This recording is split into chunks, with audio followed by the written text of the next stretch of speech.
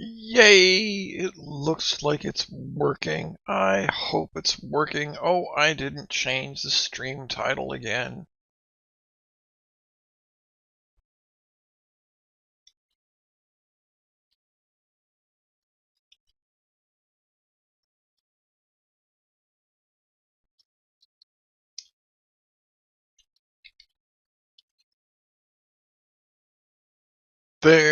There, the stream title should be updated. Refresh if you don't see it. Today we are going to do something just a little different. The plan right now, plans change, you know, but the plan right now is we're going to play some Total War 3 today. We're going to play Kroq Gar. I'm going to go for 6 hours at the most because I gotta go do family Christmas stuff at 2. It's 8 a.m. here now. But I might stop early if, you know, I get, like, tired. Believe it or not, but sitting in front of a computer all day long can get rather exhausting. So Kroq Gar starts with a bunch of Saurus warriors, some skinks, Cold One Spear Riders, that's the anti-large version, and a feral stegodon. Now, all of the feral things, whether they are dinosaurs or whatnot, throughout the game, anything labeled as feral means that it can rampage, which means that after it takes a certain amount of damage or its leadership gets to a certain point, it goes berserk and you can no longer control it. It attacks the nearest unit. I was about to rephrase that as the unit nearest it, but the nearest unit. It's the same thing. Though I don't believe it attacks allies. Enemy, the nearest enemy unit. Okay, so his faction effects, I believe these are new and changed. Upkeep minus 15% for armies led by a Saurus Old Blood. So you're going to want to keep that in mind. You actually want your armies led by Saurus Old Bloods. Saurus buildings grant additional bonuses to Saurus Scar veterans and Saurus Old Bloods. Merry Christmas, elusive Mosswine. Merry Christmas! I wish I had a Santa hat, but that did not survive the move from Alberta. Weapon strength plus 1% per character rank. Okay, so this confused me a little bit when I first read it. So all of your Saurus Scar veterans and all of your Saurus or Old Bloods, for every level they go up, that hero gets a plus 1% weapon strength. Kroq Gar himself has the same thing, because Kroq Gar is a Saurus Old Blood. An experience gain for Saurus Scar veterans and Saurus Old Bloods. So your Scar veteran heroes and your Old Blood lords should level pretty quick, actually. Now, his lord effects, so Kroq Gar's own army gets minus 15%, which again would make sense because Kroq Gar is a Saurus Old Blood. Ambush success chance, so keeping that in mind, we might be doing a lot of ambushes. The same weapon strength bonus. And he gives, instead of himself getting a experience bonus, he gives it to Saurus warriors and all Cold One Rider units in his army. He starts down here now. His start position has changed a few times, mostly as the map has changed. It's not so much that Kroq Gar's actual position has moved, though I believe it has at least once, but as the map has morphed, his position has adjusted slightly. Now, the lore. Kroq Gar, known as the last defender of Zotl, is an ancient Saurus Old Blood, the last of the remaining Saurus warriors from the now ruined temple city of Zotl. The spawning that brought Kroq Gar into the world produced a handful of other Saurus, each marked for greatness. In the instinctive ways of battle cunning, these warriors were unsurpassed by any of their kind, and each possessed an innate dominion over the native beasts of the jungle. Kroq-Gar's spawning coincided with the rearing of a brood of mighty carnosaurs, and he claimed the largest and most ferocious as his own. Following the Great Catastrophe, it was none other than the great Lord Mazdamunde, High Slan Mage Priest of Hexawatl, that summoned Kroq-Gar to his temple city, choosing him to lead the great Saurus armies that remained. Mazdamunde gifted Kroq-Gar with the ancient artifact known as the Hand of the Gods, with which he could sear the flesh from his enemies' bones. Since that day, Mazdamunde has assigned Kroq-Gar the sacred task of exterminating those creatures not part of the Old One's great plan. Over his long existence, Kroq-Gar has fought many wars, leading the armies of Hexawatl or joining other hosts to aid them in battle. There is no continent upon which Kroq-Gar and Grimlock, that would be his Carnosaur, have not fought. But for the last defenders of Zotl, the battle is not yet over.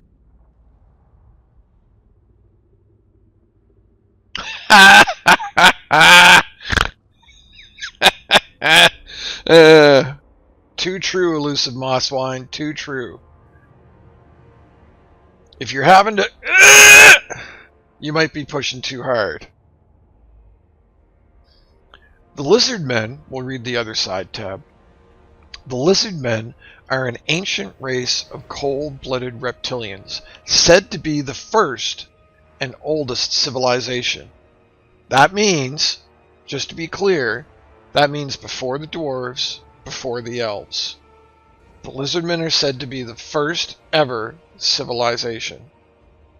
Alien, enigmatic, and entirely without mercy, the lizardmen were there at the start of all things, and will be there when the world draws its last dying breath, never tiring nor relenting until order is finally restored to this uncaring, chaotic world. From the primeval jungles of Lustria they come, disciplined cohorts of saurian warriors with giant scaly beasts in their midst, led by the most powerful sorcerers the world has ever seen. The ground trembles from their approach. They go to battle for reasons indecipherable to others, an ancient plan known only to themselves.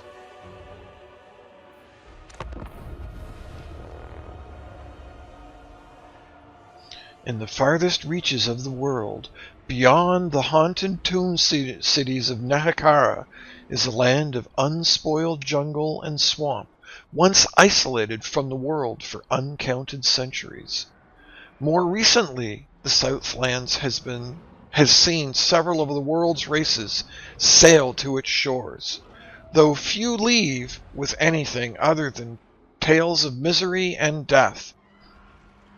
Even for those who find a foothold far enough from the interests of the cold-blooded lizardmen, this is a wilderness where invaders quickly become the invaded, and where hunters quickly become the prey.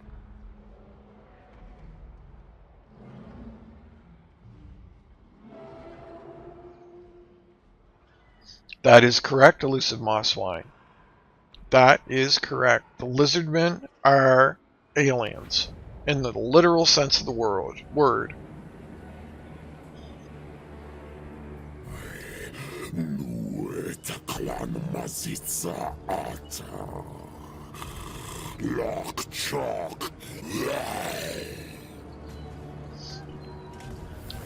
So this is one of the touches that this is one of the details or the finer touches that I love the Creative Assembly has done.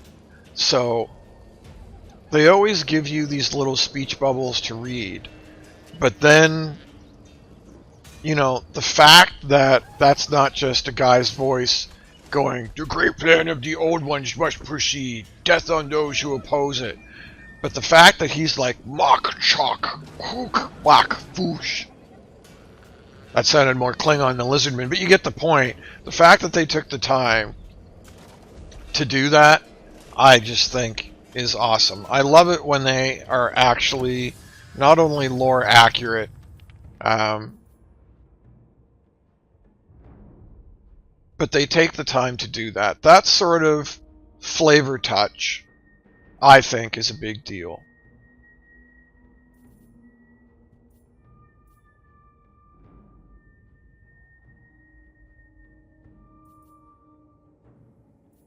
I'm not going to read all of these, but I just want to take a quick look. Magic item drop chance. We're going to want that pretty quick.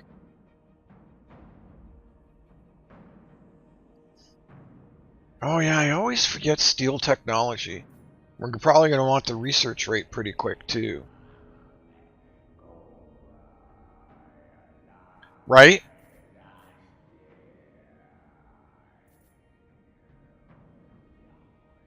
Ooh, physical resistance for lords. So we're going to want...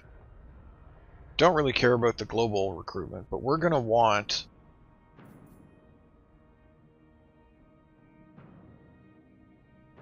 Okay, so this takes 4 turns. So... really, plus 15 research isn't actually... Like, that's not going to take it from 4 turns to 3 turns. So that's not...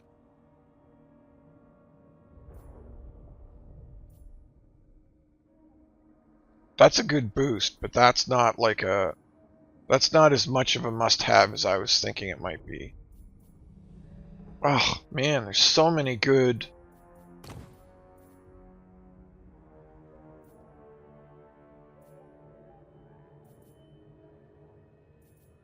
There's so many good techs in here. Nothing on the level of sail. I mean, my gosh, sail is just...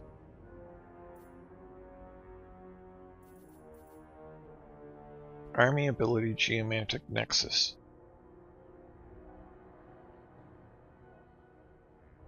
Interesting.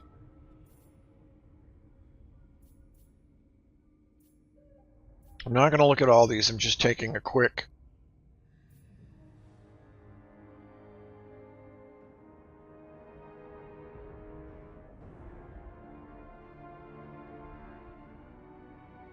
%10 campaign movement range? I mean, that's like meaningless. Sail gets like 15 and 25, so why would you not? Anyway, we're going to start with...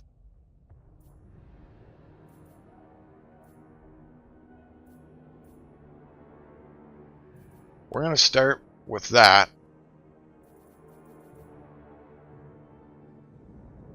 Yep.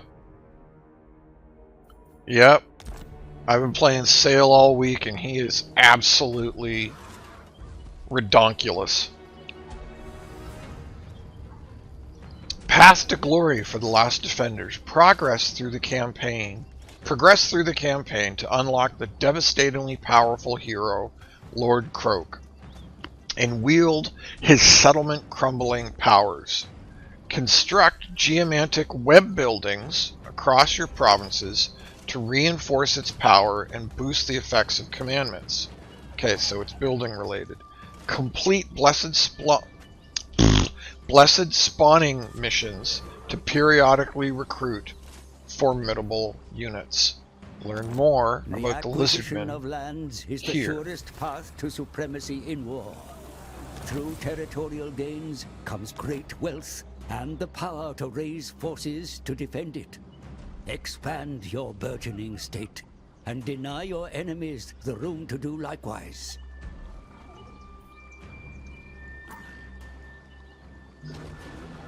Really? I hadn't specifically figured out like the exact combos that are so ridiculously abusive, but the crazy thing is not only is Sail almost grossly overpowered, but it's in like multiple ways. Like his manipulations are nasty, his spell lores are nasty, and then you put him on top of the Mammoth Shrine, and he's brutal in melee as well. The units he can get are just devastating. He can get high recruit rank, like you're saying. He can buff Chaos Warriors and spawn ridiculously. Like, there's multiple ways to be like super abusive with him. And when I say that, excuse me, when I say that, I'm not really complaining about it. You know what I mean? Like, I'm not saying that's a bad thing. I'm just saying that's the way it is.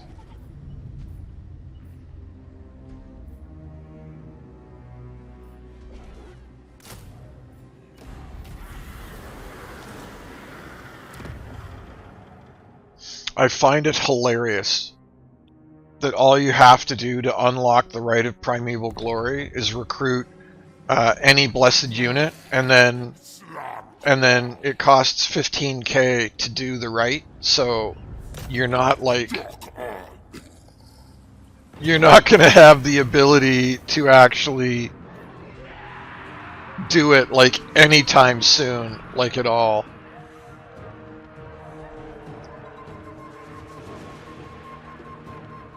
I actually, I mean, it's Pyrrhic victory though.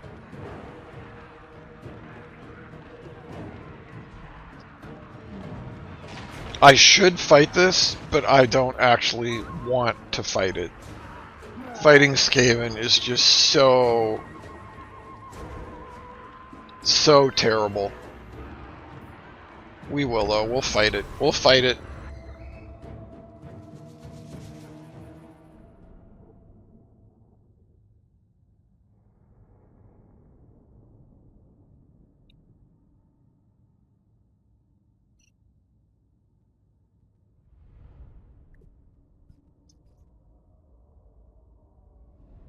I missed it. I always skip that particular blue line thing. I always think like long term.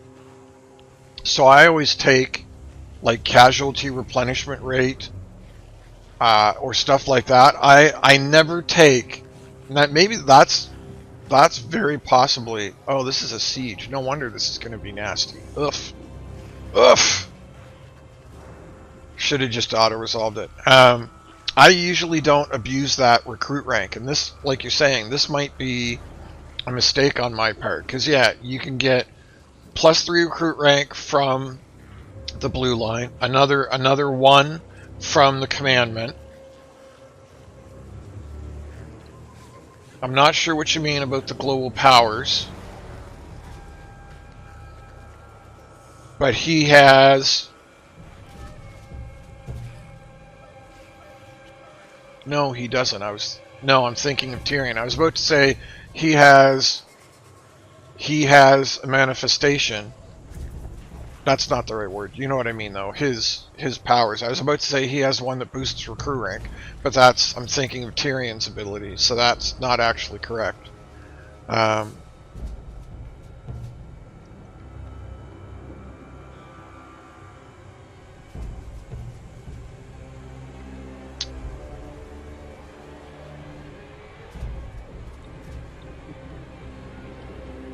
Yes, he gets, yes. One of the rewards, like you say, when you complete...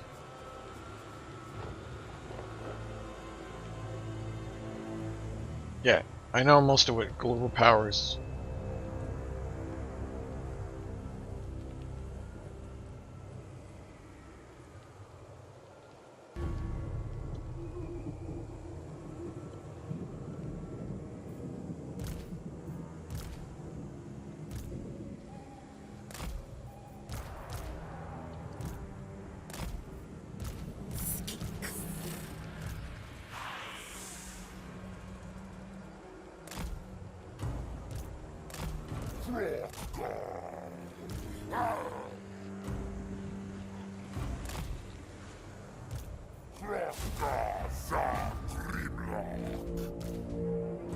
Oh, he's only got harmonic convergence? That's too bad.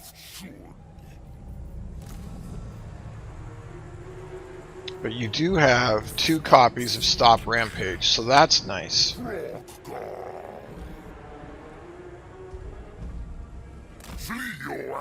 I forgot how slow lizardmen are.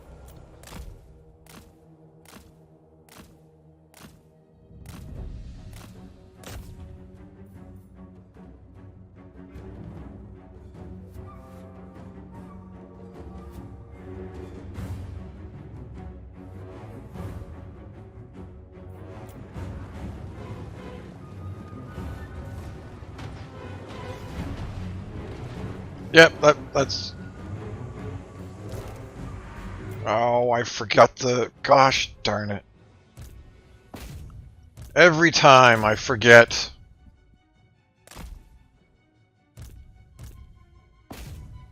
Totally forgot the rat summonses, so now I'm taking damage for no reason. No reason at all, other than my own stupidity.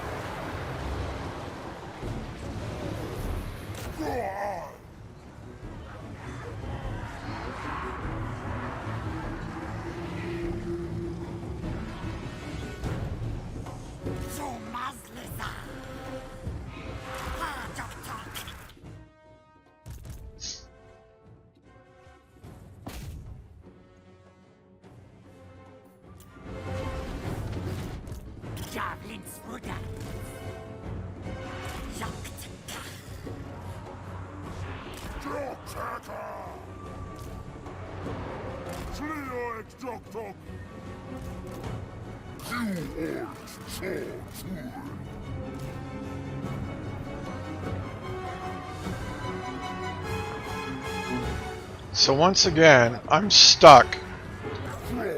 Units with incredible mass are stuck on a crappy little Skaven unit. I do not understand how this mass stuff works anymore. Like, it does not make any sense at all.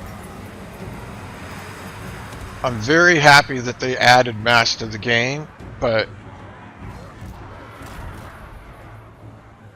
how it operates does not make any sense, because it's completely random as to when you get stuck on stuff. I mean, I guess Kroq-Gar is not on his mount yet.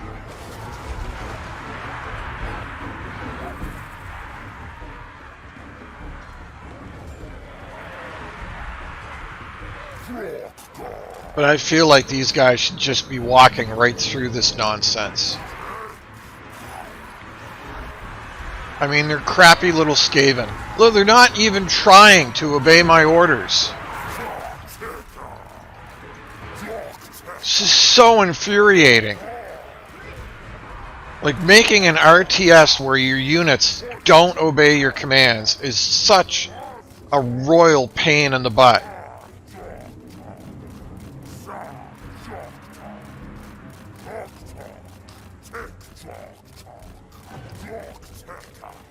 I know I complain about the same thing over and over and over again, but it's just...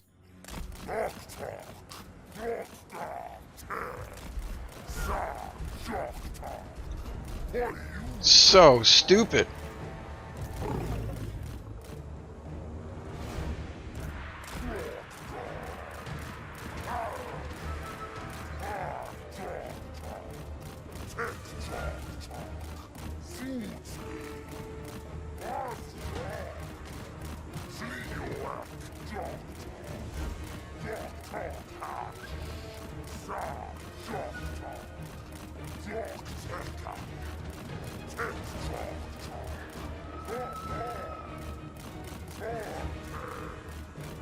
And I can't believe that they don't start you with any spells at all.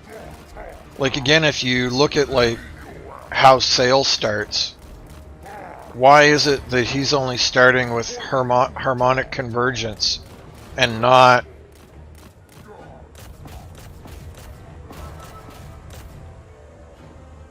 Thunderbolt? Why doesn't he start with Thunderbolt?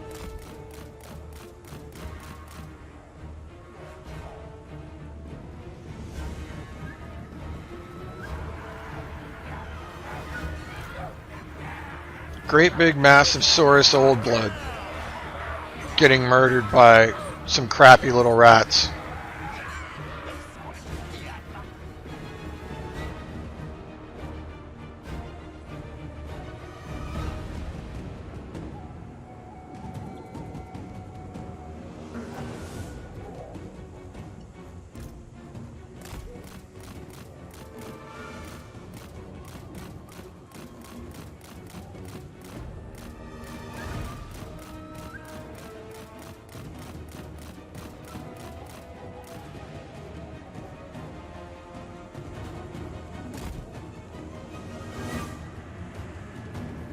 You gonna stop again? You're gonna get stuck on one rat?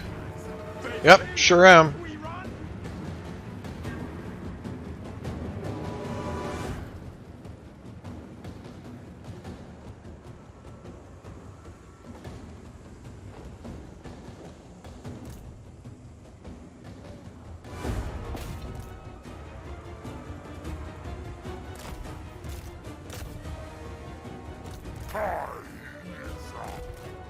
Oh, shoot. That's definitely not what I wanted to do. I mean, Skaven should be faster than him.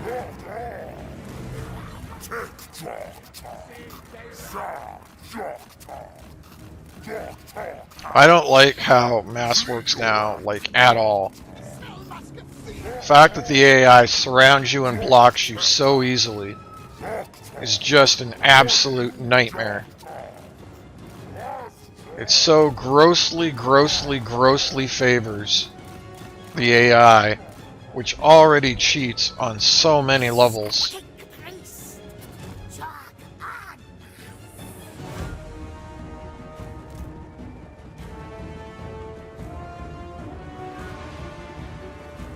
Nope, that is not what you were asked to do. Not ever, ever, ever, ever, ever. Prime example of what I'm talking about.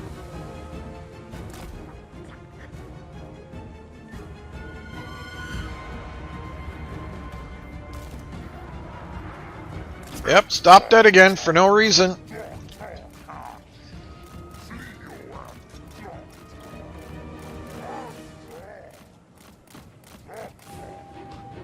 No, I am open to other interpretations, for sure.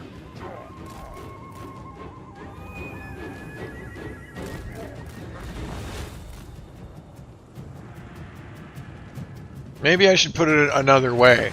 So, I'm happy that they've added mass. Like, it makes sense. You know what I mean? Like, very obviously, if you were a great big giant dinosaur, you would have mass. You should be able to push through things.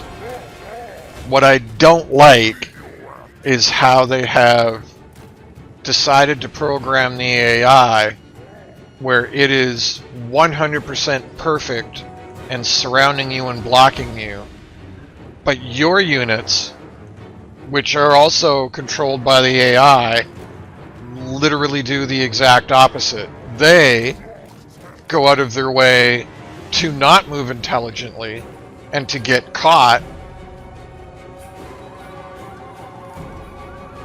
and to get stuck.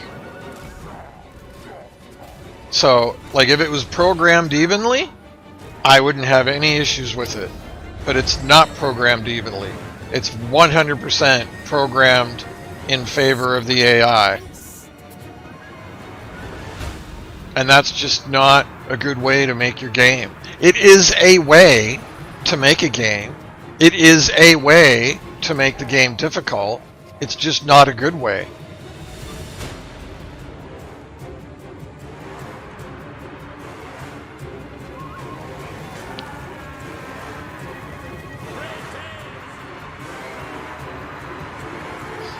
Yeah, so now they get surrounded, and they're probably going to break from that.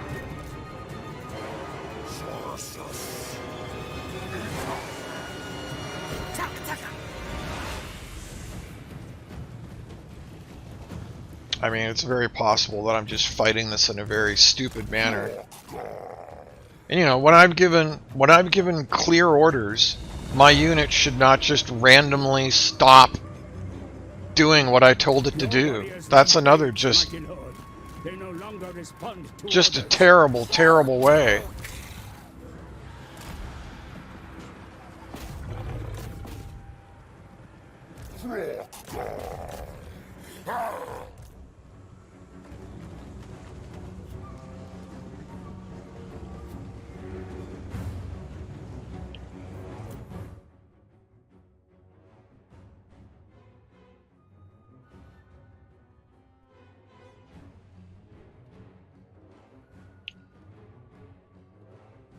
Yeah, I mean, you've seen me play enough that you know that, I do something similar to what you're saying.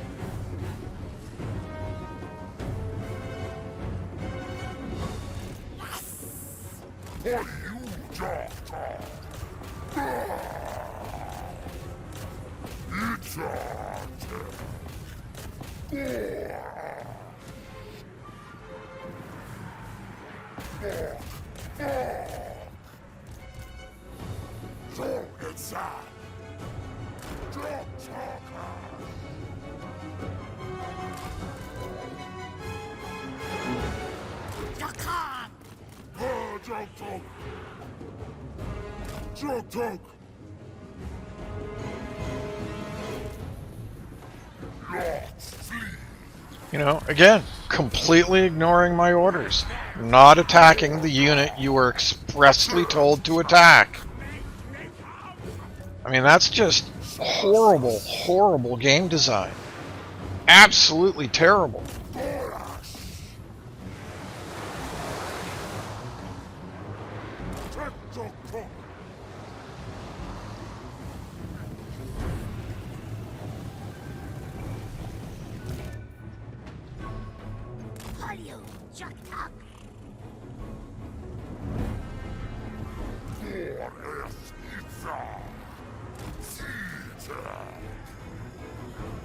I mean, you're not wrong. You are not wrong. I just wish for better. I especially wish that 40k is better, and I don't think it's going to be.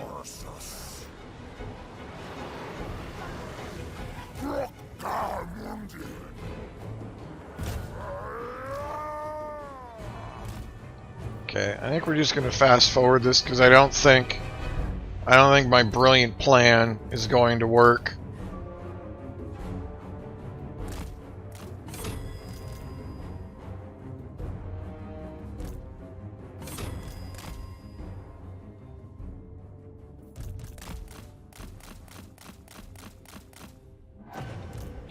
That's not what you were told to do.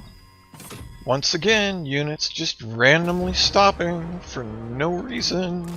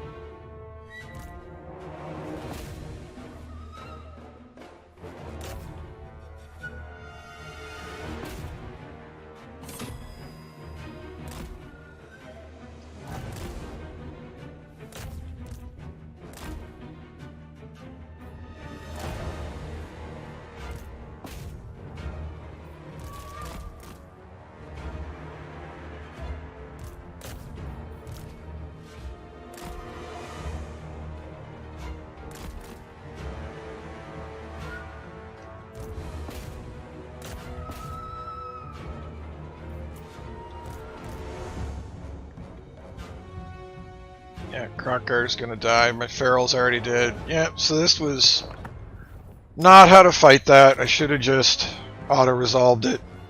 It's trying to be like smart and flippy-dippy and outwit the AI and...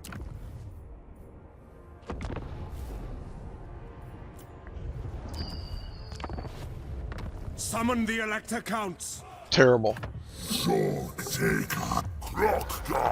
Terrible. Lose the first battle like a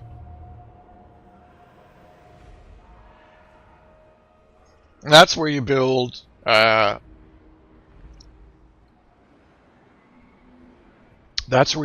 some bad habits.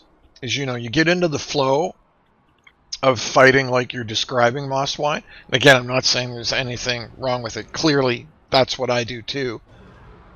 But you get into that habit,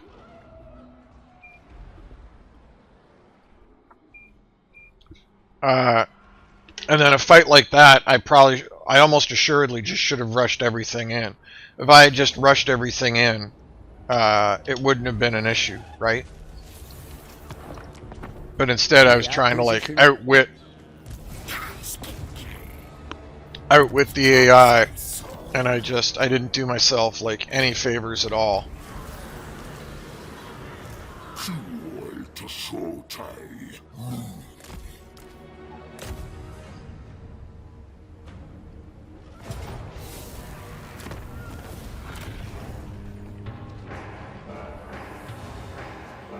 I'm gonna loot and occupy to get that extra 8% back.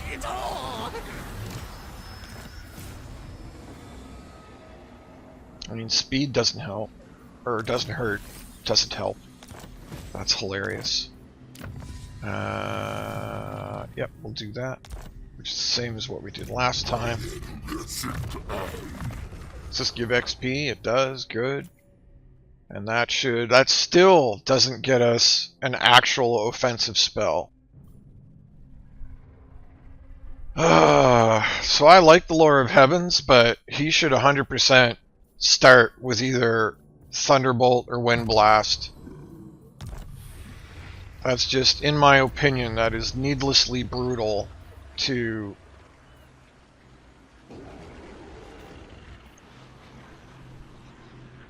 not give him an offensive spell at the start. Oh, because I did loot it. I was like, why is this damaged? Because I looted it like a doofus head.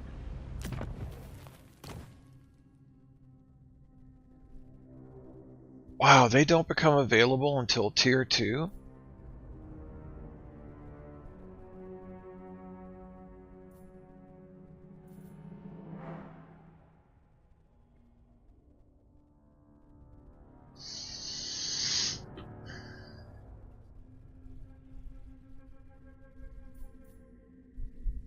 Gotta go growth, I think. Gotta go growth as much as I want walls there.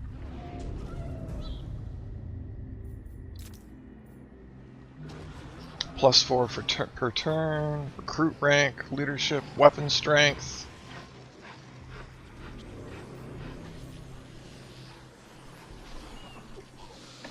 Holy Stella, interesting.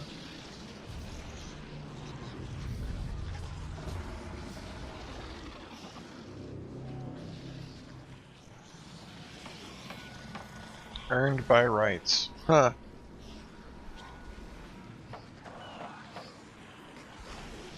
Yeah, we've gotta go growth. We do not have near enough growth. Or do we?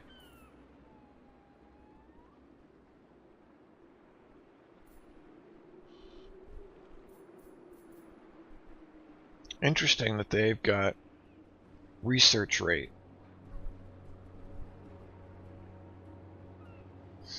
I'm gonna try something. And now for something completely different. I'm going to try something different, and we're going to go for research rate. I'm really tempted to go research rate or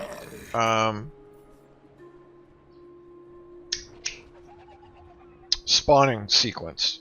Those are the two things I'm actually tempted to do.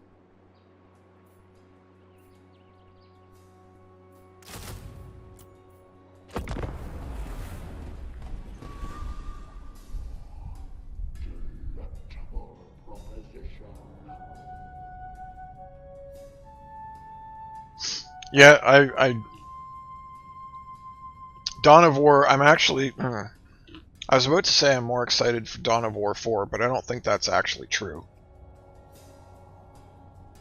And I mean, you're right. You're 100% right, Mosswine. For all my complaining, I still play. There's a million other games I could choose to play, but there is...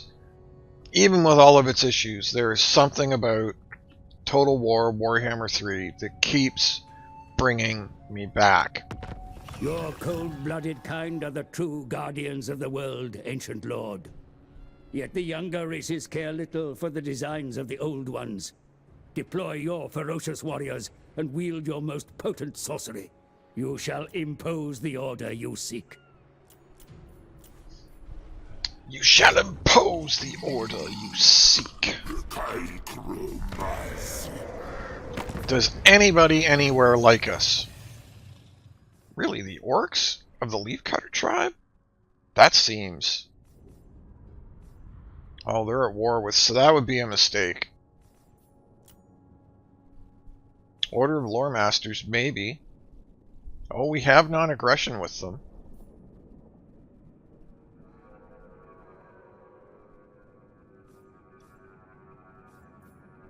Ah, now this is a So what fine would meeting. happen if...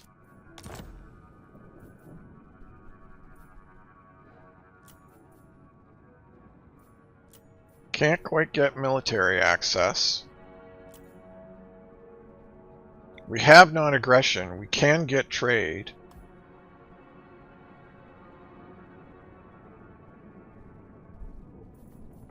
Yes, Sure. this will do. Sure.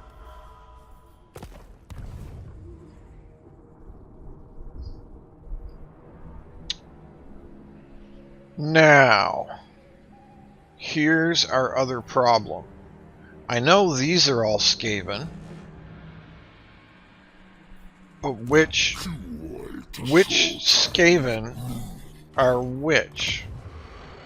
Causes attrition to enemy armies, ambush success chance, melee attack for skinks, we literally don't care. So that's virtually useless to Kroq-Gar. Like I mean, you could recruit skinks, but his whole thing is Saurus. His whole thing is Saurus. So why would you? Maybe later one of your other armies. I don't know why they didn't tweak this to be. I mean, I guess it's the right of Sotek. That's why, but seems to me it would have been smarter to tweak that and make it about Sauruses, or at least add Sauruses to the list of things it will do.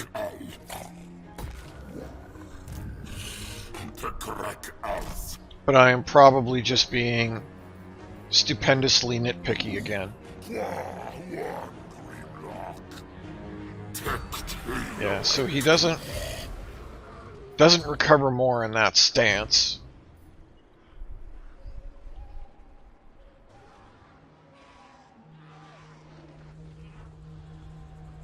That's an odd stance. Why would you... How strange.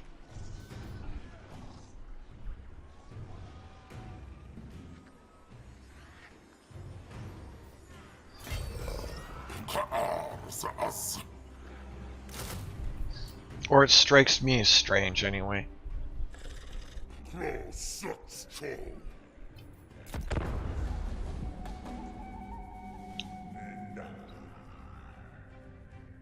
So here's my worry for Total War Warhammer 40k. Don't get me wrong, I think 40k is going to be an amazing game. But it would be a phenomenal game if they would fix some of these core issues. And I really think Creative Assembly needs to go back to the drawing board on a fundamental level with how they make their games. So, what in the world am I talking about? What am I babbling about? Decisive victory. Nice. We always like decisive victories.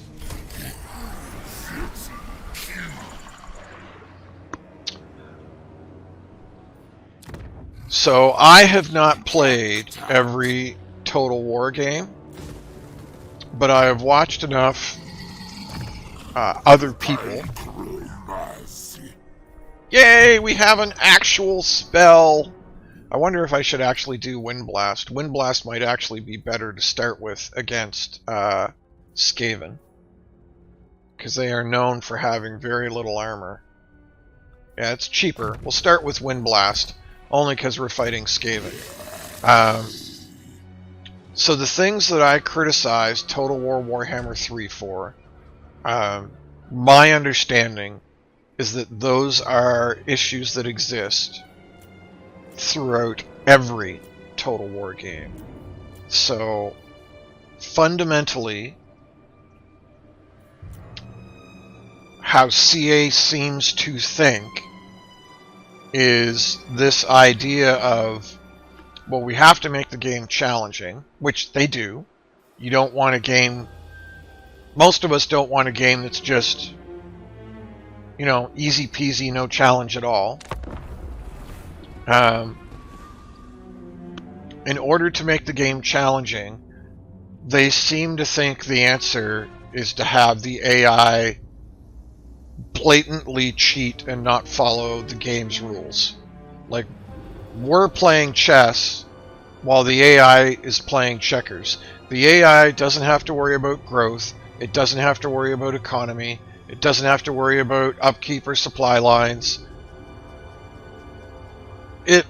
It's playing checkers while we're playing chess. It doesn't have to actually... Blood eyes, the geomantic web binds the energies of your most sacred temple cities together, revered master. Encourage its growth, and its power will surely underpin the restoration of cold-blooded order to the world.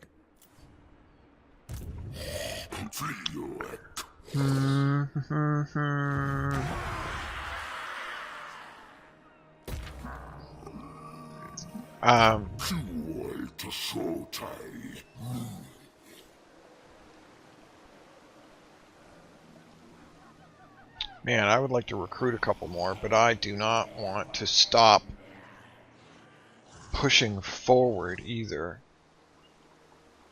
No, I don't think I do. I think I just full move. And we'll just have to pray. Oh, if he's only just starting to...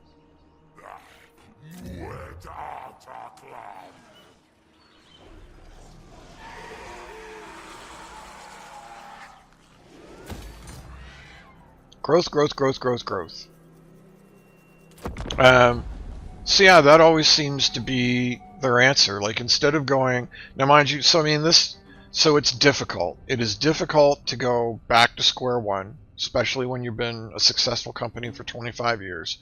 To go back to square one, question some of your fundamental assumptions about how a game should be made, and reinvent yourselves when there isn't any real, like, indication or motivation for doing so, right? Like, from CA's perspective, they've been very successful.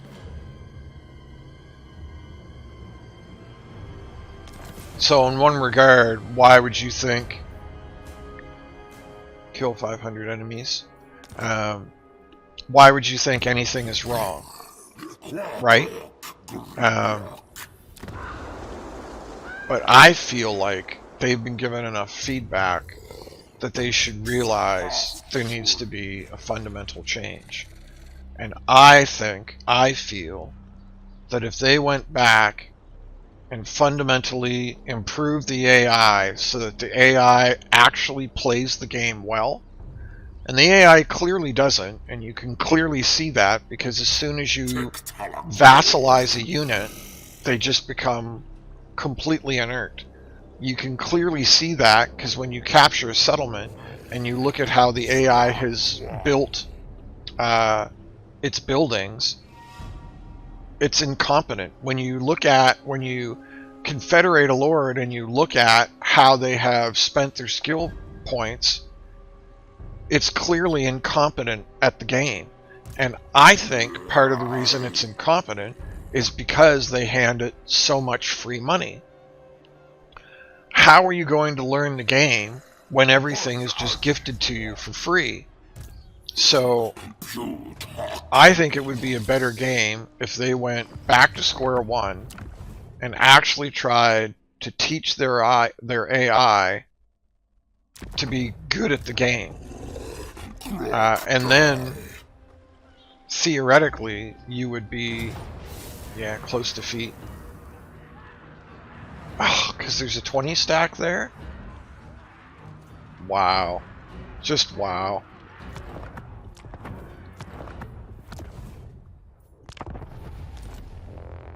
I mean, I shouldn't be shocked.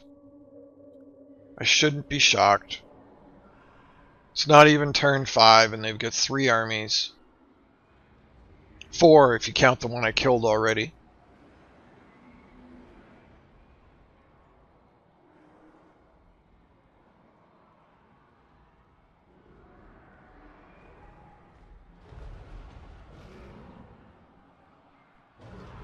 And some of this is just like almost exhaustion with the game, right? Like 2,000 plus hours in Total War 2, however many hours I've got in Total War 3 now. You just get tired of this nonsense at some point, or at least I do, you know. So he had one army that we killed. He now has, in essence, a 10 stack. He has a 20 stack in there, and he's now recruiting a new army. Supposedly both of these armies are recruiting.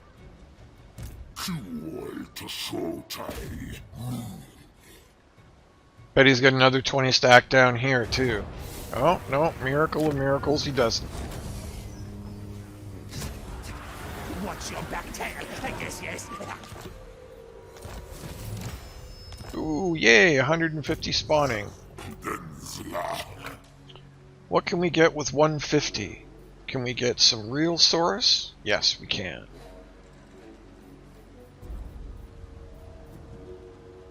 Oh, we can actually get some really nasty units with 150.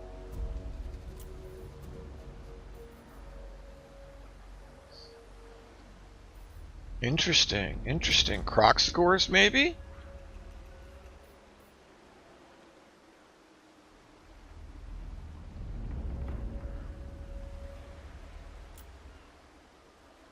Hey, Senku-sensei.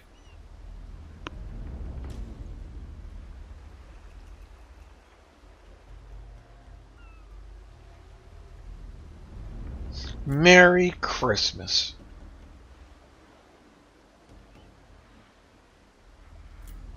Yeah, we'll grab... gosh, that's tempting. Grab another Spear Rider.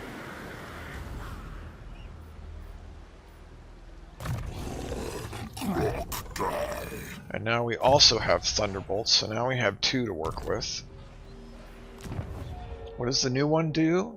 Unit experience gain, recruit rank, local recruit capacity. Okay, I don't think we want to pop that quite yet.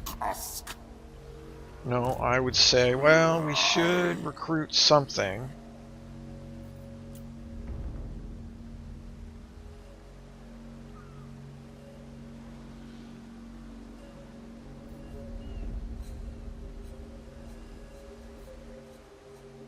Sure, we'll grab a couple more javelins.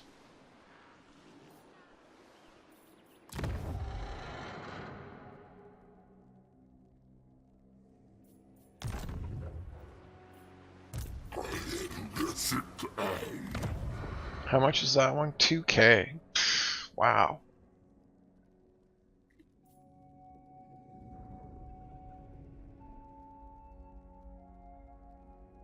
Sure, we'll pop that. I actually think that's kind of a mistake. Right, we can grab 3 of those.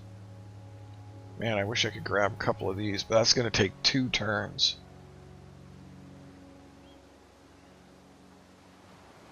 Sure, we'll grab... We've got 1, 2, 3, 4. We've got plenty of front line. We'll grab 3 javelins.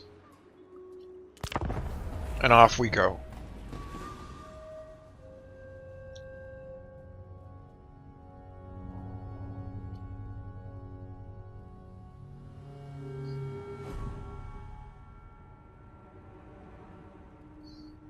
So if you're still here, you're right, Mosswine. You're right. Probably get tired of listening to me complain, and I wouldn't blame you.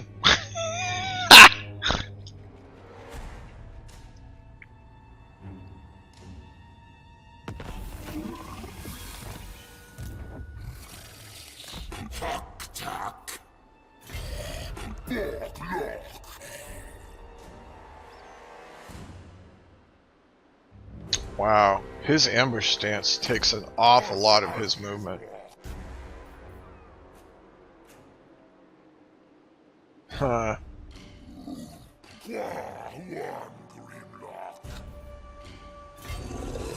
But if I do that, I bet he's gonna get caught between both armies.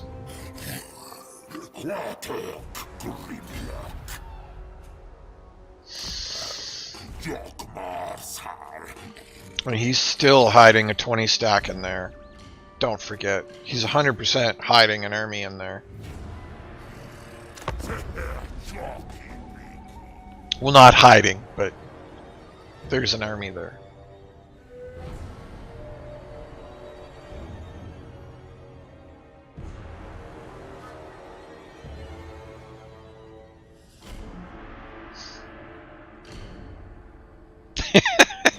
Well, you should be. You should be sick. Sick of listening to my whining.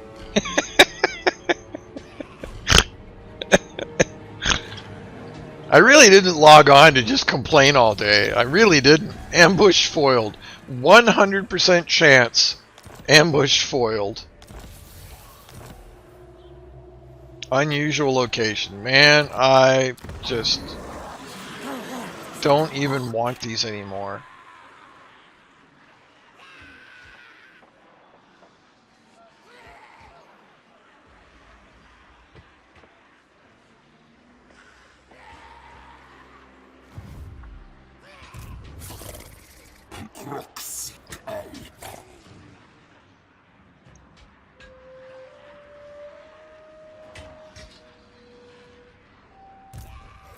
I've probably just played it for too long. That's honestly, that is probably what it comes down to, is just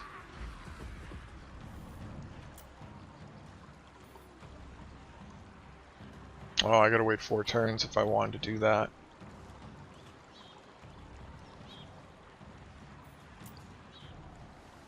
There's so many things to like about the game.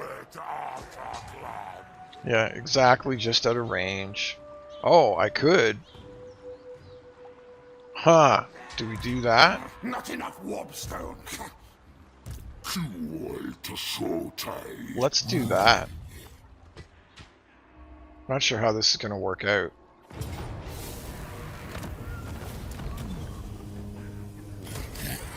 We'll actually take the capital from him. Neener, neener, neener.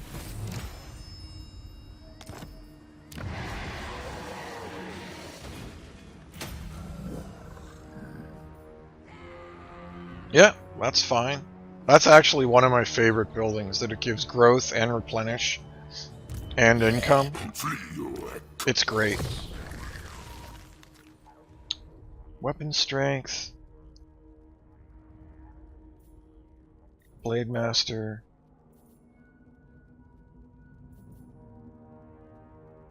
Now, does he have control? Corruption. Bonded service. And ambush success chance. Okay. Sure, we'll grab 2 points in that. I don't even think I care about rolling skies. Curse of the Midnight Wind is a pretty good debuff, so we will grab that. And then what do we want to do about... Yeah, some only recruitment is global. Well, not only recruitment, but...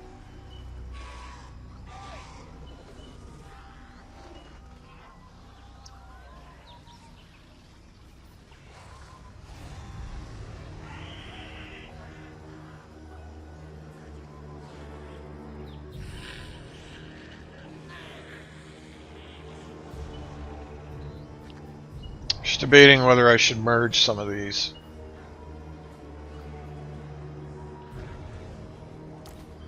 We merge that. We merge that.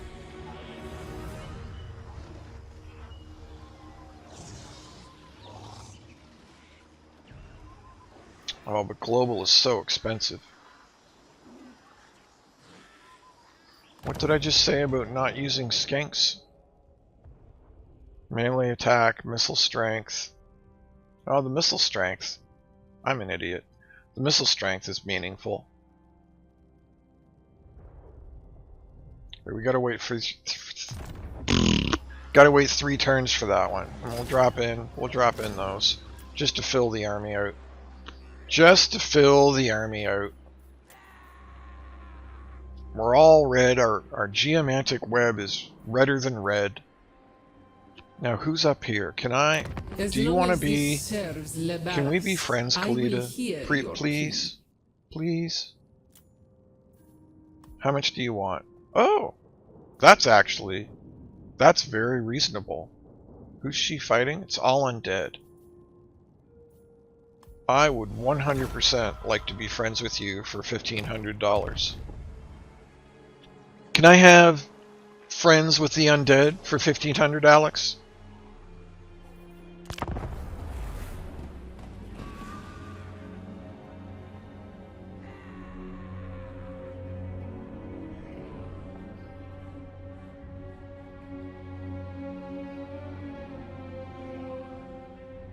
No such thing. When did you say no such thing, Mosswine? I was off rambling. Play on normal with AI stat modifiers low as possible. Tried with regular modifiers, it was just too hard. So mutual relations. So F it. Yes, I agree. Yeah, of course they just... Oh no, that's that one. Okay.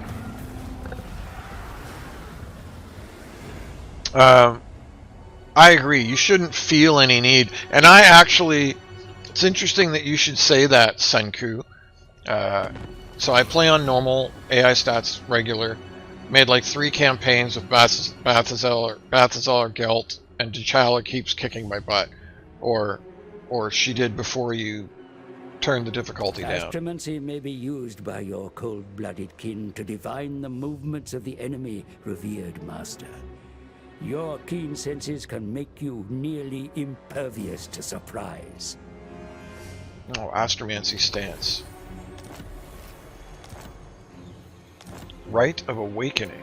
Whoops, wrong button. Yeah, so we can... Well, in 2 turns we could unlock a Slan Mage Priest. But really that would be... For me, that would be more about getting spawning sequence. I don't actually care about the Slan Mage Priest. Even though they are your best casters by far and away. You know, you want to be playing Saurus Oldbloods with this army.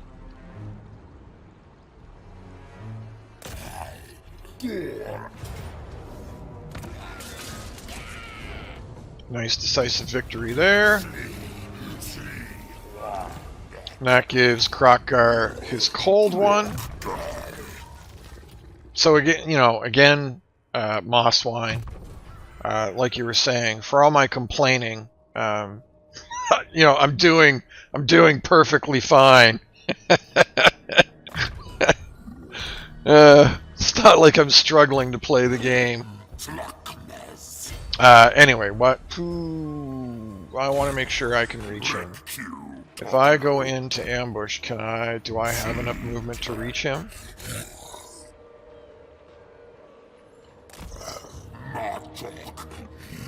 I think I do. It's going to be close, and every time I run one of these risks, I almost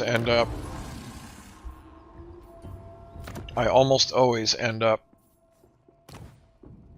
regretting it. It almost always backfires in my face.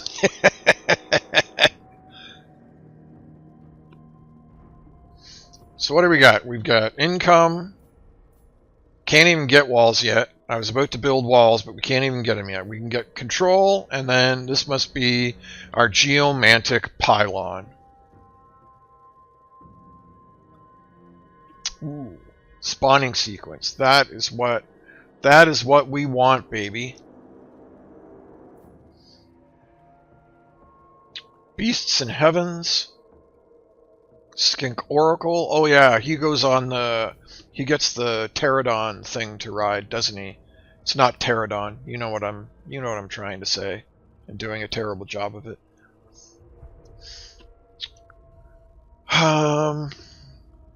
Oh, you know what? I don't think I've realized I could have recruited a Scar veteran, couldn't I? I absolutely could. Gosh, I am. Could I be any more stupid? We could have been running with a Scar veteran this whole time.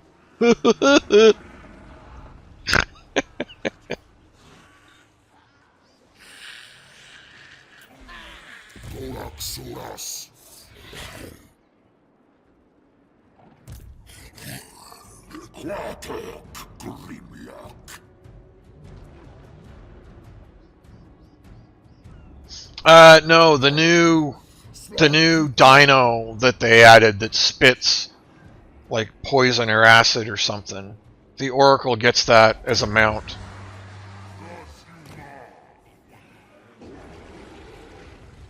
I don't think there's actually any point in building there because these other rats declared and are 100% going to be coming after me like lickety-split. They do. They do. I will be right back. One moment.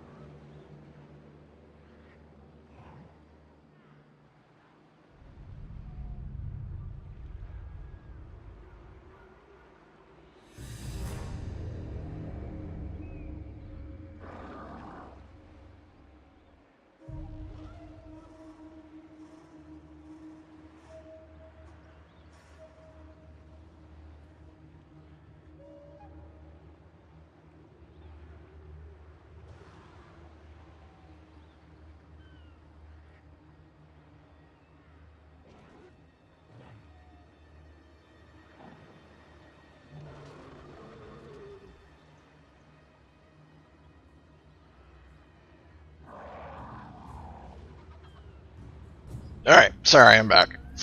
I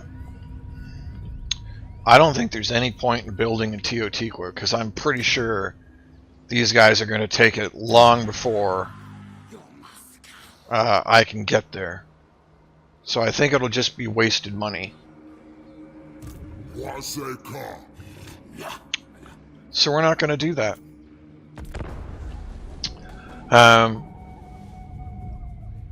Yeah, I need to do a better job of staying on point and not getting distracted. So, Senku Sansei. That's interesting. As opposed to Sensei? So what would a I'm getting distracted again already. What would a Sansei be as opposed to a Sensei? I'm not familiar with Sansei. You were saying that you play on normal. I don't think there is anything wrong with that whatsoever. You know, if you don't play on the most extreme difficulty, like I don't, I play on very hard, very hard. I don't play on legendary because I don't particularly enjoy it.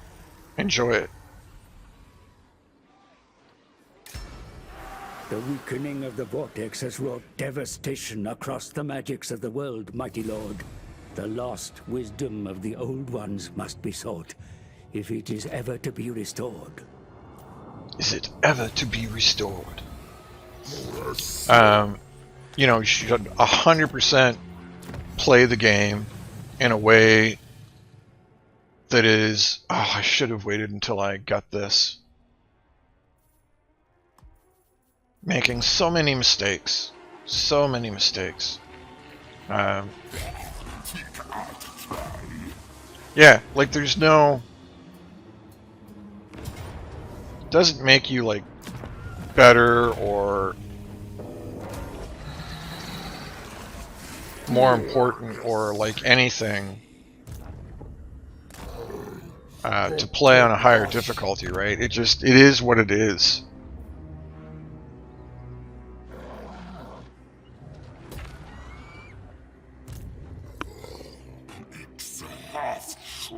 So play on, you know, whatever one makes the game fun for you. And interestingly enough, I had almost like an epiphany the other day in that regard. And after one of the streams, I wondered to myself,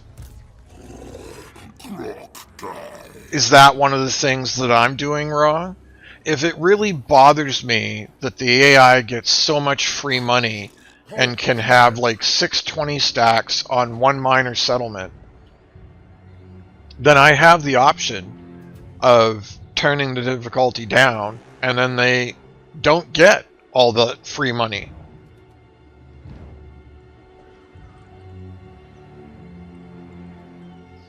This game is difficult. You are not wrong, sir. Not at all.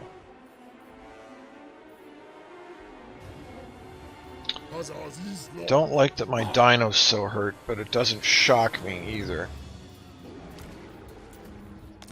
We're gonna disband him to make room for our Saurus. And we're still not gonna build here because look, he's got 35 units on the way already.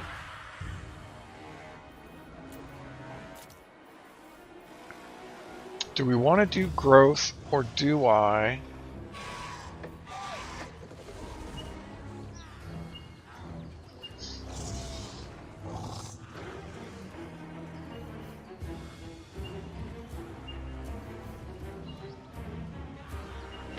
Yeah, I'm gonna stick with the growth for now. I don't think I did that over here, did I? I did not.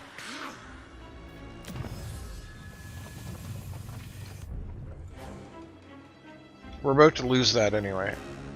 So in hindsight, maybe I should have stuck with the growth, because this might have upgraded sooner. Oh, we couldn't get walls anyway. I couldn't get walls yet anyway. Never mind.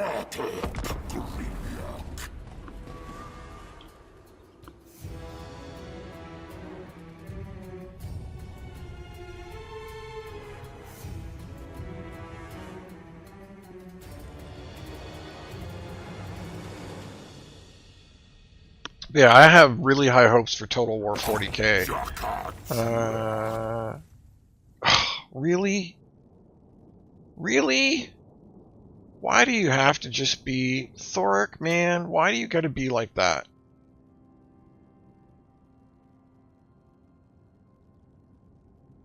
Yeah, okay. Just because I really don't want to be at war with you. I probably should have checked my diplomacy with him earlier and tried to do something to make him happy. But Thoric is notoriously difficult to get any kind of diplomacy with. Like, even if you're a dwarf, I don't know if I've ever managed to get imminent rebellion. Yeah. I don't know if I have ever managed to get any kind. Will be inscribed in Clinkaroon. He's not at war with anybody? Dude, the undead are right on your border, and you're just sitting there with your thumb up your butt? Come on, dwarf boy. Anyway, Thoric is, like, I don't think I've ever managed to get any kind of alliance with Thoric, even as another dwarf. Which is just, like, that's crazy to me. He is such a grumpy jerk, it's not even funny. He is like the grumpiest of all Longbeards. Which I find a little bit funny, because I thoroughly enjoy playing him. He's super fun to play.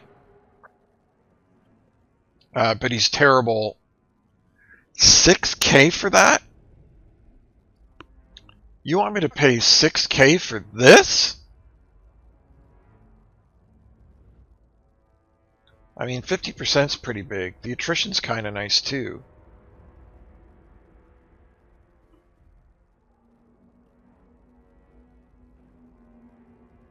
How much do I have? 7K? Oh, I keep clicking that. No, we'll take the spawning sequence, thank you. And you always take a Mage Priest of Life. Oh, I do like that they have added others, though. So this is new. Like, I know that they have changed the Lizardmen a couple times now.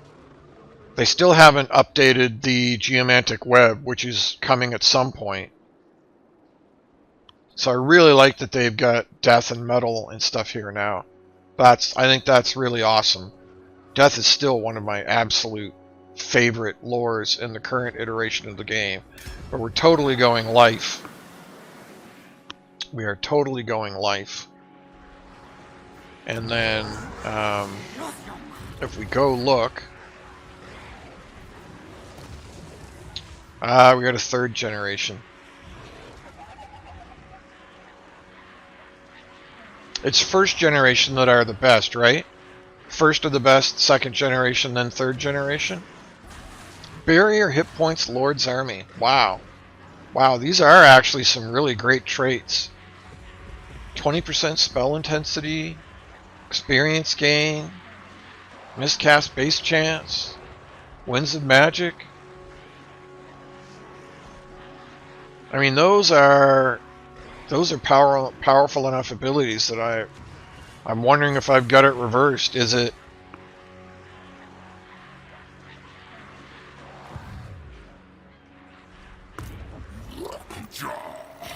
Okay, so we have like a full 300 now.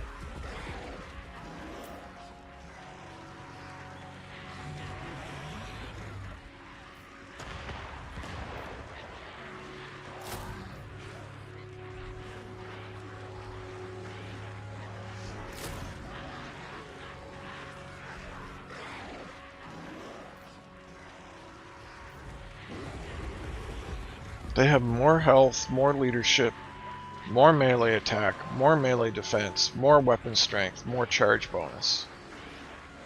Oh, but yeah, they are also stupendously expensive. So not terribly shocking there. Do I want to merge these?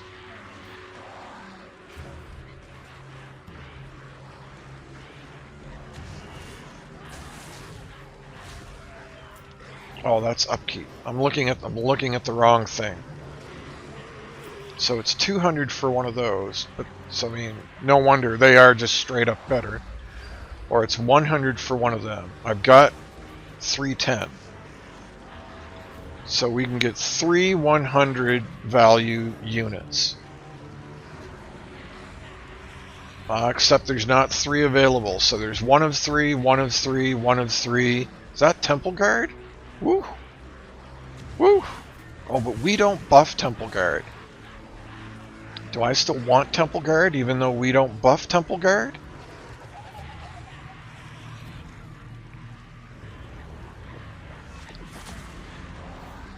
And that's not available for one more turn either. So actually this is all just a moot point.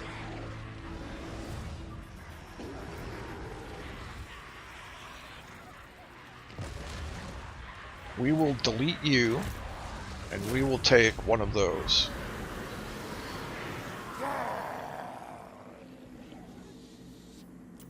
And then next turn, we will add a 3rd Cold One Spear Rider.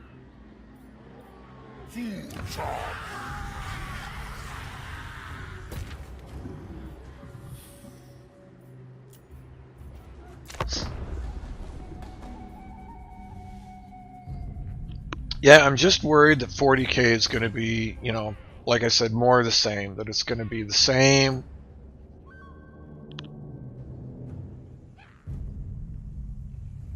You know, like I'm worried that you're going to show up in a sector with a 20 stack, and there's going to be 320 stacks of Eldar, which doesn't make sense lore-wise. You know,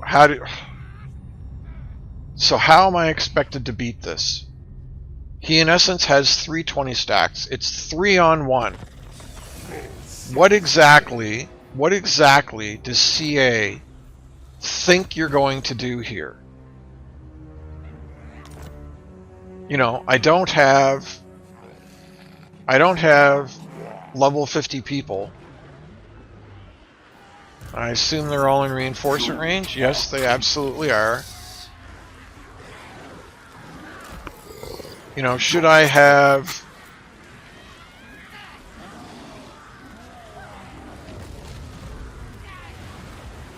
Should I have just saved everything up and bought like a salamander or something? Like, I don't see any way you could possibly have... Oh, that made another spear immediately available. That's interesting. I don't see any way you could possibly have the stuff available to win this fight. Like, this just seems insane to me. But you know, I could potentially be getting ahead of myself again, because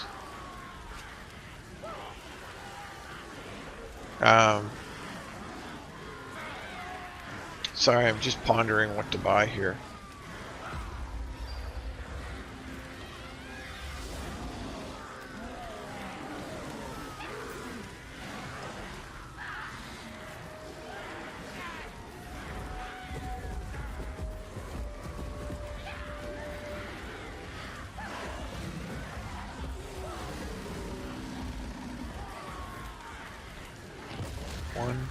One, two, 3, 4, 5, 6. I think that's too many of these. So we will delete the 2 lowest level. We will grab another spear, and we will grab a blessed one of those. Though I say all that, and then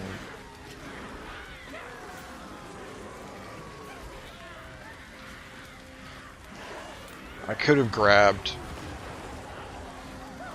2 Razordons or 2... Oh well, whatever. I got that wrong though. We want that, and I want that. That's what I want. We're going that way. For better or worse. I mean, I guess we do have the garrison, but it's going to have attritioned for 2 turns. Well, we'll save it. Save it.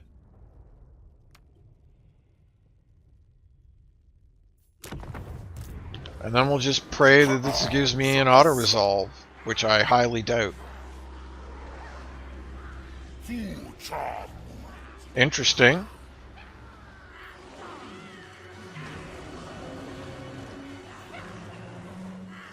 So are they just gonna all run away then?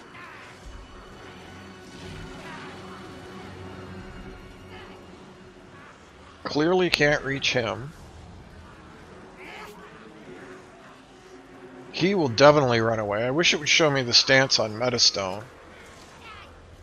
But I guess it's obvious that he's not.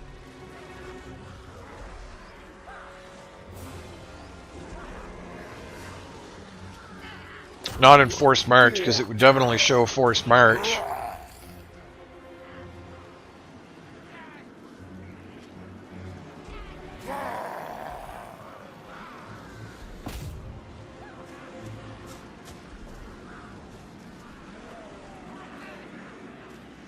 Well, I wish I could reach one of them. I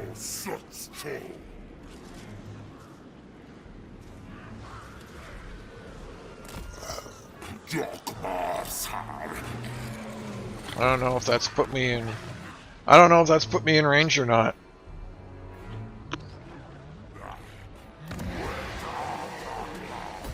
I still don't dare build anything here yet.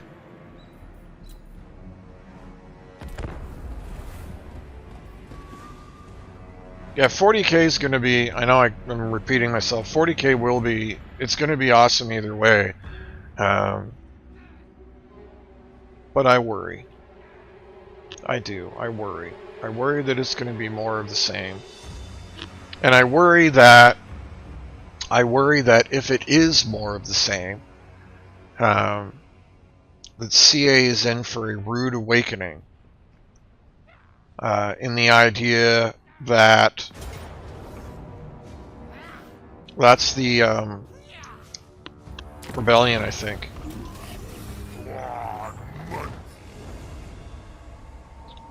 So 40K has always had a much bigger fan base than fantasy.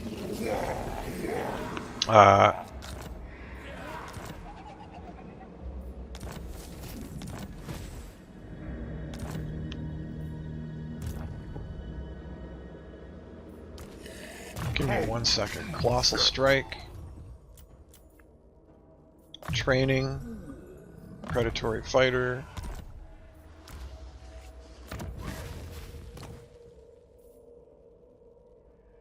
Oh, I haven't been.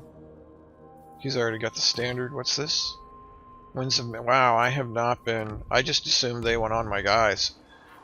That's terrible that I've just been sitting on that and not realizing what was going on.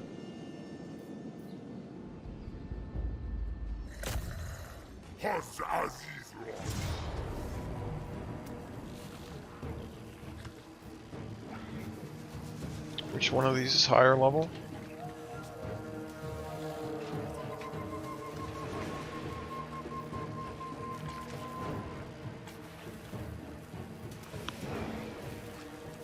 So we put it on the nastier one.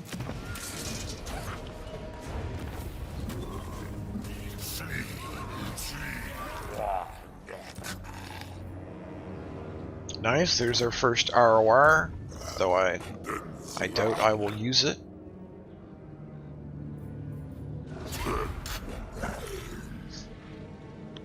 So I find it, you know, maybe it's just me, but I find it pretty hilarious that Kroq-Gar has a massive, massive bonus to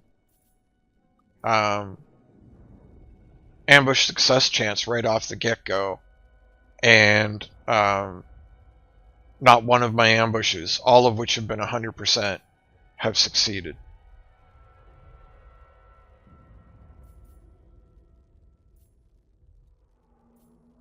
Okay, so he doesn't like buff.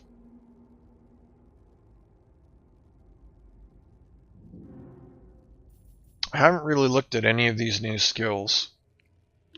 Enables flaming attacks. Bury hit points for Saurus and Temple Guard. I mean, that's... Wow, that's pretty OP.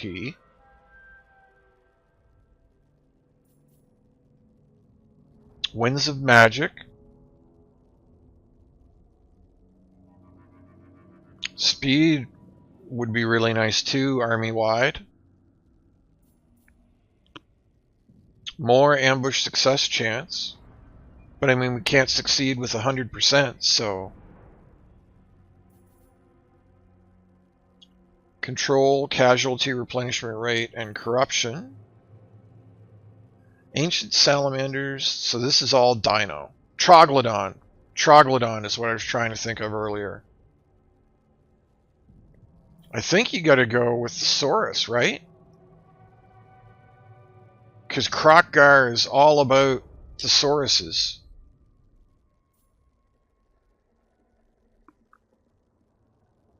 That's pretty nasty too. I think we do that. I think we do that, and I think that ends up being a pretty massive buff to his army if we do that.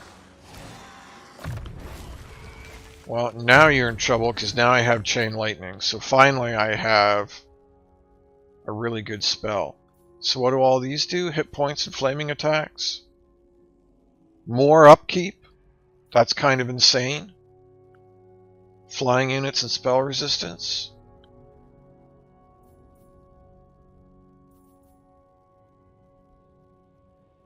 It's the same sort of thing. Interesting. Sure, we're just going to go all in on Saurus Infantry, and maybe some Temple Guard, now that we've got something that kind of buffs them.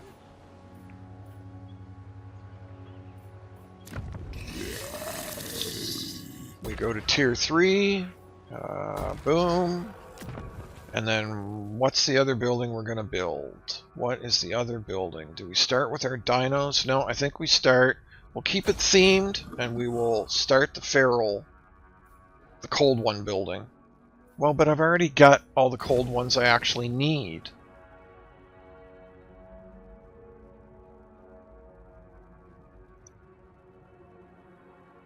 I have all of the cold ones I actually need. I think we'll just go economy. Or do I go... This is all skinks. I don't really care about skinks on Kroq-Gar at all. Can't get the really cool flyers until tier 4. I mean, I guess you could go with like chameleon skinks or something.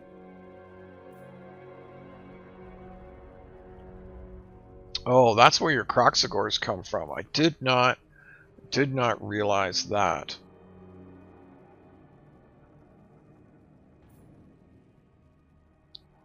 Ah, this is what we need. We need some ranged units. We need some real ranged units.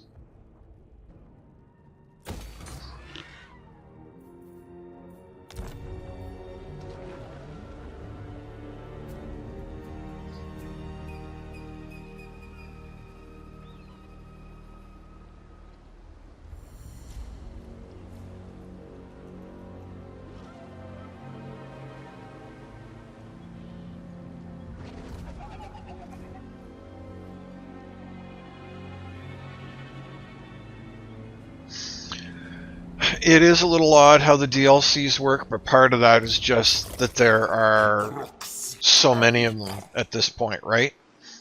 That's part of the problem. It's like, how else do you do it? Now, are you... Sorry, I keep getting off track. Let me finish my thought from before. So, my concern with Total War 40K is that it's going to be more of the same. More of the AI...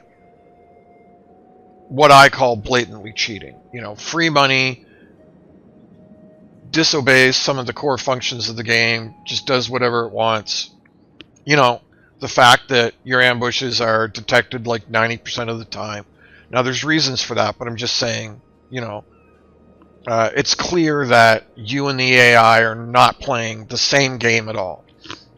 So my worry with 40K is that it's going to be more of the same, and then CA is not going to realize that the reason that their market share isn't growing is because I think a significant portion of their fan base is sick and tired of that crap, the stuff that I complain about all the time. You know, it's not that the graphics aren't good enough. It's not that the game isn't compelling or cool. I don't think they understand that the stuff that really wears on people are these niggly little things that have existed in every single Total War game since they made the very first one, since the dawn of time, and that people are just tired of that. Now, I don't know that, obviously. This is my theory. And then if they do that in 40K, I think the much larger and much more rabid fan base of 40K is going to just tear them a new one. I think they're just going to like lay right into them and be incredibly boisterous and critical, and that might even potentially be the end of Creative Assembly. Now, I don't mean literally go out of business, but I mean, you know, really take a punch in the teeth as a company. That's what I worry about. I worry that 40K is, in essence, make it or break it for CA. And I worry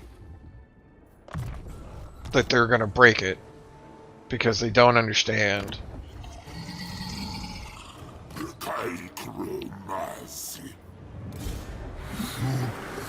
that some of this stuff fundamentally really needs to change.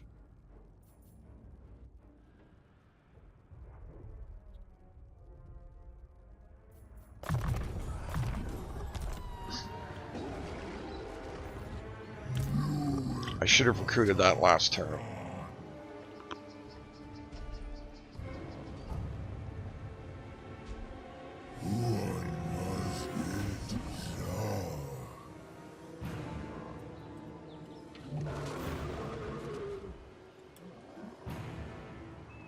Because now he can't move. Ah, well.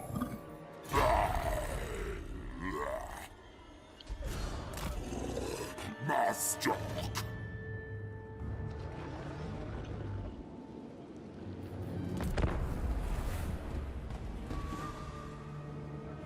Yeah, I'm probably just speaking nonsense, but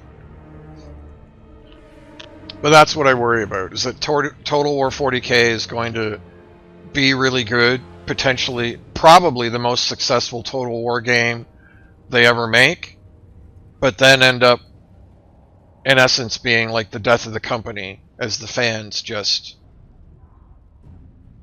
tear them a new one.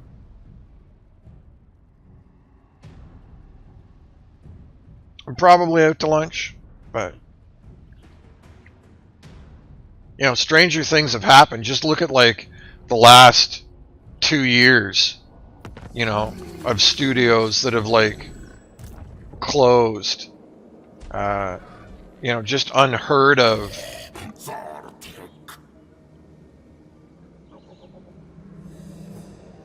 Crap, he can't reach if I lose him, if I leave him in ambush. Oh, his movement is so slow. I mean, maybe we don't care.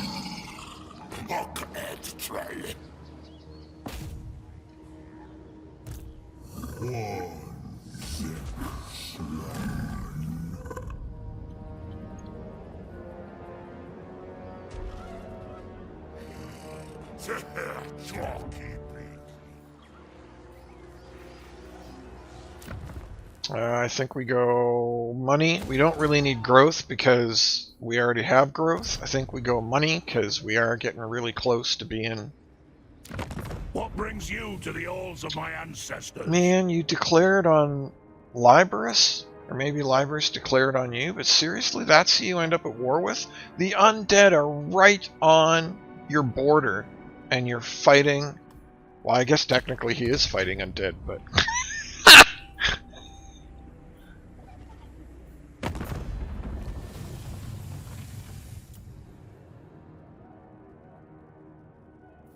What do you want of the warrior queen? So our standing is not going up at all with them? Huh.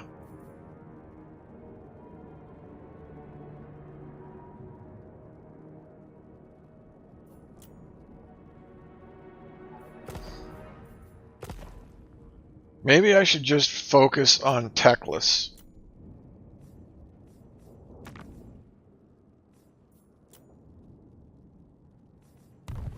Man, it doesn't really kind of seem like you can get alliances with anybody, which is a little... That's a little strange.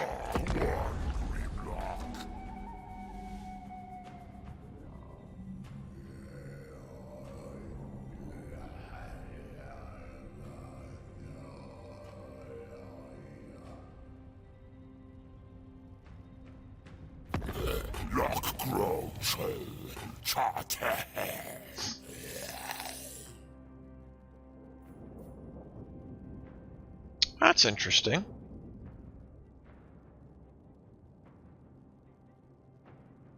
Now that's gonna tick off him, but I don't really care. Because he's being a jerk anyway. What kind of me problems?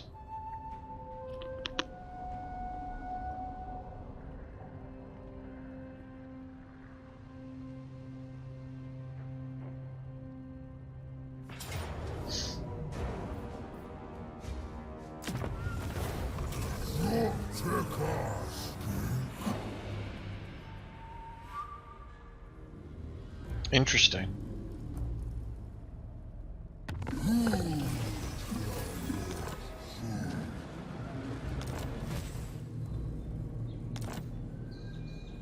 Boy, that... Oh, was that issued or was that...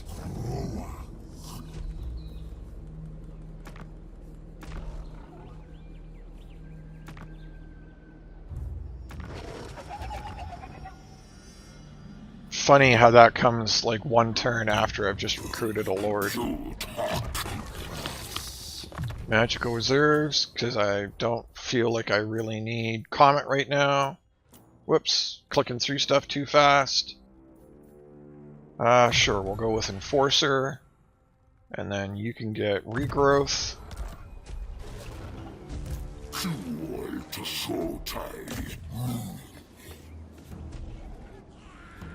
Ooh, got there just in time. Sotek was about to steal my crap from me. You see that? You see that? Look at that.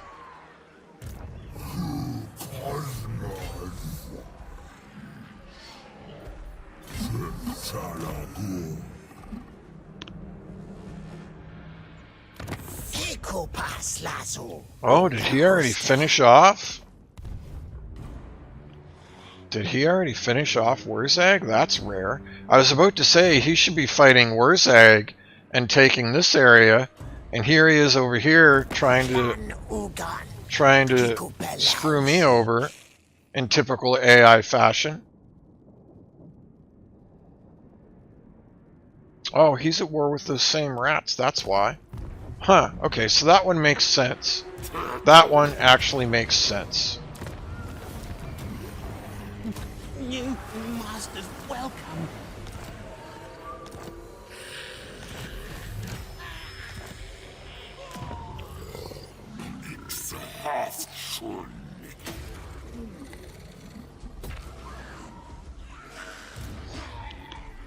And sometimes I know what's going on is we see things and what we see doesn't make sense, but the stuff going on behind the scene might actually make sense.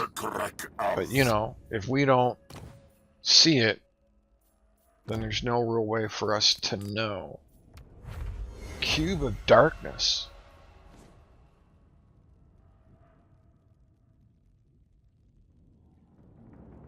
That's weird. That's a really weird item. Not bad. Not saying it's a bad item, but it's weird.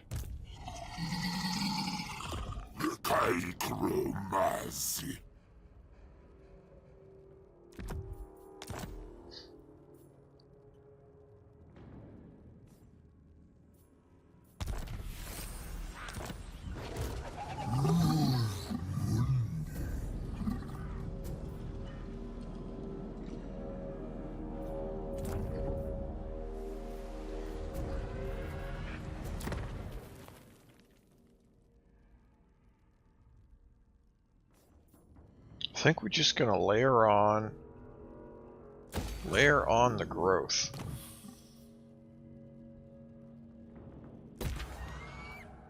And now we are starting to run out of money. Now we're having some money issues.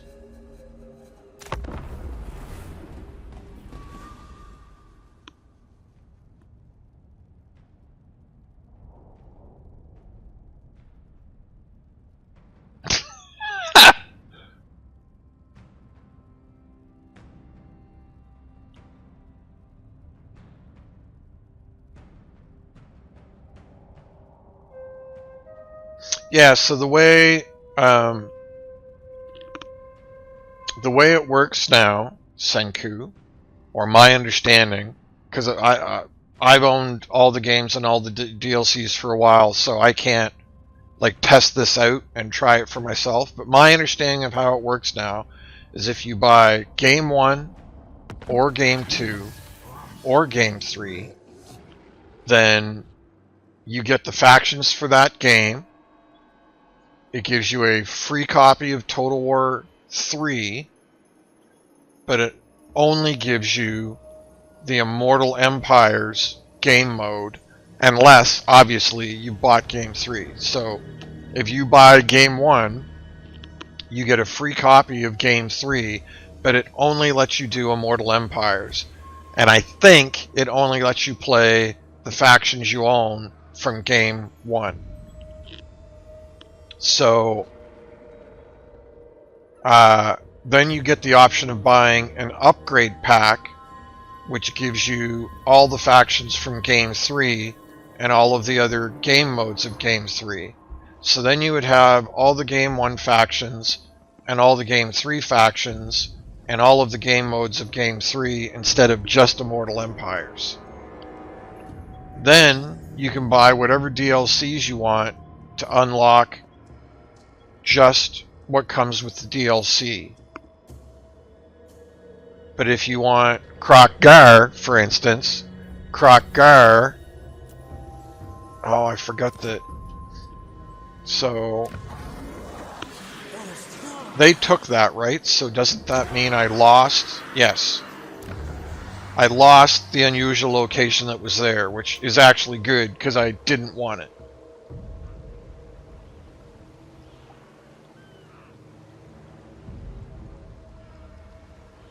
Well, that's a cool building. I don't think I've seen this one before. Chance for events to trigger. This is actually really cool. That's really cool. But you start with 0 defensive supplies. Interesting. Interesting, interesting, interesting.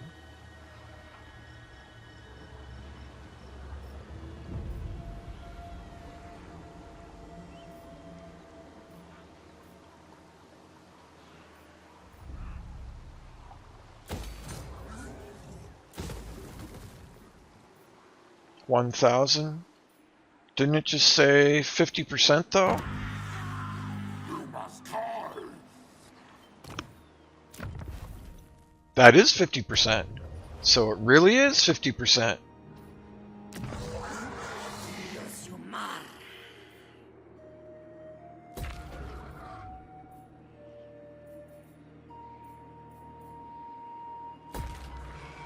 Very cool.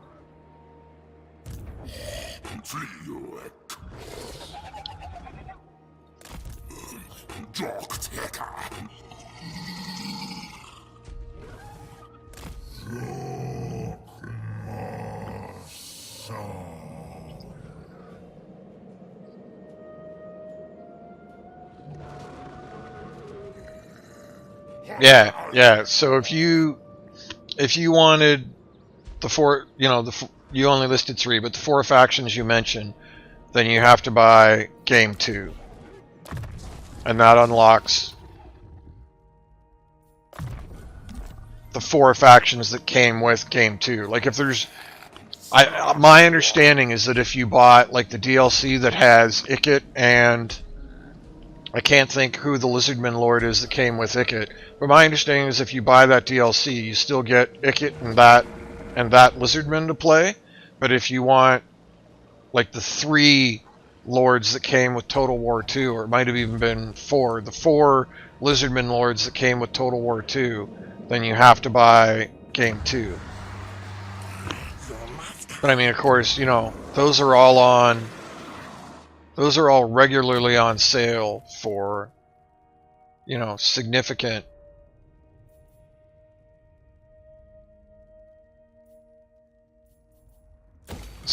rebates. So it's not that big of a deal, really, at the end of the day.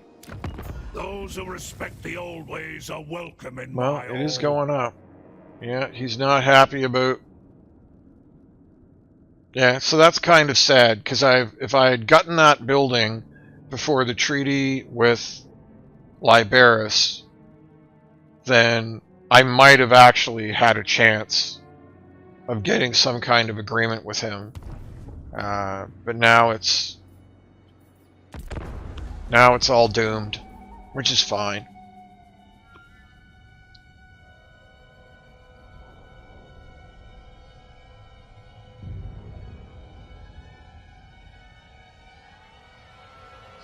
Tic-tac-toe, you are trespassing. You couldn't even ask me for military access?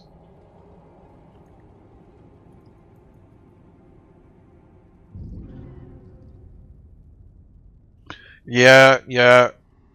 All of these games pretty much operate by Hero Hammer. I do think they've done a better job of that in Game 3.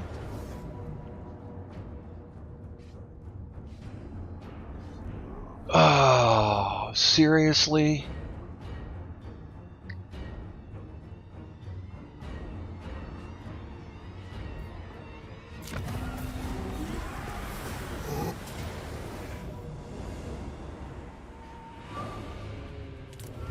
Okay.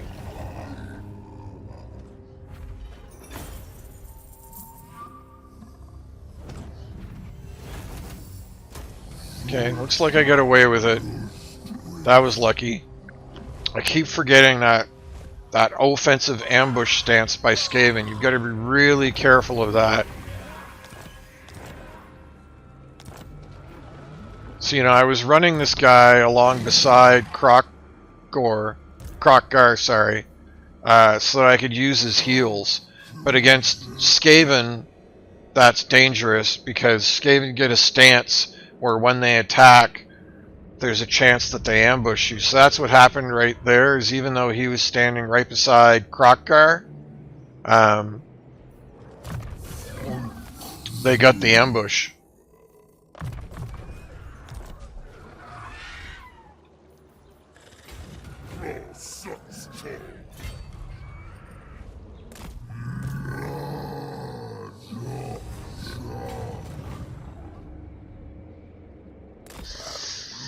They got the ambush, so they singled him out. They singled him out, and we're gonna murder him.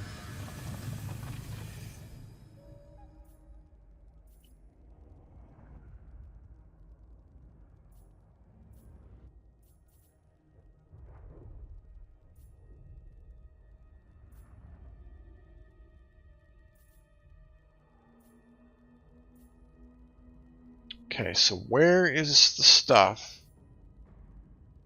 Campaign movement range.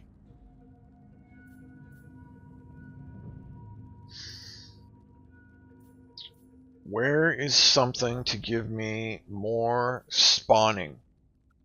More spawning!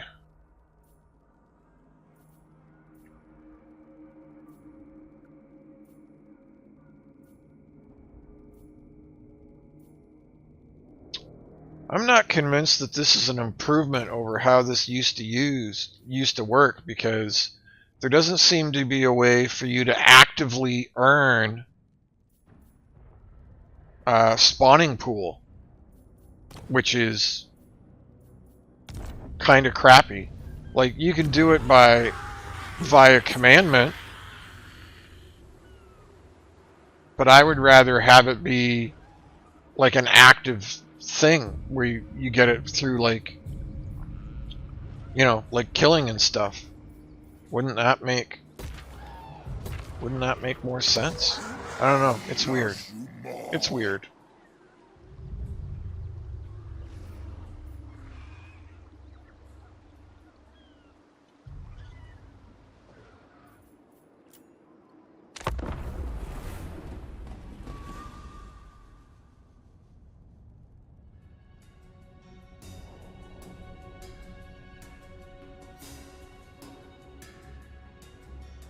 That sounds freaking delicious, moss wine.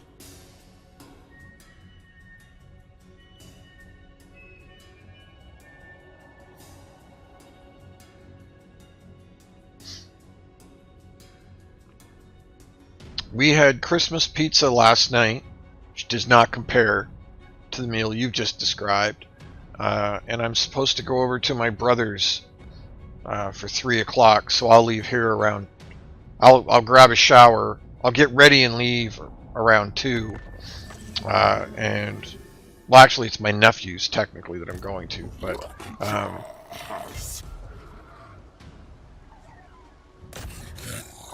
he's doing a ham.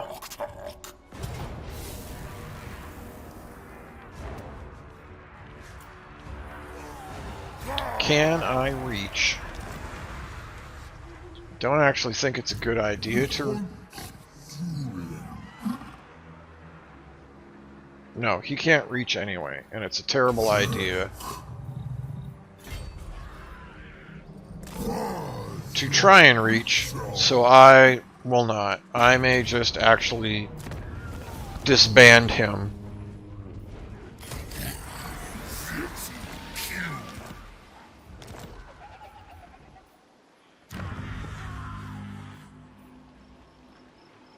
Scrying pool.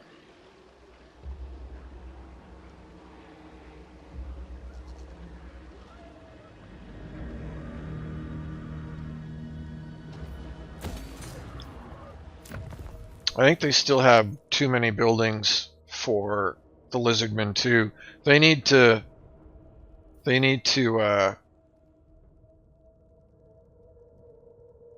shrink that. They need to merge some of these buildings. There's just way too many of them.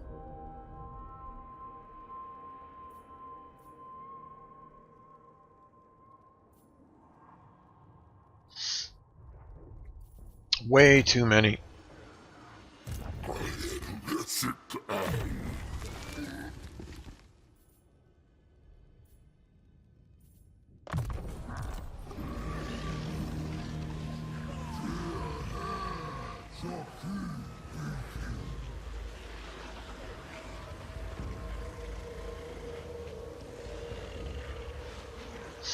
Yep. Yep. Vojay. Vojay is a classic. It's an excellent choice. I haven't had a drink in years. I've never been a big drinker. I've always and for a couple of reasons. Like one, I've just never been a big drinker, but I'm like a super lightweight. Like I can have 2 beer and be buzzing. But even despite that, I've never really been a big drinker, even in university. But I do really enjoy like the occasional sip of scotch. I smoked for almost 20 years. I quit well over a decade ago.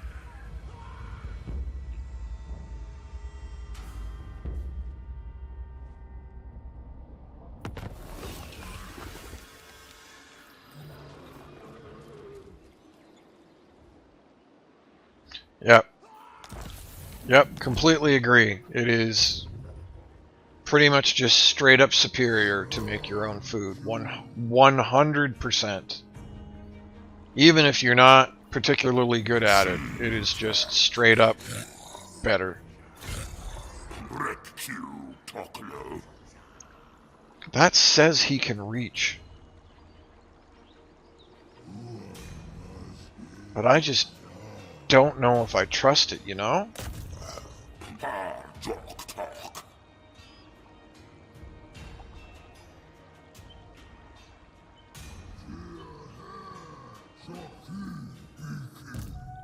Do I keep him or not?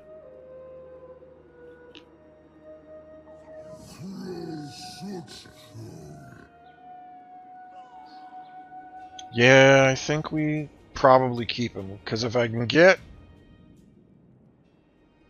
the rats dead, then I don't have to worry about the ambush issue.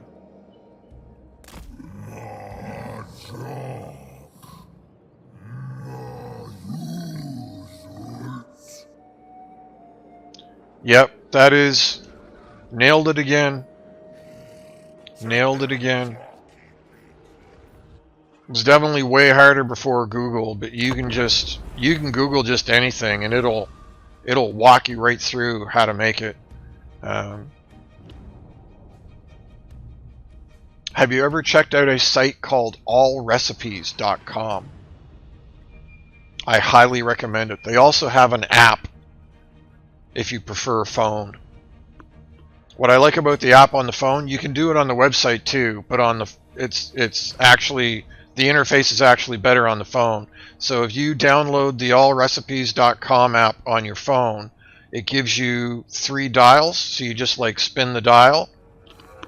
And the dials are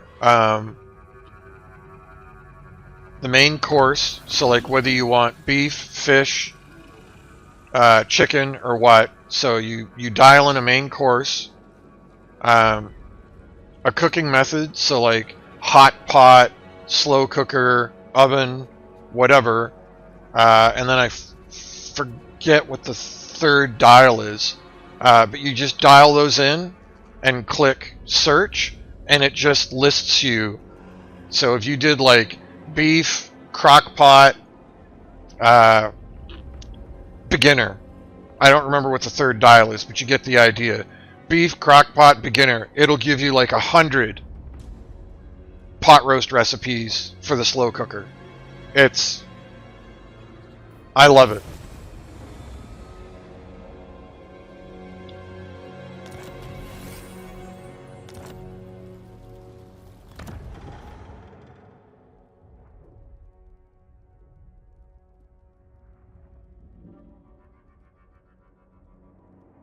I mean, since it's free, we'll just 100% do it.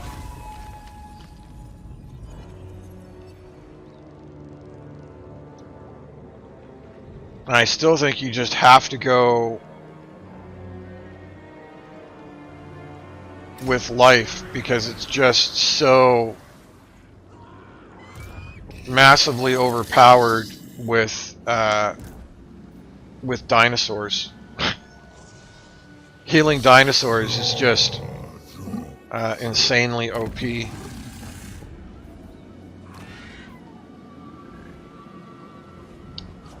So I was wrong. Oh, wow! Wow!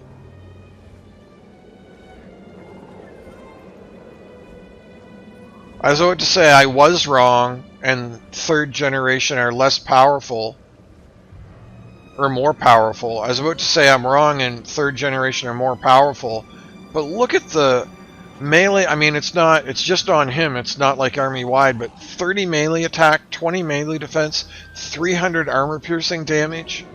Ward save army wide if you're fighting any army that gives corruption. Wow. Wow. This guy is insane!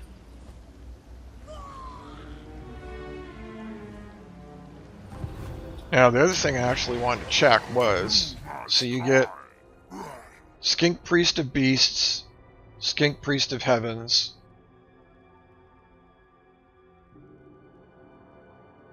Skink Oracle doesn't seem to tell you. I thought the Skink Oracle was a caster, is it not?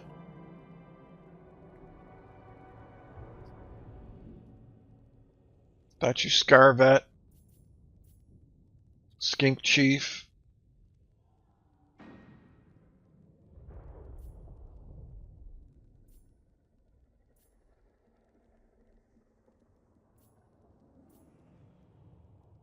Okay, so outside of Slan Mage Priests, your only options are Beast and Heavens. According to this, from what I'm seeing right now, is that correct? Because I was hoping that there was like a skink priest of like death or shadows or something. At least something slightly different, you know?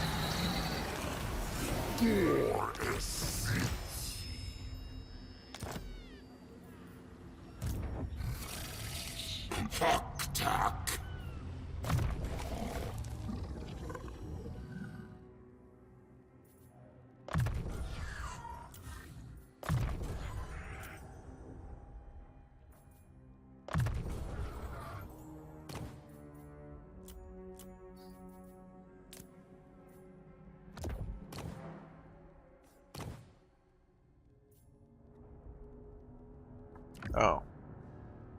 I don't know why I didn't realize it was a Skink Oracle or Skink Priest.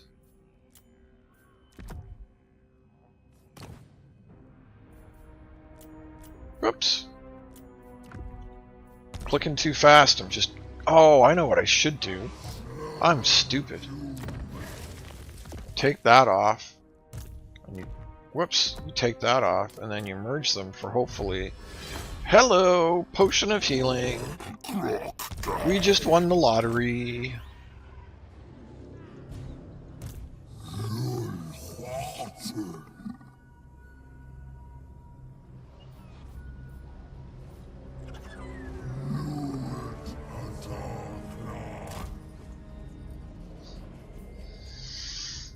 Okay, so what can we...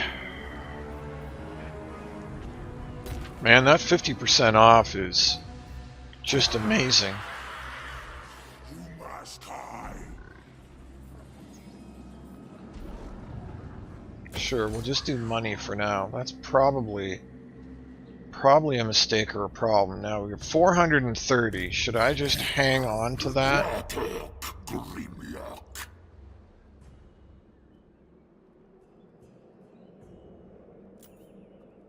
I could get 2 of the much better ones. They're not anti-large, but they're just like superior in every way.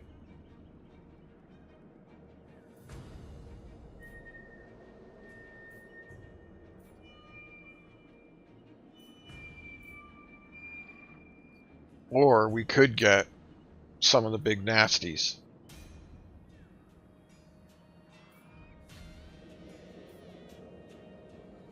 We could actually get either 2 hunting packs or 2, well, yeah. We could get 2 of one of the hunting packs. I'm actually not a huge fan of the salamander hunting pack. Doesn't do nearly as much damage as you would like think.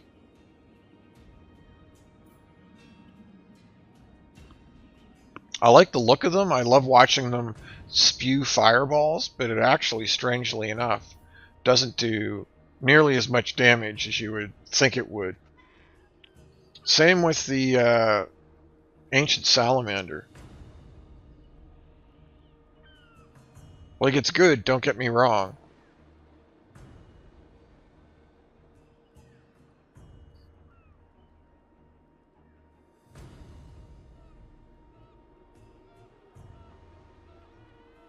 Or do I finish out...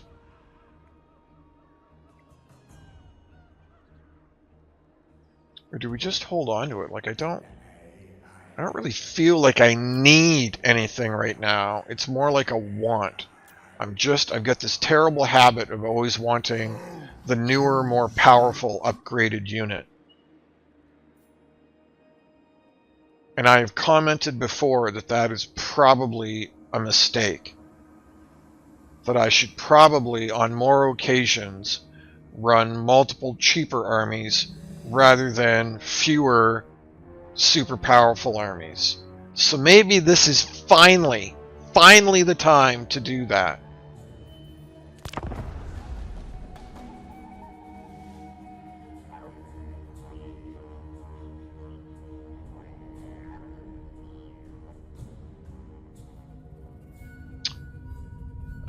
So yes and no, Senku. I believe the lady for Bretonia she is Lore of Life, but I believe what she starts with for spells is slightly different, and I will show you what I mean.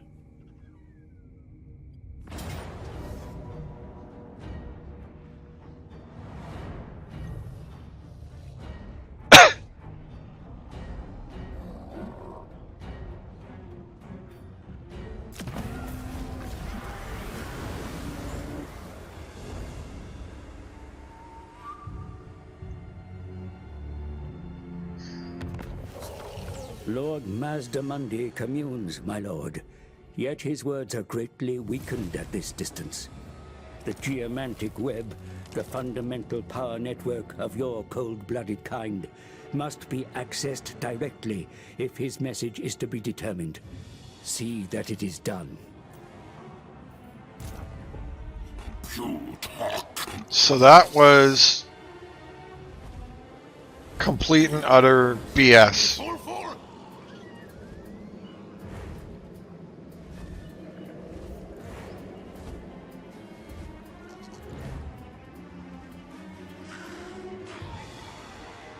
So what you're seeing on your screen right now simply, like, isn't possible.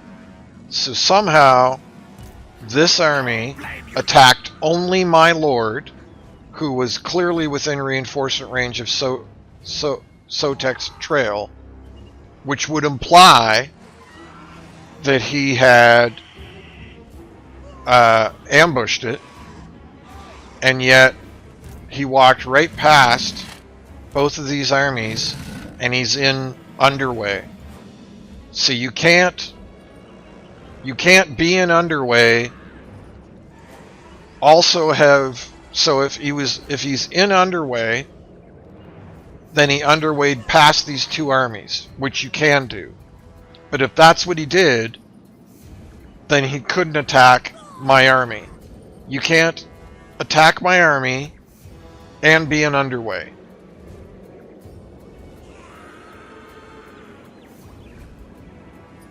So once again, the AI cheats.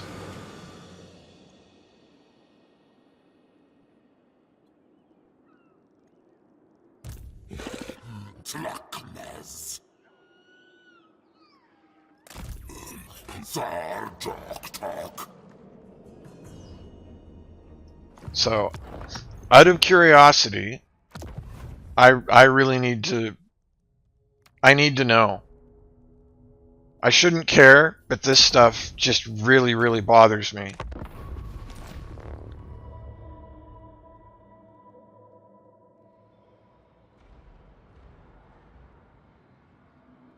And Mosswine is right. I shouldn't let it bother me. Like, you know the state of the game. You know how the game is. So if you're going to choose to play it, you play it knowing what the situation is. Mosswine is correct. Far wiser than I.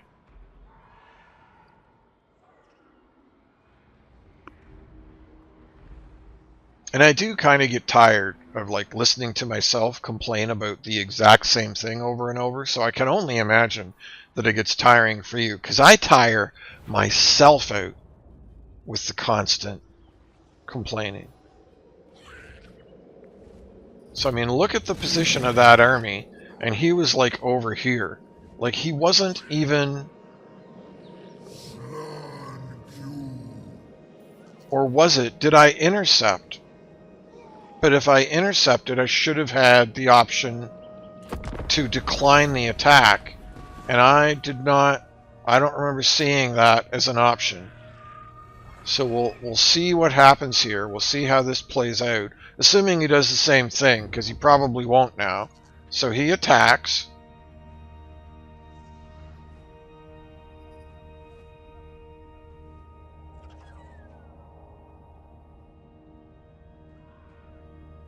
But he didn't quite have the range.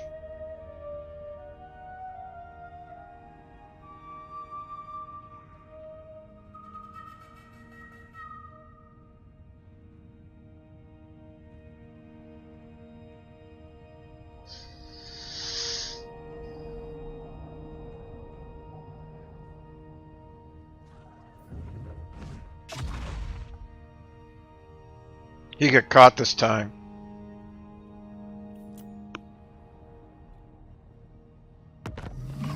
Lord Mazda Mundi can...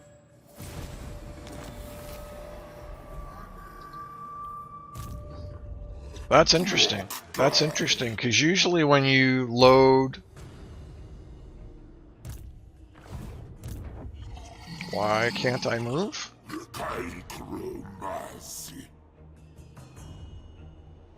That was weird. Did you see how the outline wasn't showing up for like almost a solid minute there? That was weird.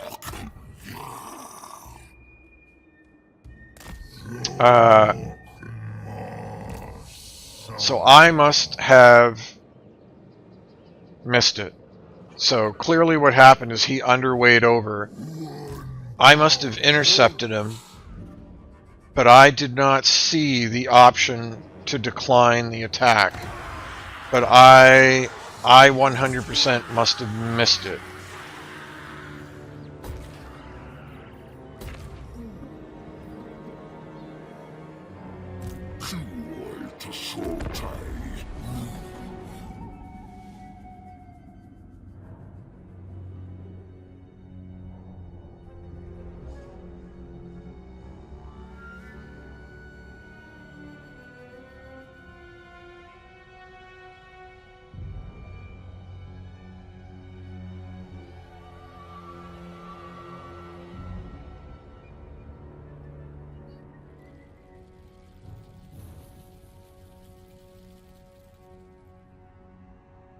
Anyone want to lay money on tic-tac-toe turning on me as soon as I take this place?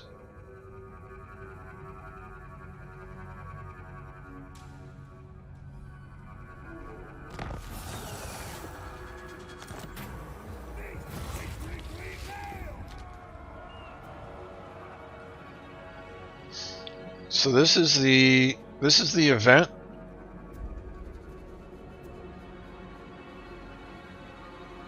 Huh. Reluctantly parting from his grumbling kin, a fishtail-bearded dwarf tugs at the straps of his laden pack, then loudly clears his throat before addressing you. Plainly, our talents are better used elsewhere, he rumbles churlishly. Doubtless he was chosen among the grim-faced throng for his communicative mood. The others wear scowls that draw their bushy brows into clefts straighter than an iron oak bolt. By Grungni's sacred hammer, we are sworn to bind metal till your ore veins run dry, yet all we've dried up are our provisions of Zifbar stout. Pay us our due, and let us be on our way. We shall suffer this grievance no longer. So either way, the thing leaves, but either it costs you 2,500, which I don't have right now, or wow. So once again, that's just a terrible building.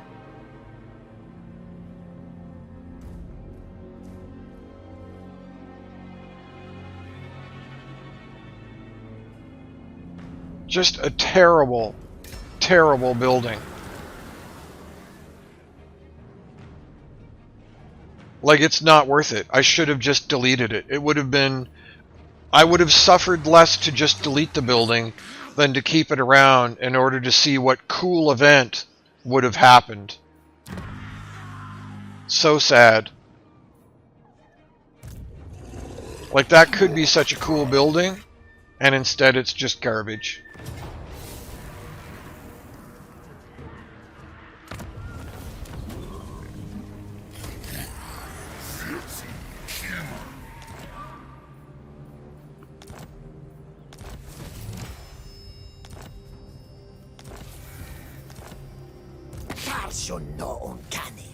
Nope. Nope, standing's still going up, but I can't even get non-aggression with my own people.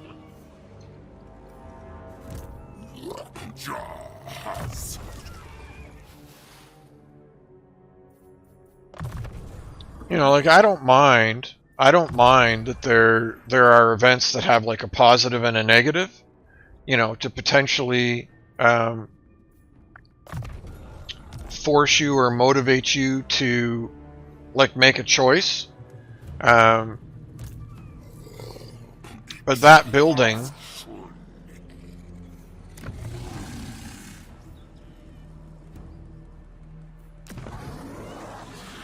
the positives of that building, which we've only had for like 5 turns, maybe 10, are far outweighed by the event being 100% negative. Like, either it costs you 2,500 and you lose the building, or it just costs you everything. Like, whatever standing I got with him from the plus 20 is now far outweighed by that negative 30. Like, massively outweighed by that negative 30. So it's just a straight up crap building. Like, if you ever see that building, just delete it. Just delete it.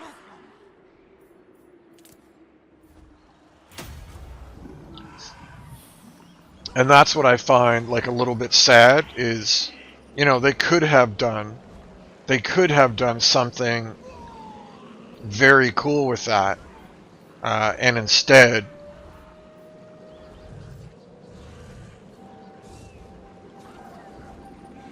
Instead, they didn't. You know, there was a huge opportunity there. And instead, they didn't.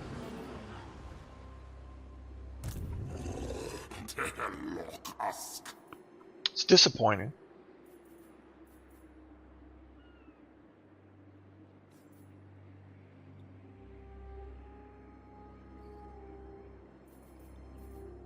So can I get, I've got 430, can I get, no, I can only get one.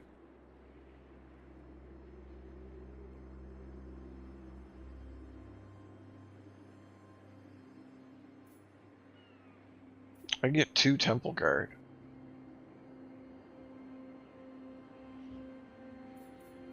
Yeah, we delete you.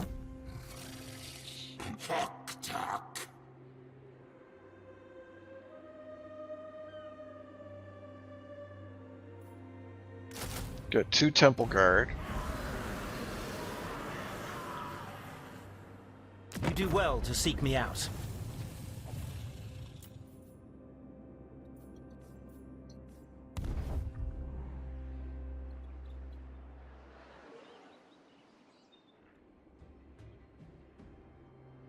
I have better standing with Teclis require than the I wisdom have of a with great Tic-Tac-Toe, who is a fellow lizardman. It's hilarious to me. Yeah, not at war with anybody. I lay you 10 to 1. I lay you 10 to 1. So after trespassing on my lands, not once has he asked for non-aggression, not once has he asked for trade, not once has he asked for military access. So, you know, I would have been well within my rights to threaten him and say, hey, get out of my provinces. We're fighting the same guy, and you watch. I bet you when I run end turn, he's going to declare war on me and take the Temple Avenue of Gold.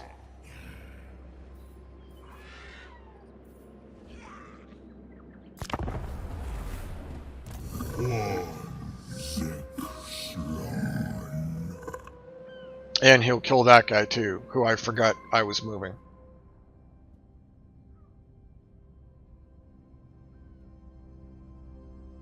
Because he's not at war with anybody, so he needs a war.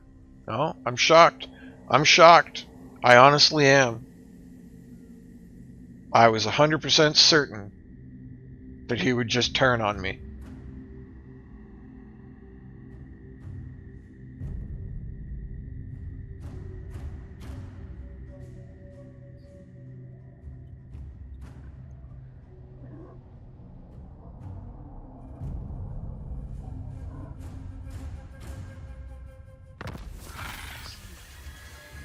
Well, you're not making an assumption when you... If you make that assumption, Senku, I'd always assume the AI wants to kick my butt. The game is literally programmed that way. It is programmed with a bias towards the player, meaning to attack the player. And that's intentional. And I'm okay with that, because seek me out. if that wasn't there, the game just like wouldn't be hard and wouldn't be a challenge like at all, right? Like if the AI doesn't come after you, if the AI is very passive and doesn't come after you, then it's never going to be a threat to you. So yeah, you're not imagining things there. That is literally how the game works. And in fact, it should work that way.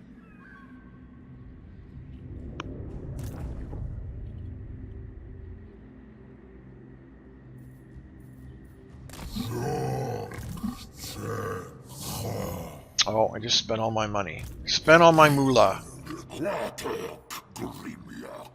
Yeah, so I can't afford anything.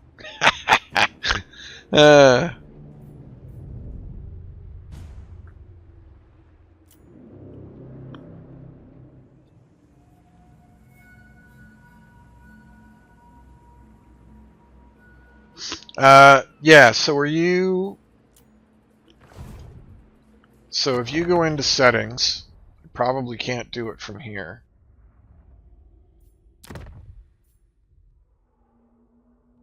No, you can't. But if you go into your... I'm just going to leave them there.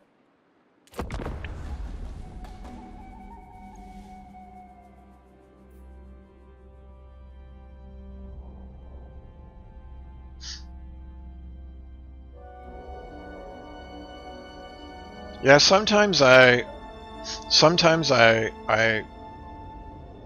so I own Total War Attila, and I played it for like 2 hours one day, and then just stopped. Not because there was anything wrong with the game, there wasn't. But compared to Total War 3 with its magic and everything else, it's not quite the same experience.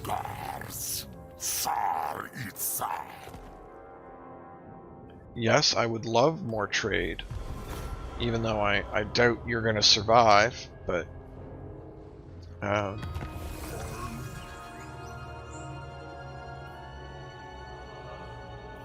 nice. More campaign movement range. Okay, what do we really need next? I think I actually wanted this, didn't I?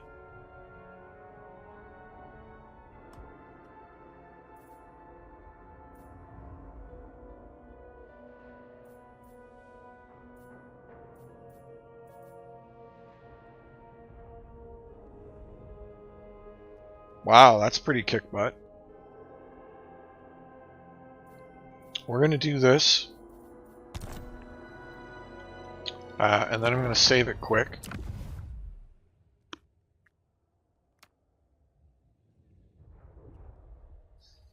And then I'm going to go out to the main menu. Just bear with me here.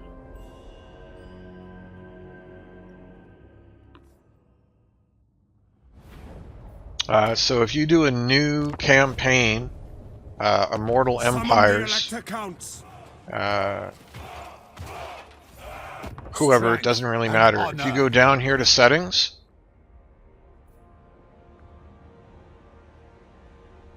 then these are, so this doesn't turn off all unusual locations, but these 6 are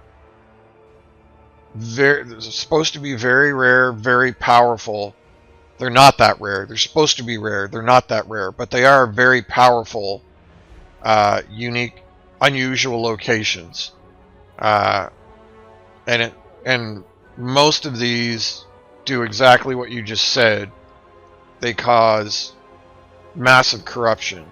So you can just turn them off if you don't like them.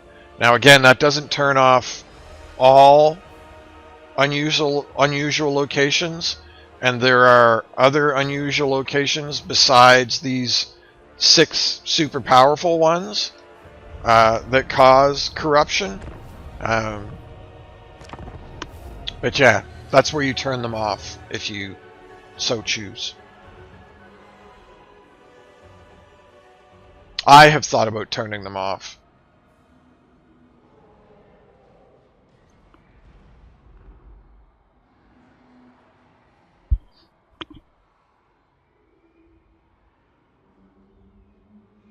Pardon me. Pardon me. You are very welcome.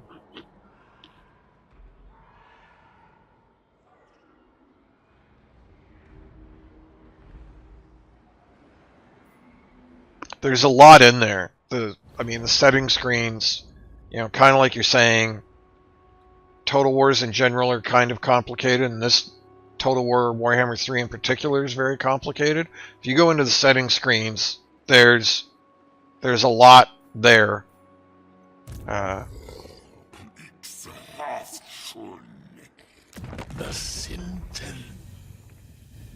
Yeah, he's already got 8 places. The fact that Tiznich, Fate Weaver in particular, almost always dominates is a little crazy. It's not a lot crazy, but it's a little bit. I keep clicking the wrong button. 6 turns. So yeah, this is like, other than buildings, which I can't build yet, this is like your main way to get spawning sequence, and it just feels awkward.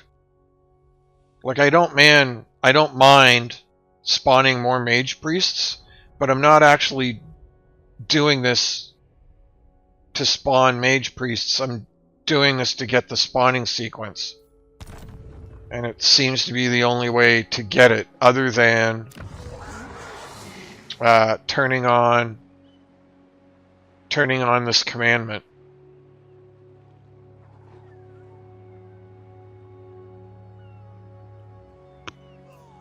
Yeah, they need to work on that. This isn't a real great way of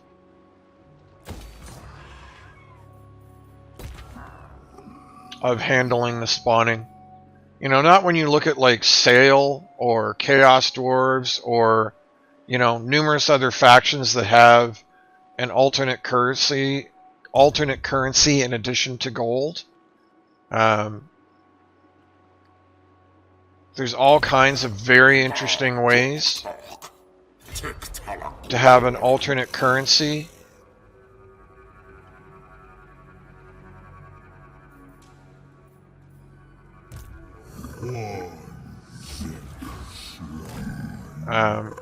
And that's not one of them. Having to do a right every 10 turns just doesn't feel good.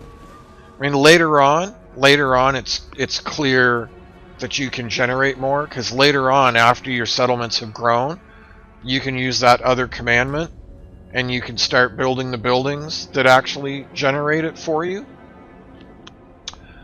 Oath Gold would be a good comparison. So if you compare how this spawning works to Oath Gold, you can build Oath Gold buildings way earlier than you can build these spawning buildings.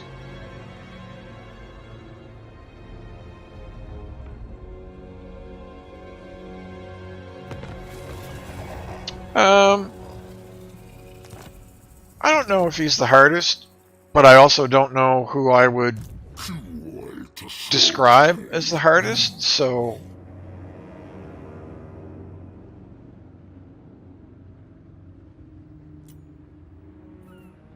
I don't have like a good answer for you there as to... I thought this had the tier 2 building. Oh, I'm thinking tier 3. Darn it.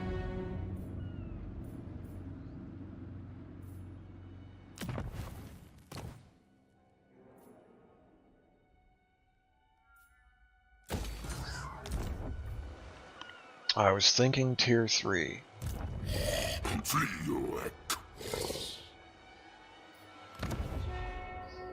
Unit experience gain, recruit rank, local recruit capacity. Yep, no point in popping that off yet.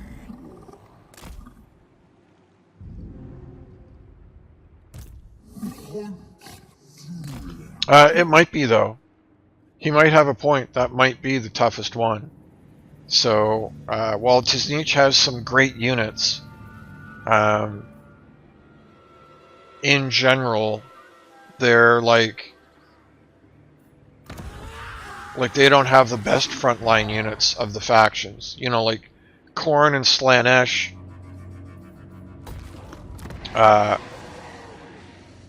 have like better frontline units.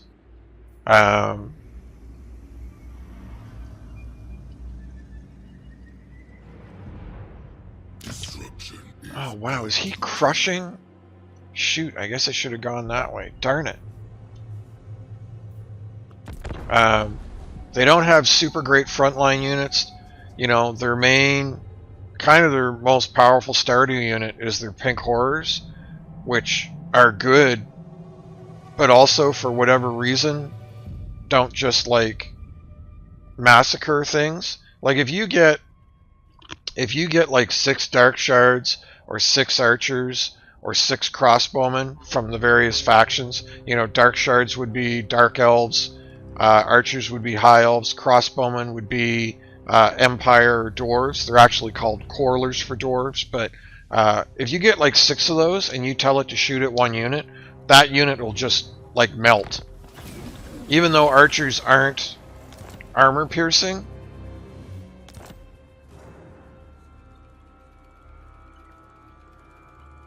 how is he just... I don't understand. He's like just...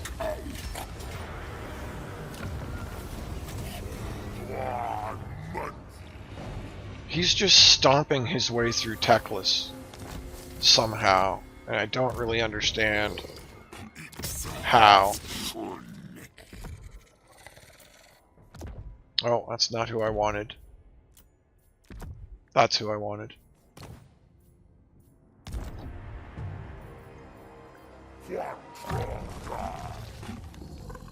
He's got conduit.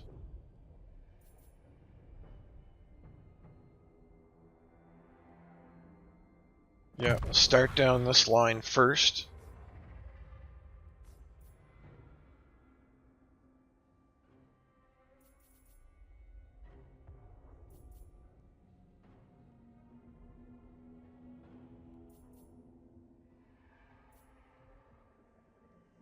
Ancient salamander, so that's all dinosaur stuff.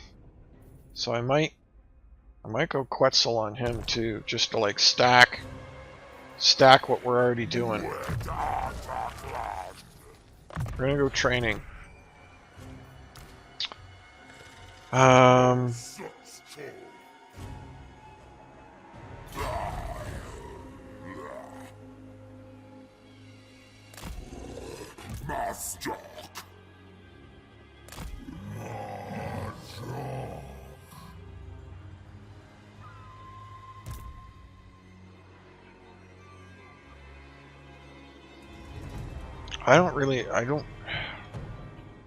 I'm confused as to how.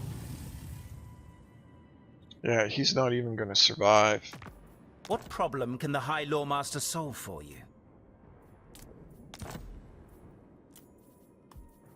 The High Lawmaster... Which is unfortunate. Fate Weaver regularly dominates, but if you play Fate Weaver, you know, like, none of his units are like the best units in the game. You know, his big thing is like his magic. Even Fate Weaver himself, as a greater demon, has great magic, but like if you dive him into melee, he's not a glass cannon, but he's not super tough either. We have a ton of money apparently now. Anyway, I'm just saying, like, the quality of his troops. He doesn't have the best troops in the universe, because his focus is all on magic. And then he does kind of have a tough start, because it is difficult. It is difficult to actually move through this section of the map. And like everybody hates you. Everybody nearby all hates you. And yet the AI regularly just raffle stomps everybody with Fate Weaver. And it is so strange because he is not that good. Like, not that he's garbage. He's not garbage, but the way the AI dominates with him is not realistic at all.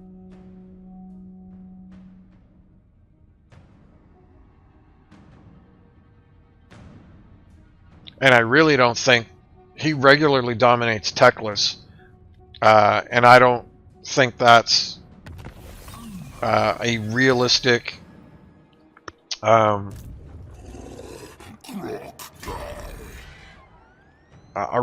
result either.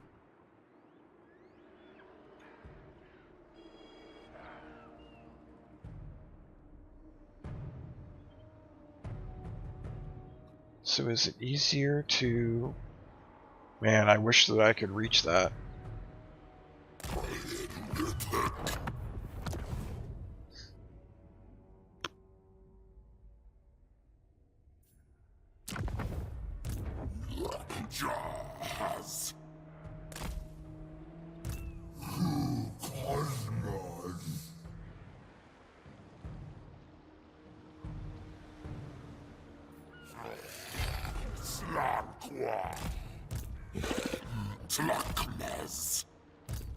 There, they should be in reinforcement range of one another.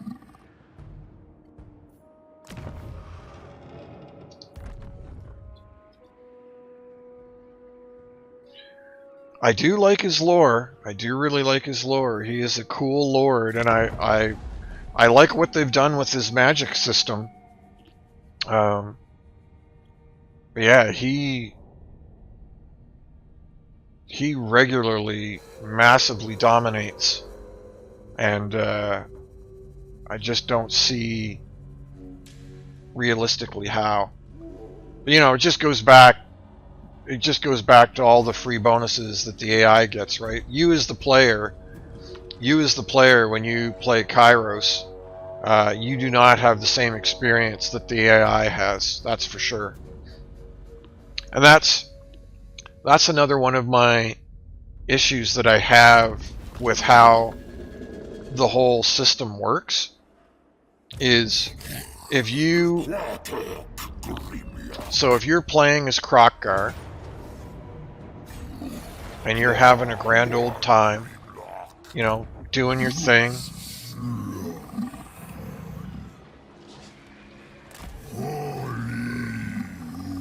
Oh, it actually let him land. I'm going to fight this manually because I want to get out some healing. If you're playing Kroq-Gar, doing your thing, and you run into Fate Weaver and you kind of watch him work, watch him do his thing, you will get a very unrealistic feeling or assessment of how that lord works. And then when you go to play Fate Weaver, you're like, oh, this is not what I saw or what I experienced, like, at all. This is not how this guy works whatsoever. And I don't think that's a really good thing, you know? Like, that sort of thing leaves you with, like, a bad taste in your mouth, right? And, you know, so it's another one of the many reasons why I don't think how things are done right now is necessarily, like, the best way to do them. You know, it just basically the way the game is right now, it makes for a lot of feels bad moments. There are still some feels good moments. So he rampaged.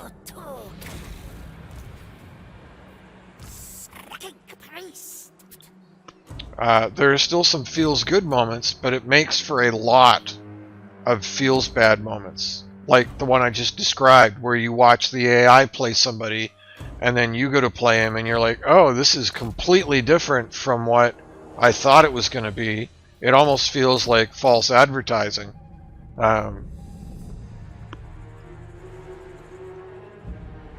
So, you know, in my mind, there are multiple issues with how things work right now. But that's, at the end of the day, that's my main issue. Is at the end of the day, it comes down to, how is your play experience?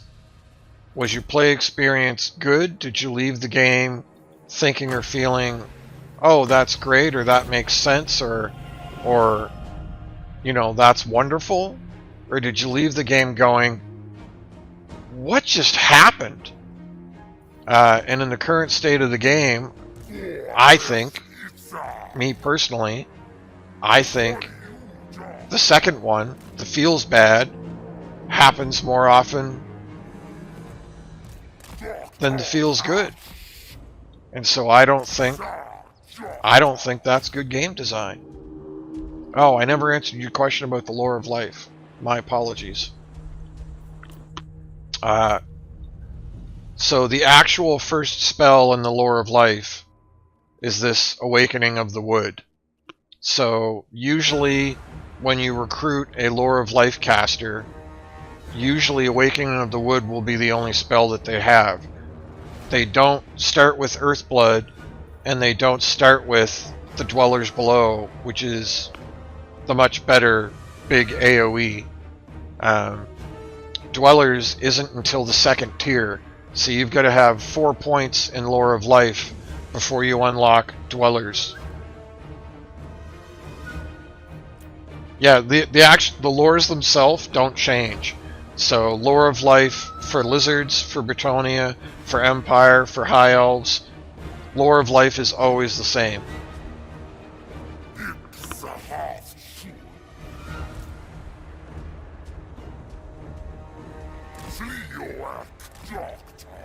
Just gonna dodge that a little to minimize damage.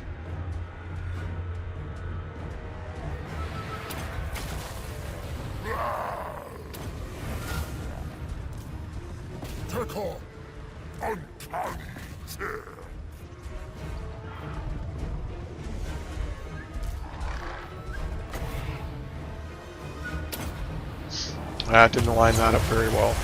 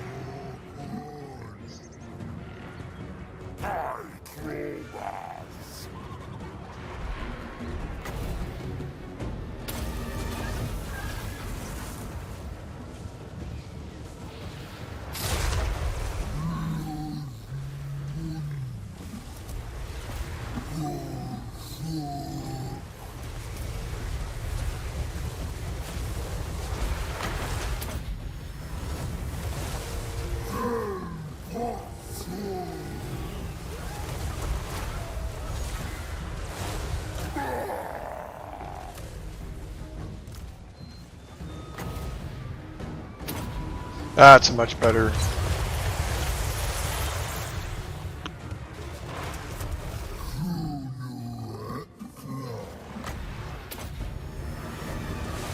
That was a much better wind spell.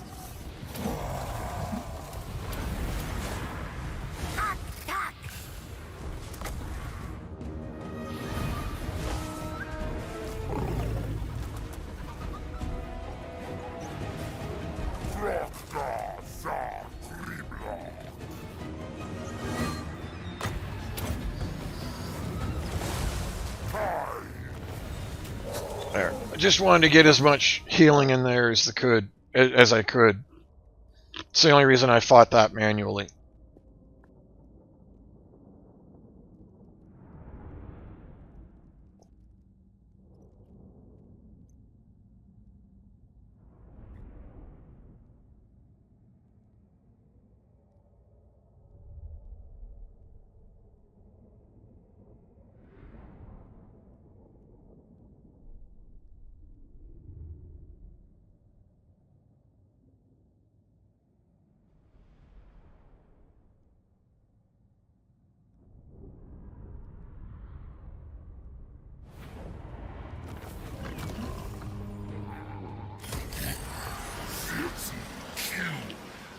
Woo!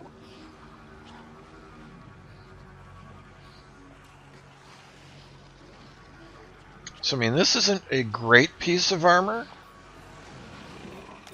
but 1,000 barrier is kind of cool.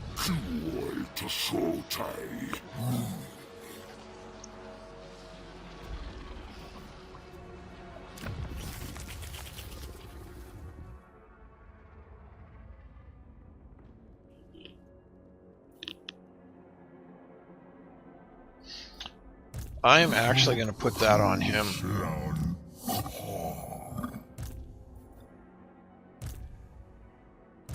I don't have any other amulets. Darn.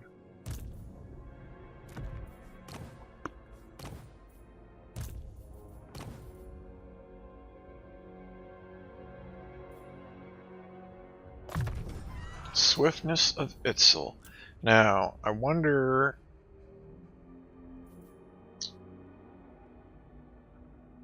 For this character, that's weird that it's only for the character. Frenzy, figure loss reduction, recruit rank. The missile resistance is kind of nice. 5%'s very meh. Yeah, we'll just keep heading towards Colossal Strike for now. Uh-oh. Now is not. I didn't get ganged up on.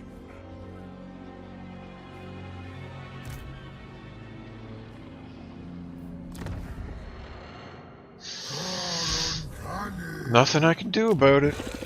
Tlakmez. Nothing I can do about it.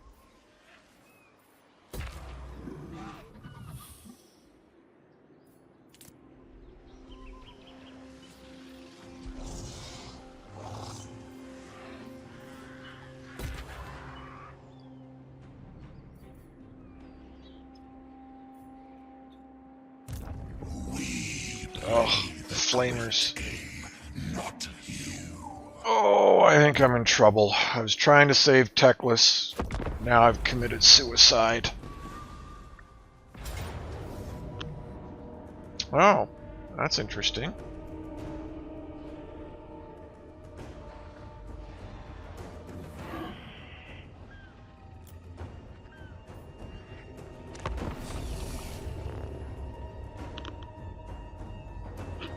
That's not what I expected.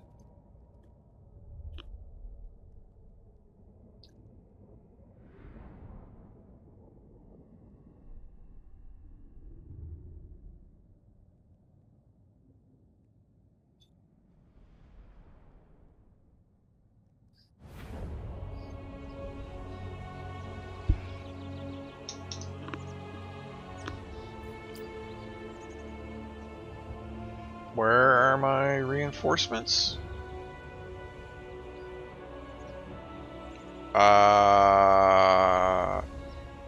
WTF?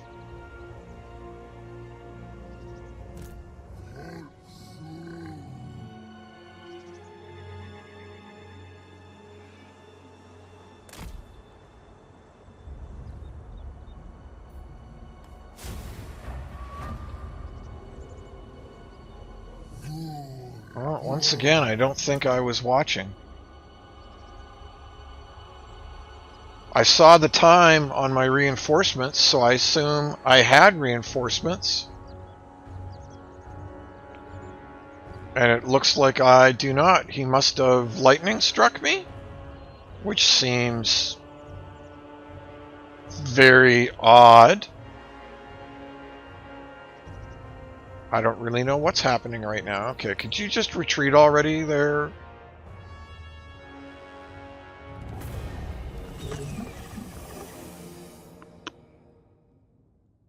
Apparently I need to pay more attention to what I'm doing. I mean, not that I had much of a choice there. It's not like I could avoid the battle. Something very funky just happened. I assume he did a lightning strike.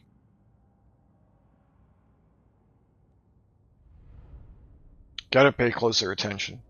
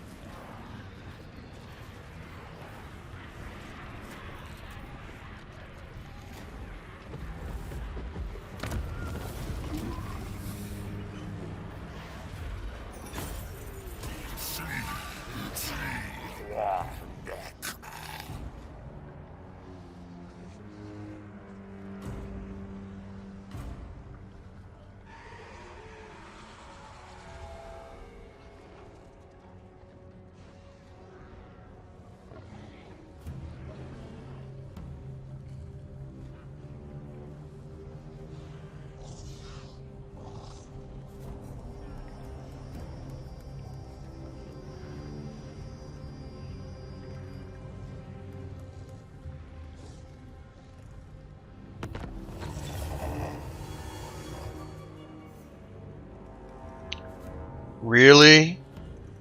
Are you kidding me? What do you mean he was killed? He retreated. What are you talking about?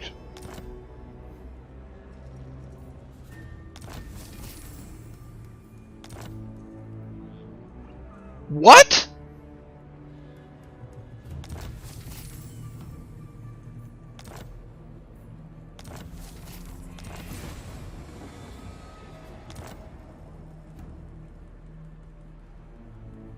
What is happening right now?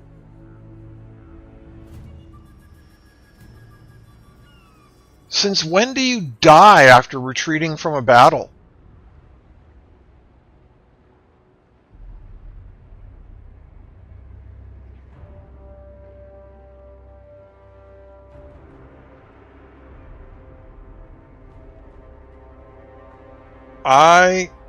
I do not know what happened, what just happened at all.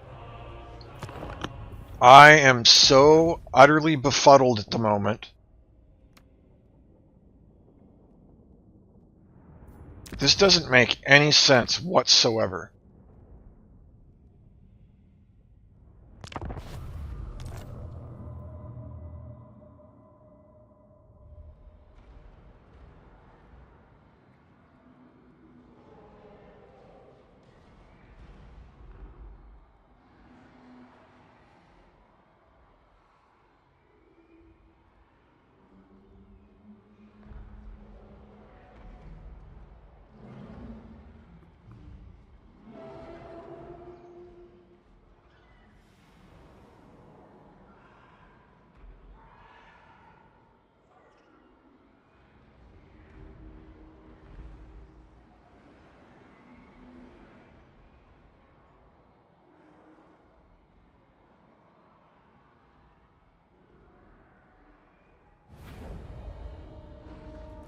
Okay, so it was a lightning strike, which I missed.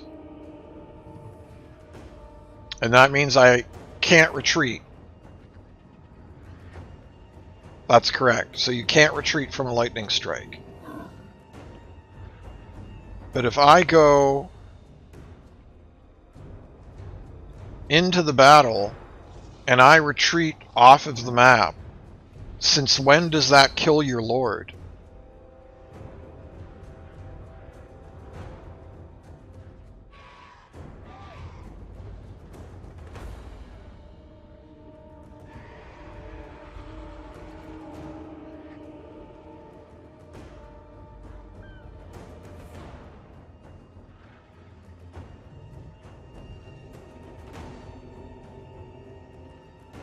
Now, he did lose, so I can understand stealing the scintillating plate.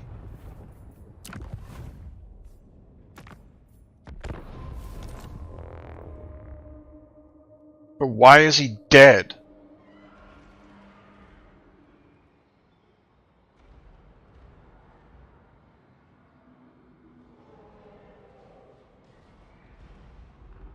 Yeah, and that's not the case. Oh, it might be.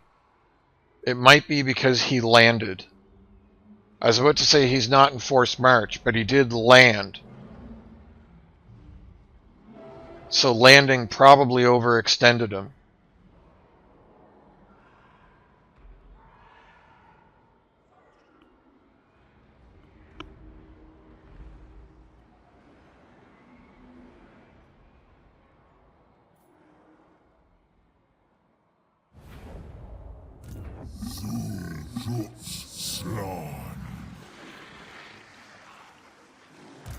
Now is not that time.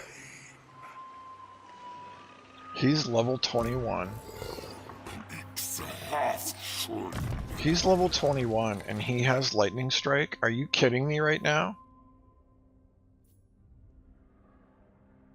1, 2, 3, 4, 5.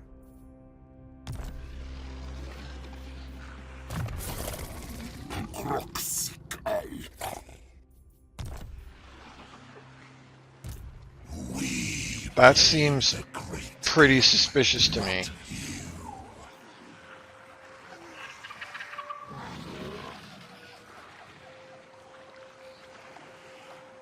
So I guess that backfired. I mean, I landed him.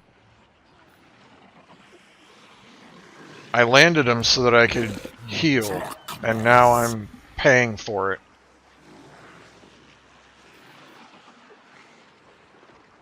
That's weird. I don't like how that worked out at all, but I mean that's on me.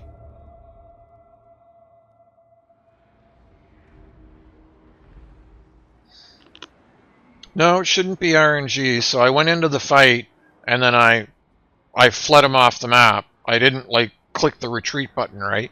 So he didn't take any damage. He wasn't at 0 health. He was never touched. But I did flee the combat.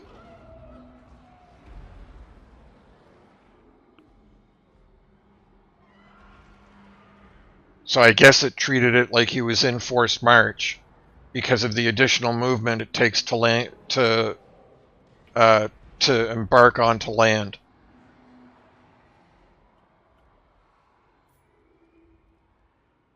That's a really shitty way to lose him. I mean, it's, you know, ultimately it's my own fault, but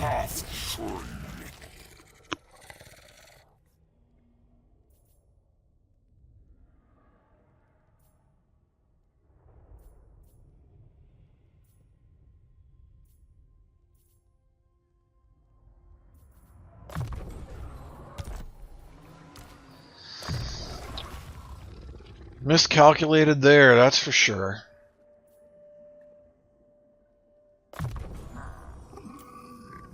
That really sucks.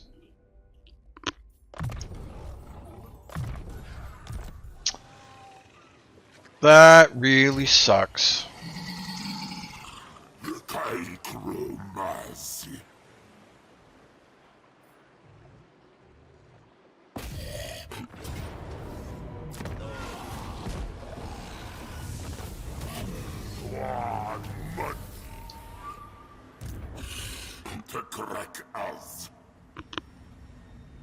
Of course, it puts you just out of range. Which is absolute nonsense, because that's literally why I checked it before I did that. So it said I had 14% movement left to get here, and it was only going to take 9% of my movement to go kill him.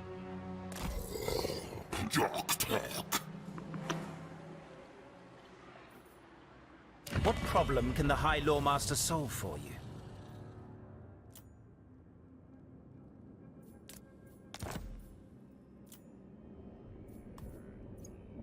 I accept your...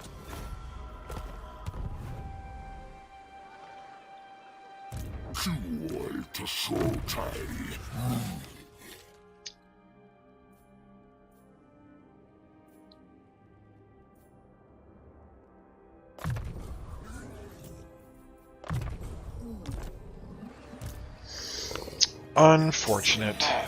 Unfortunate. Oh, I could actually. I didn't think I had that much.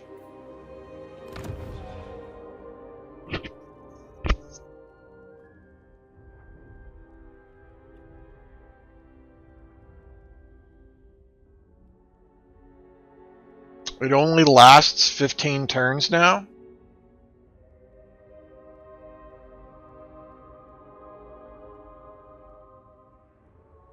I mean, in some regards, that's probably good, because it was insanely powerful before, where it just permanently summoned an army.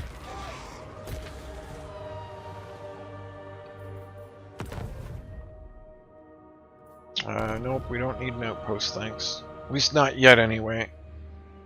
Well, actually, I should probably build that sooner rather than later, now that I think about it.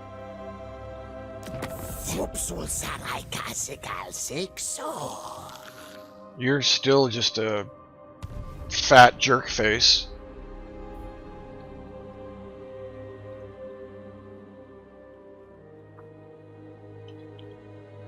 You require the wisdom of them.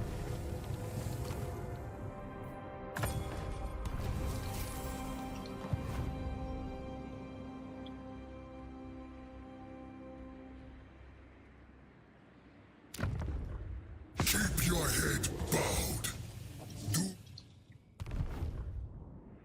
It's wild to me that I have a better chance of getting diplomacy with Cetra than I do with tic-tac-toe.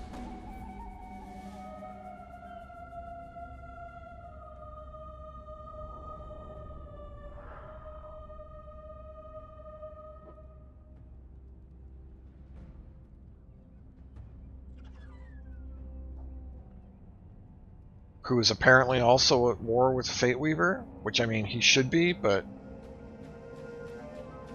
weird. Just weird.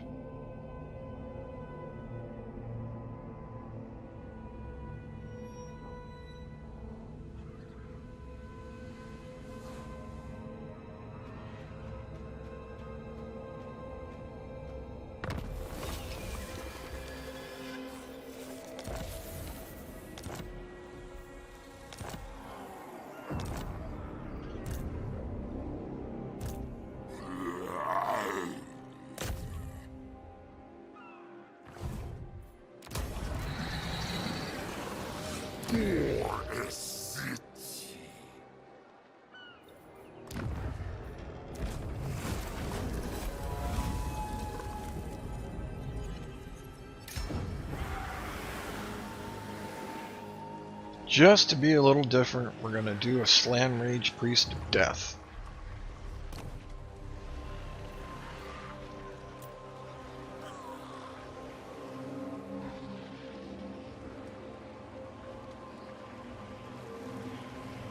Interesting. So third generation must always be the exact same trait, which I mean, that would make sense, but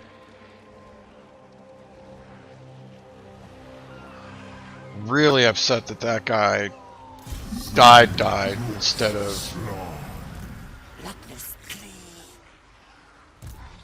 being wounded.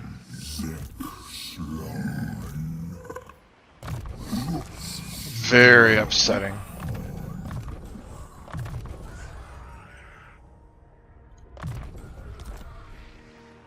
I mean, again, it's 100% my own fault, but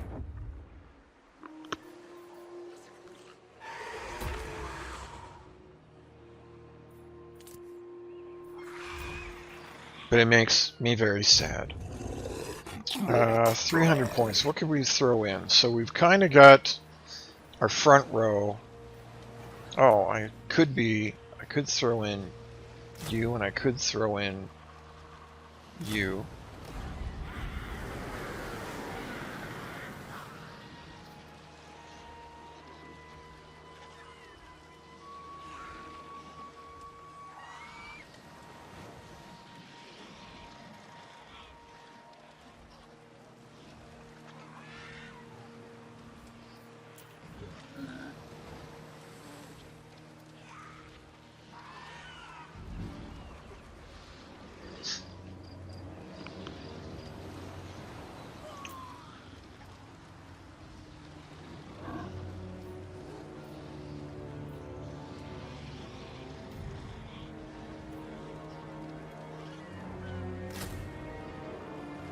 Well, this is just infantry. Interesting.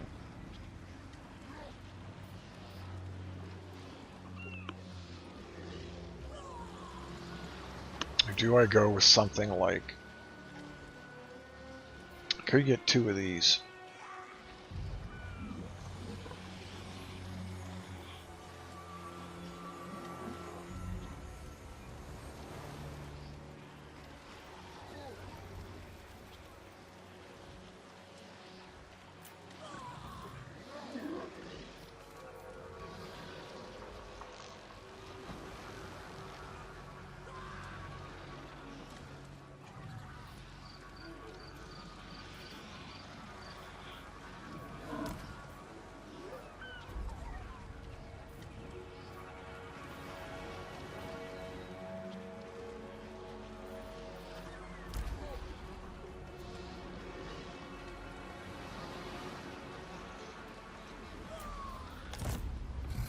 Oh, I didn't need to delete 2 of those. Darn it. Darn it.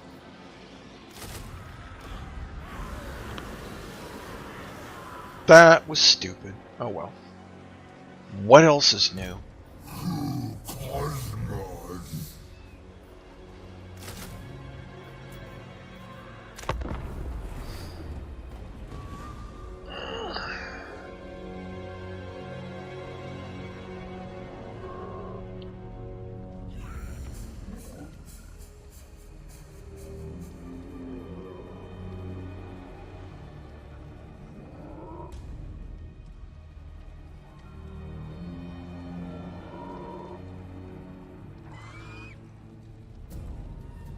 Merry Christmas, by the way, for those that have come and gone.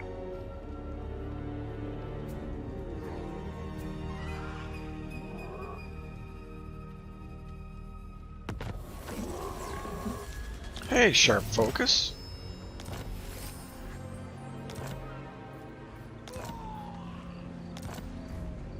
Talisman of Preservation. It goes all right. A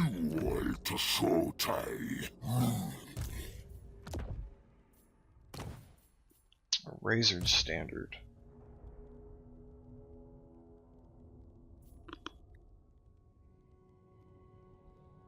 What I really want is a bunch of standards of swiftness is what I want.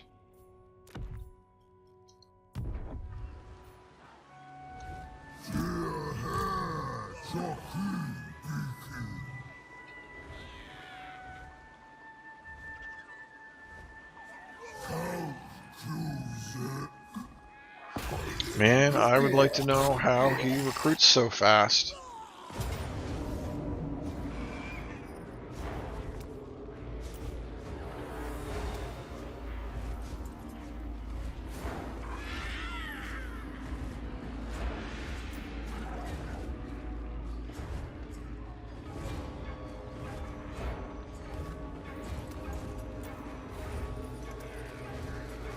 I haven't put the banner of swiftness on Kroq-Gar now that I think about it.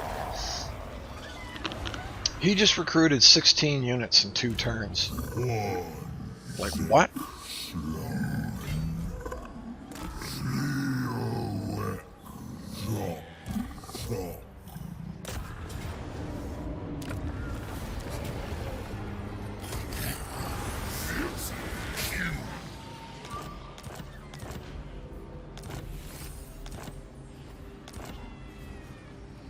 Uh-oh.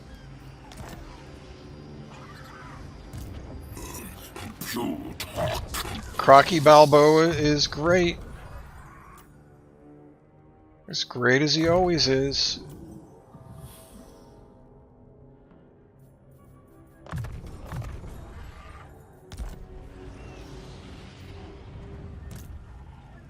I have made multiple mistakes, though.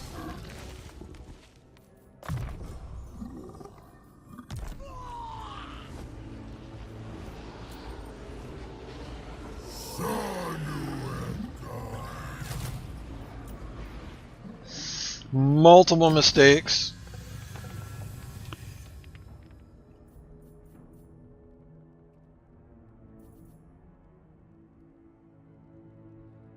Do I really want to go the whole way down this line? I mean, these are all...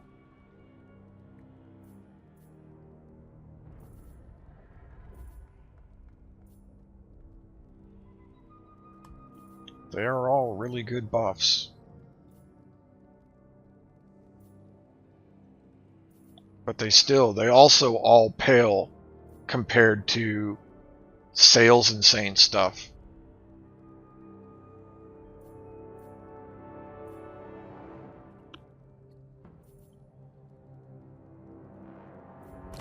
I haven't done any of this stuff yet.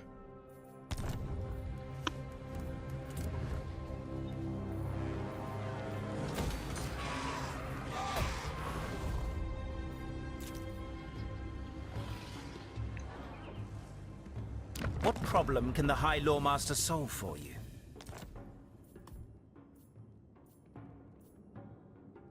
I accept your... There. Now, Techless, get your act together. Get your act together. Get some armies going. Go do something about Fate Weaver. I can't hold your hand all campaign.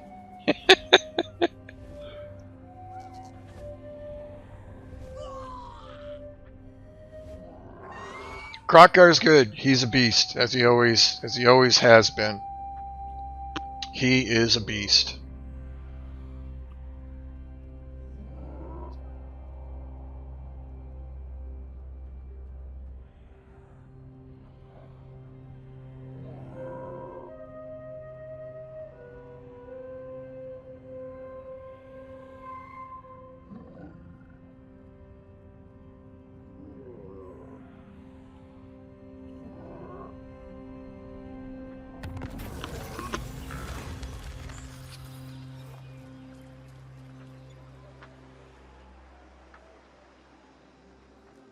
Nope, now is not the time. Now is not the time. Tlaknes.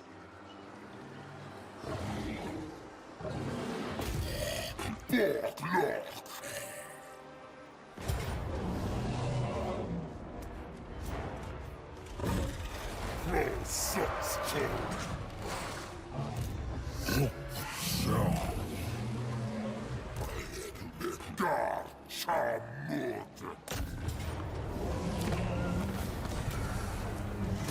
Our spines do not break.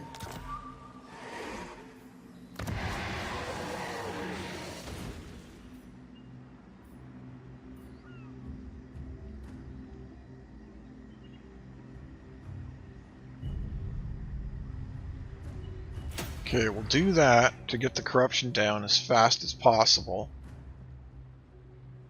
You cannot. Yeah, he still won't. Oh, I guess I could at this point. I could potentially.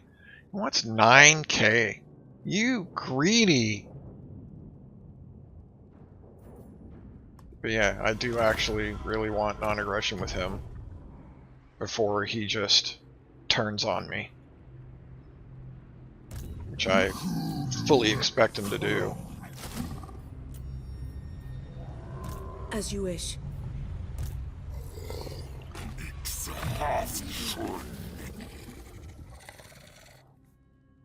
Huh. That's unusual. That's unusual that you would be able to work through this, and then when you get to the end, it's locked by level. That's very unusual. Once you have unlocked it, it's almost always that you can go to the end. How very strange. How very, very strange.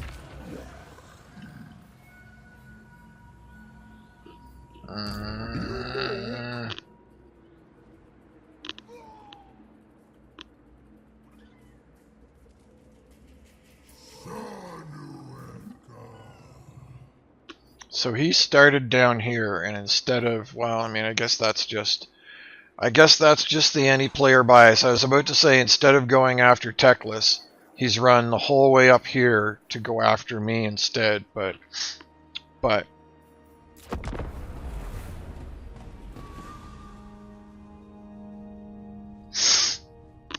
that doesn't surprise me as much as it maybe should. Oh, yay! Yes, yes. I forgot Ashlyn was out there. Maybe I can get alliances with him too. That would be great to have Teclis and Ashlyn on my side.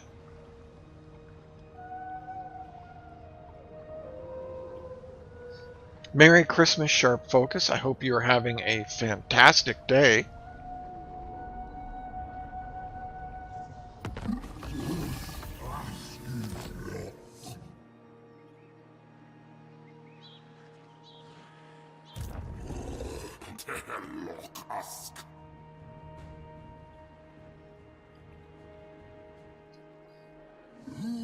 Do I need to run the whole way?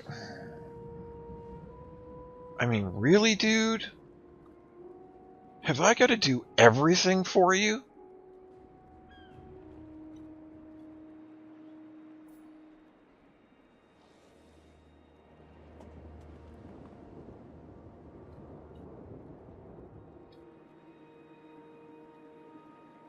Looks like Oxyotl's on the move, so did me...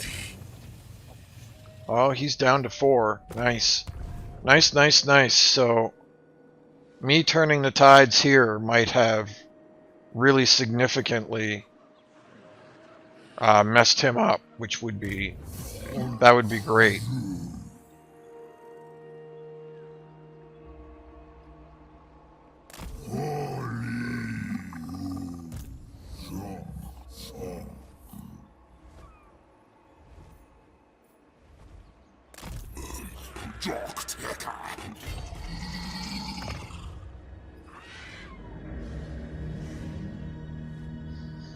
Okay, so I'm gonna give him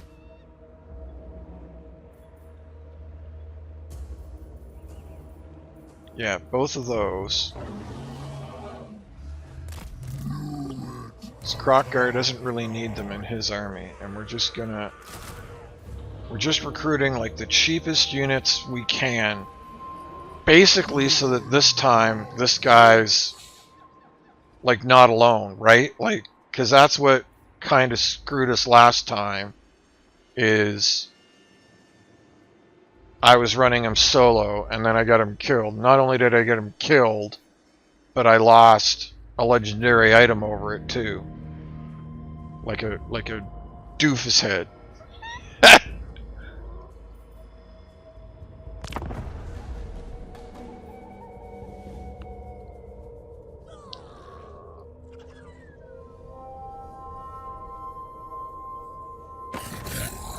Come on. Yes, yes, finally! Finally, you're not being a jerk.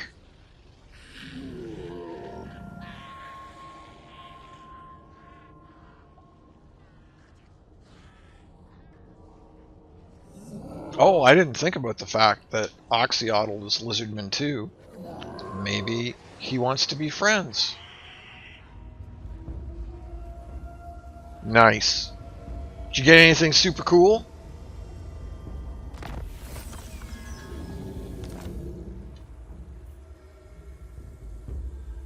Nice, nice, nice, nice. Okay, now if you guys can't kill him when you've got him completely surrounded, we've got some real problems, guys. If you can't kill him. I thought that was Oxyotl. It's tic-tac-toe.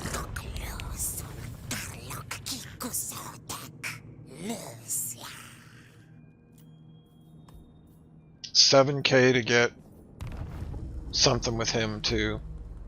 Gosh, these guys are just so...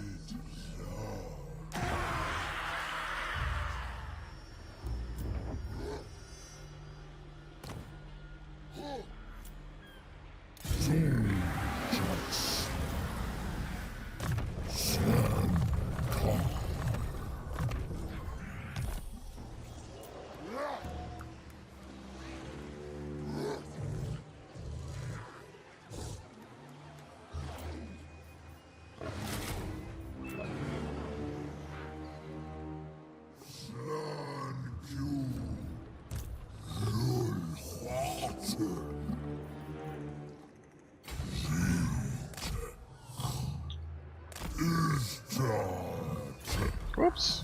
Keep going into the wrong stance.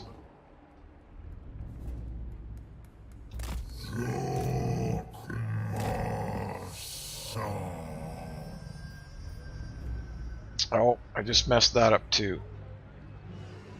That's fine. So we need to step back into our own territory.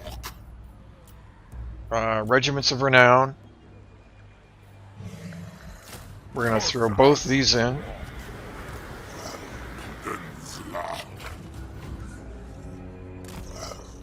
Should have done that before I left the building.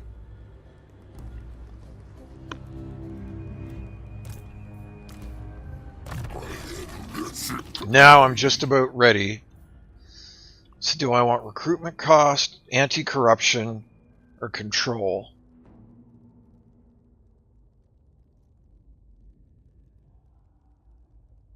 I think I'm going to go with control. And I might just about be ready to do one of his quest battles.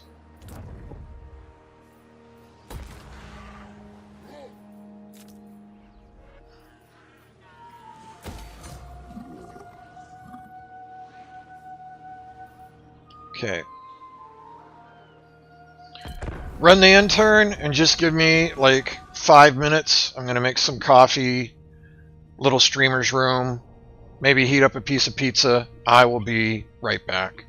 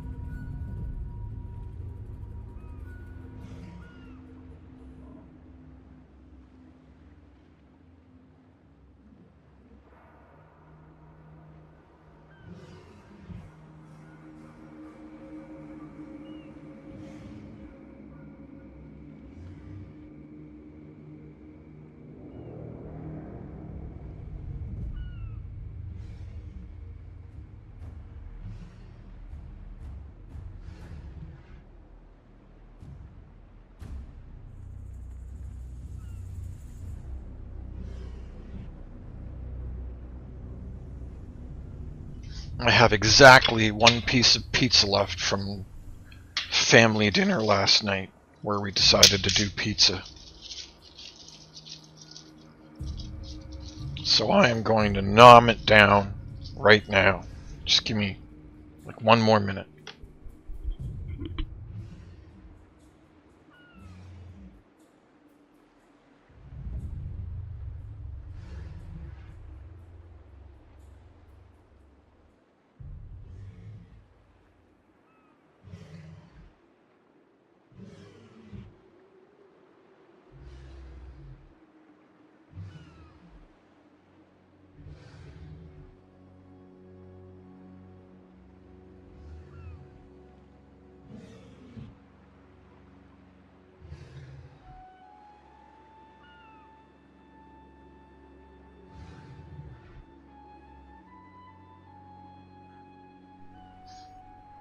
Kill 500 enemies in battle for more spawning sequence.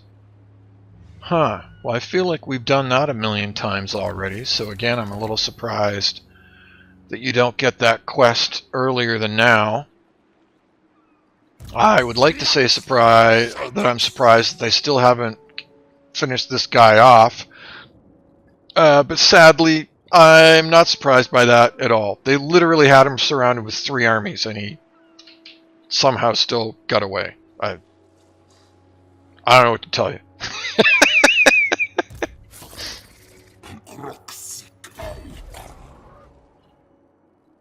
These guys, man. These guys. If it weren't for me, the whole world would just go to crap.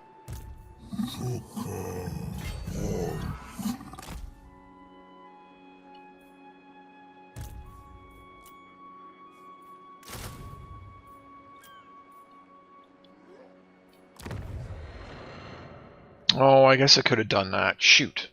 Shoot!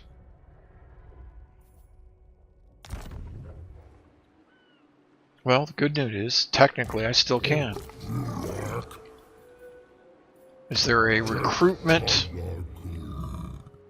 research rate, control and corruption, recruitment cost, recruit rank, leadership, weapon strength? Yeah, so we're going to convert that to spawning sequence. I actually think we're going to convert all of these to spawning sequence now. Because I don't really care about how fast I get tier 4 and tier 5, to be really honest.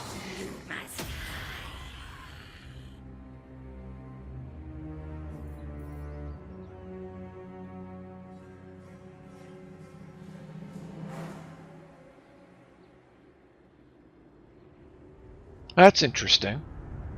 So you kind of want to recruit, if you're going to do skinks, you kind of want to do them from that province. Well, shoot, I wish I'd known that. I mean, I don't think I would have recruited him way up there,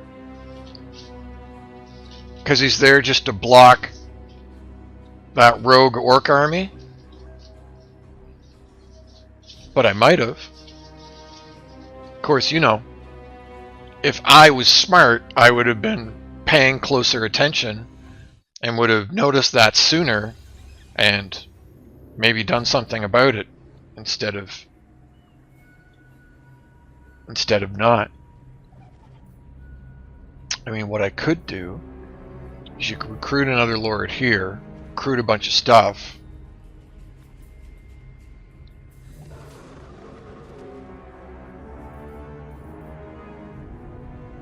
It's 4 turns to build, though. Yeah, that's not going to happen anytime soon. Alright, so no point in doing that. No sense in worrying about it.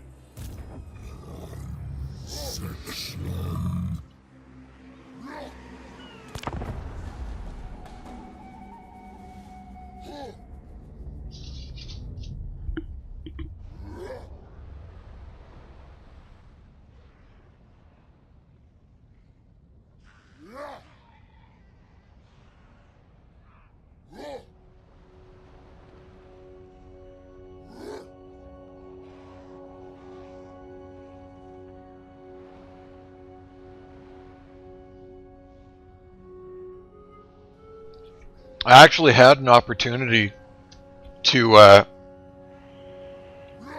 you were here for it, Senku, to summon one of the dinosaur armies, and I chose not to. Okay, so you are on, yes, so you're making you're supposed to be making spawning sequence, but our spawning sequence didn't go up. We'll probably...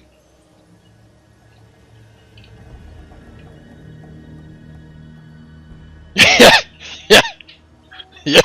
But, I mean, you can definitely do that, that's for sure.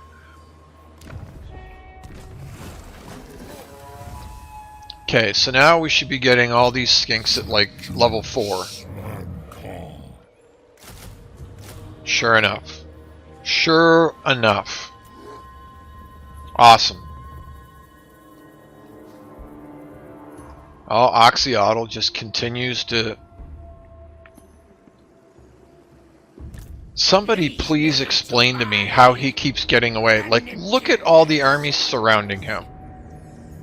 It's so ridiculous to think that he is getting away from that stuff.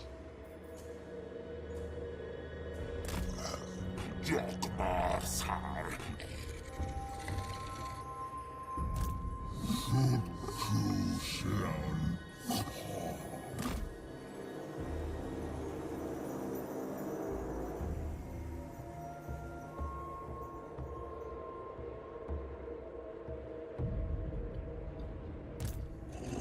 mean, not gonna lie, it is kind of the way I like to play. It's kind of a holdover from Total War 2. Also, Sharp Focus, that sounds awesome. 40k paints? That's great, dude.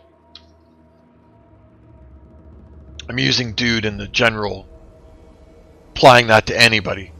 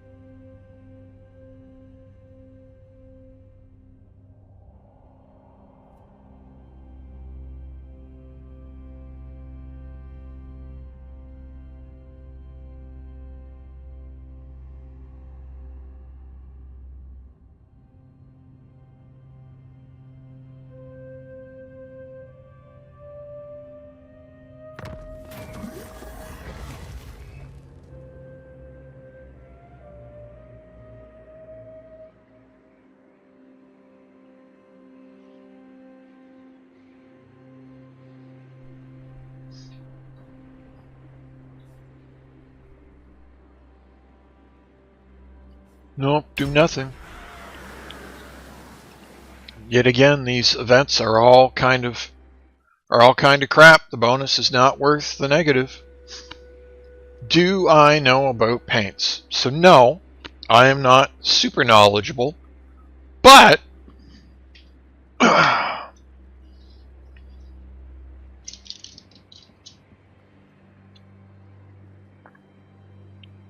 I have just realized that all my boxes are quite dusty and need.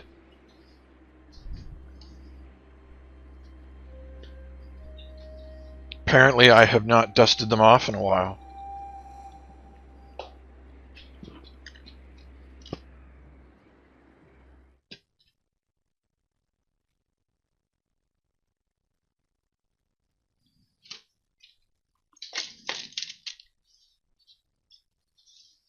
One might say that I do know, maybe, just a little bit.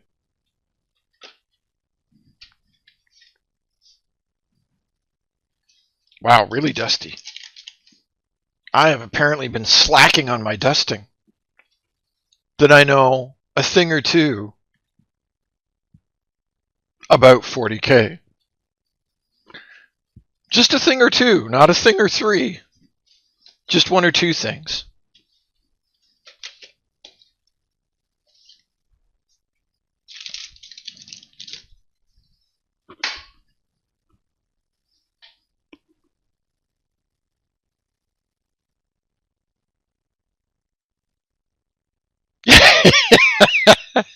That's why it's not painted.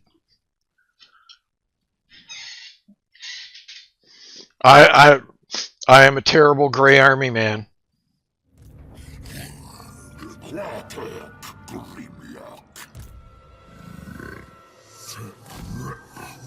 But Army Painter paints, that's great. Army Painter's pretty fantastic. Now, I bet I'm gonna run the whole way out here to help finish off the last of Fate Weaver, and I bet he's already dead. Or his places are like back here somewhere. I'm probably running in the completely wrong direction at the moment.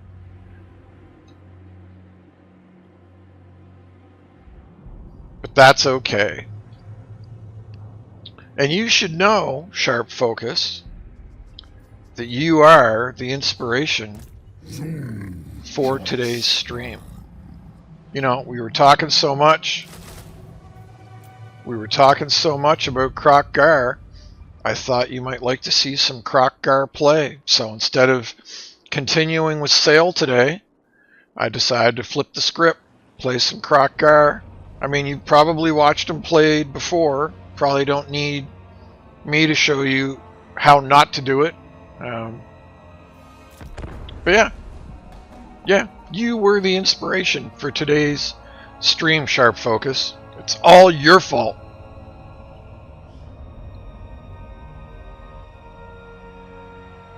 Oh, that's really cool, Senku. I'm not a very good painter either, so... But the people that I used to play 40k with back in Alberta before I moved home to the East Coast. So Alberta is basically West Coast, and I moved home to the East Coast last summer.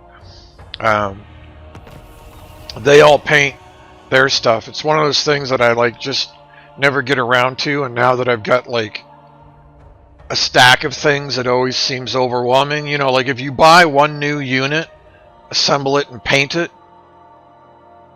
then it's way more manageable, right? When you let the gray army stack up and you have shelves of stuff that you have to paint, that's when it gets overwhelming.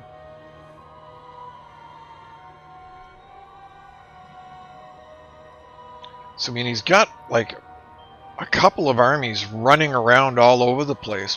Where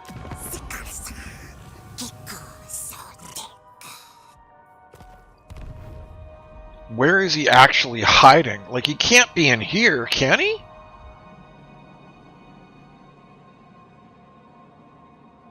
He clearly doesn't have this. This has already... Oh, he's... Oh! He's doing the... He stole a place from somebody up there, and he's... Ah! I hate Fate Weaver. I hate him. He's such a pain in the butt to deal with. Because he does that. He just, like, appears all over the place. He steals a place from a faction and just... Ugh.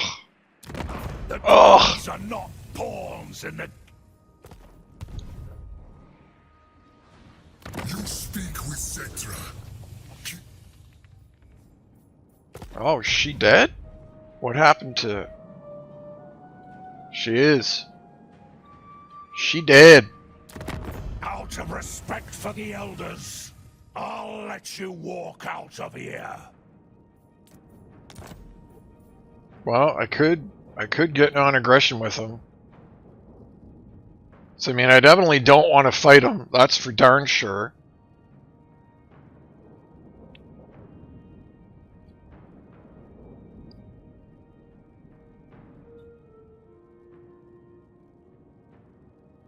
That isn't modded.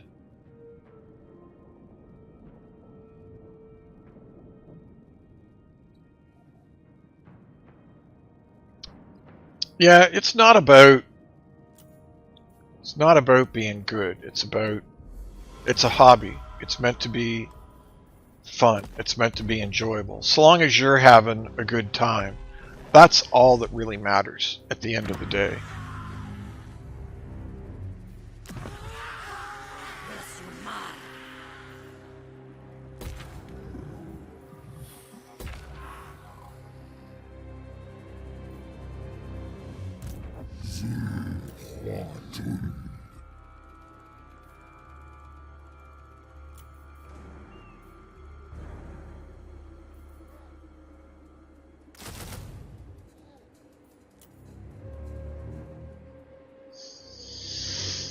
Alright, so what do I want to do?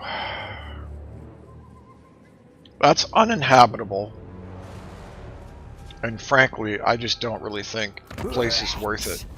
She's not at war with anybody. I mean, she hates me, so at some point she's almost assuredly gonna declare on me.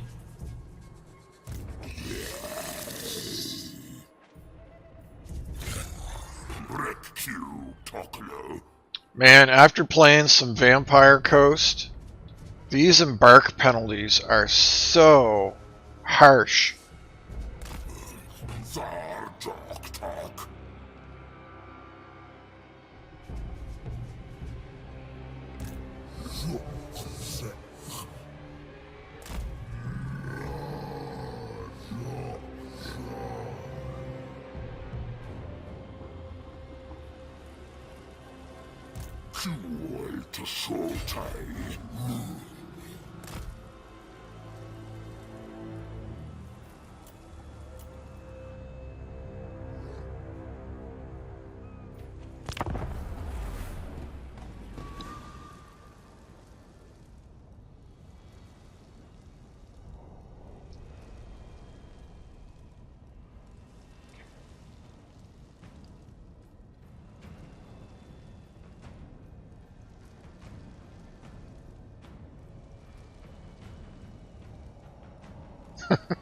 I do not know Ruinous Insight, but that is a fantastic streamer name, especially if he's a Total War player.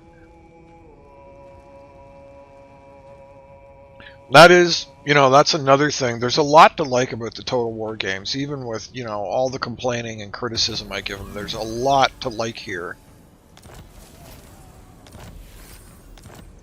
And one of the things to like is the fact that pretty much...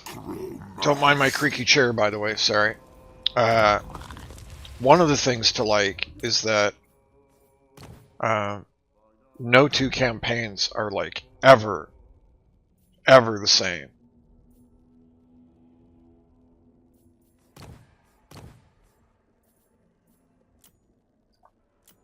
That is one thing that they have done a fantastic job with. Kroq-Gar.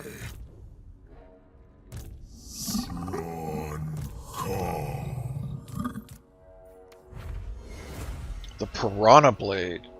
That's a new one on me. I don't think I've ever seen this before. And that's a great weapon. Wow, that's awesome.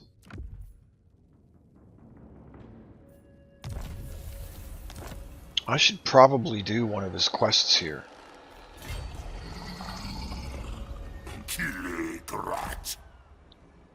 If you have come to barter, all I offer is Not at war with anybody? I was hoping to join war and get some money out of it. a pleasureless I don't really want to declare war on her, to be perfectly honest.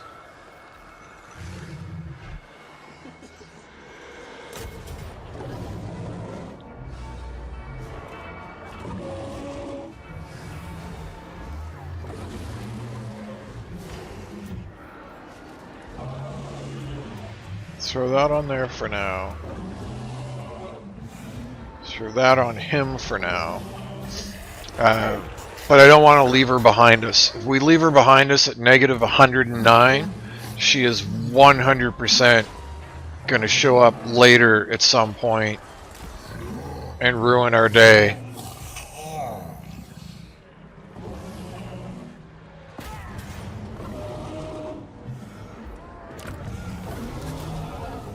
And we cannot have that.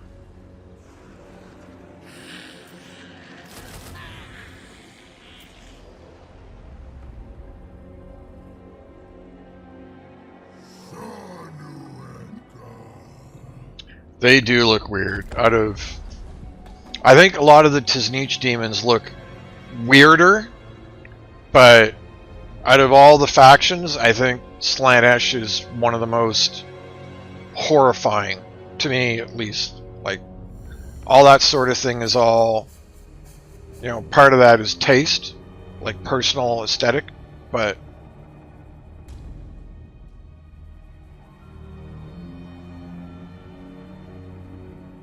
like the twisty, weird, half tentacle creatures that are Tizneech.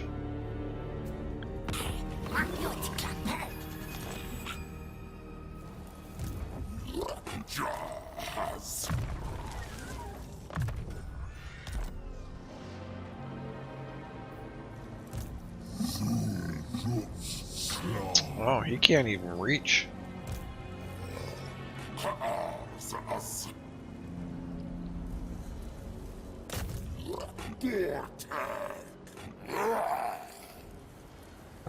Yeah, I figured she'd run away.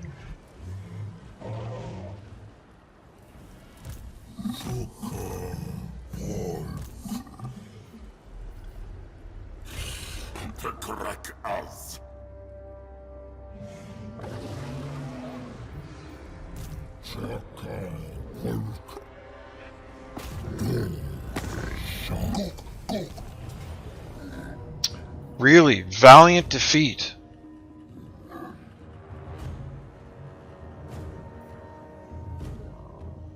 Outnumbered.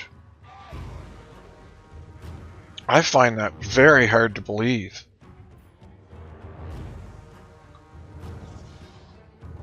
I mean, I guess they've got biggins. I don't really have any anti-large. I thought for sure that was going to be an auto-resolve. Wow.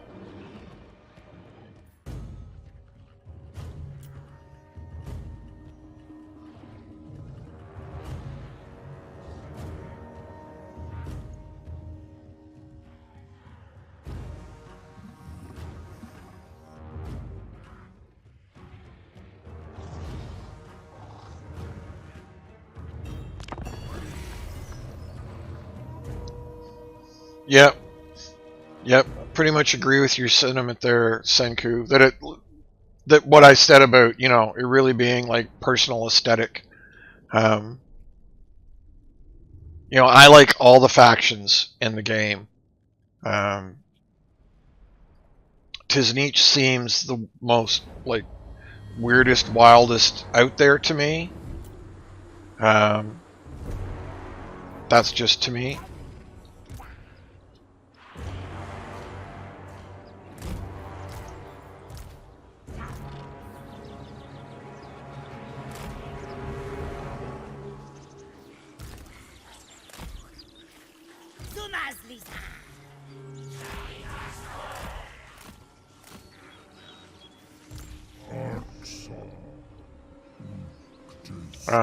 But yeah, there's definitely some strange stuff in the game, for sure. For sure.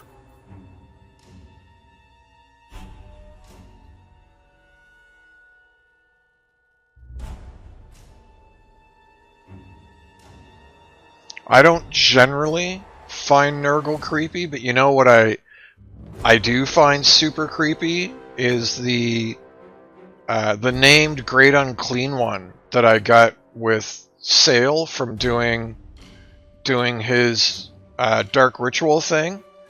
At one point you unlock a named Great Unclean One.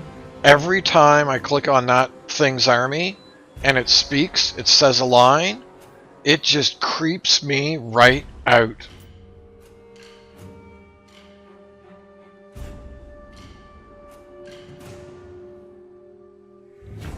That's interesting.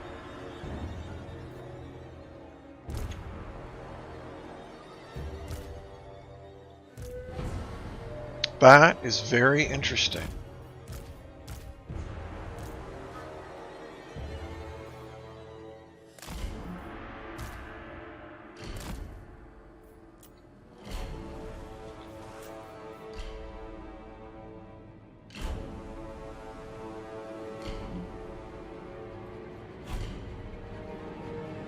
So he's just gonna stand idle, huh?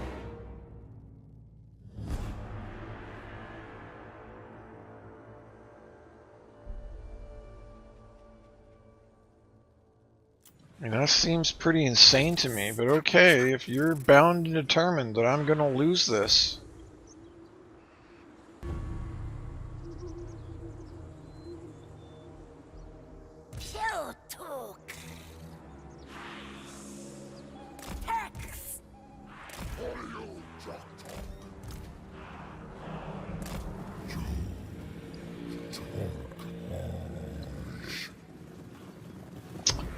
Yes, good point. Good point. I'm a huge fan of Skaven as well. I just find them fascinating. I think they're one of the most unique. Wow, I wish I had Purple Sun. If I had Purple Sun, this fight would be over. I think they're one of the most unique fantasy factions that I have seen in like anything.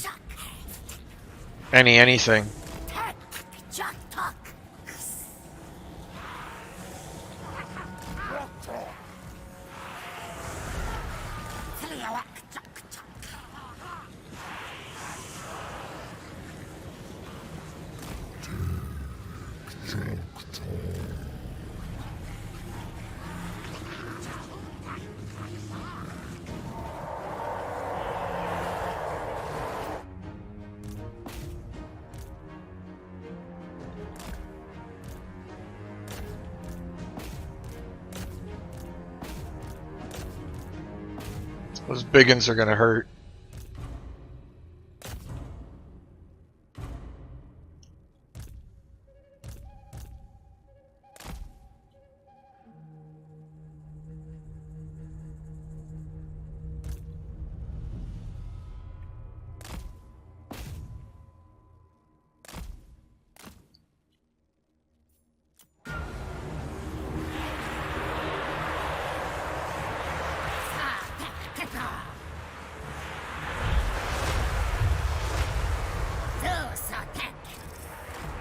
Yeah, I would kill for Purple Sun right now.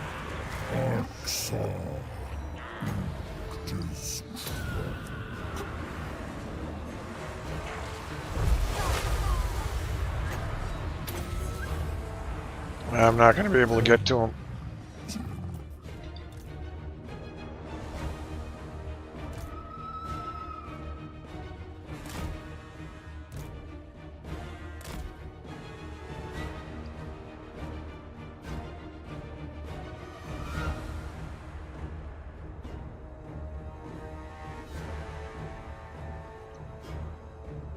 Huh, my arrows don't seem to be doing much either.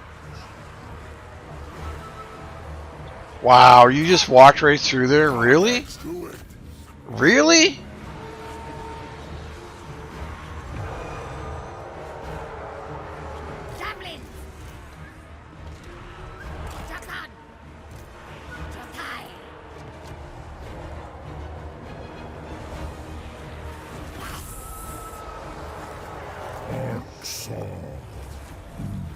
Smashing right through me like I'm not even here.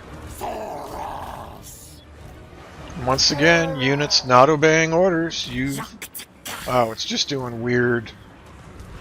I don't know what it's doing. Huh?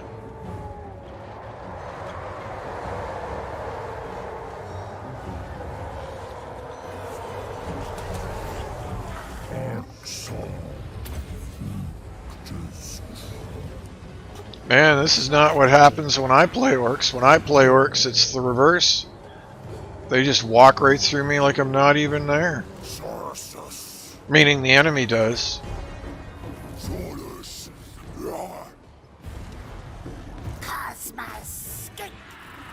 Huh.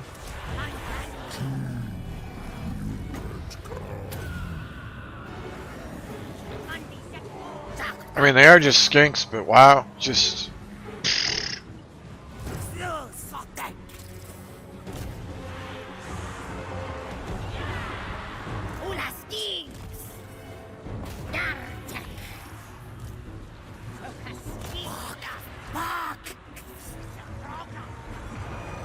Oh, now he's getting shredded.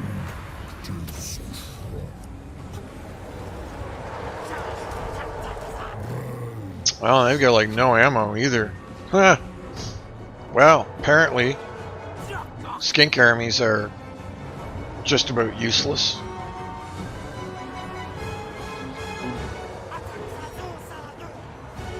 I mean, that's good to know. That's good to know.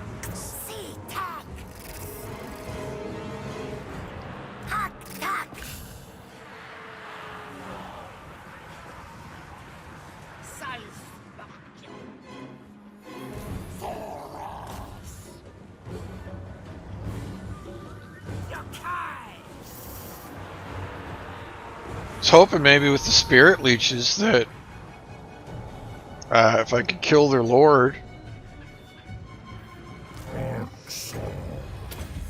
that they would all break.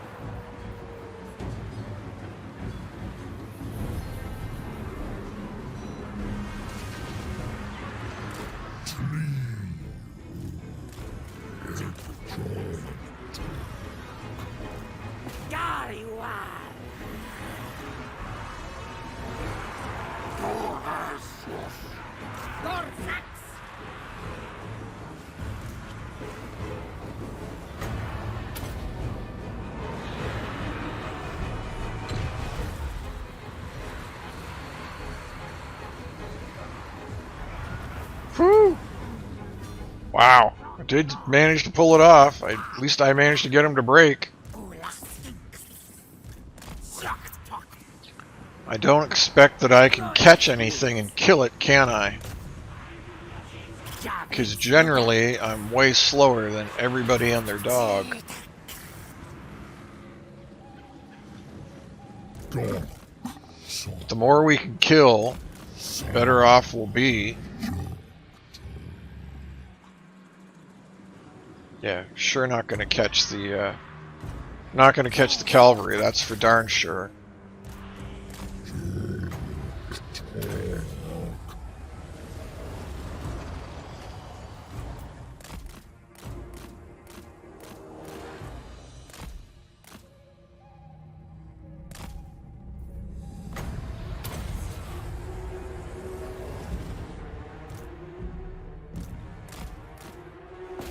We're managing to get a couple of them finished off, so that's something at least.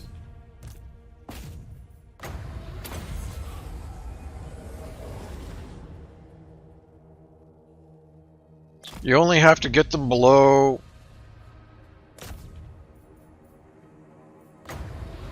below 6, by the way. If they have fewer than 6 units, they're dead.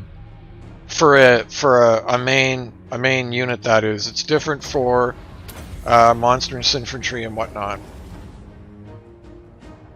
But if you can get them below 6, they will be considered dead when we end the battle.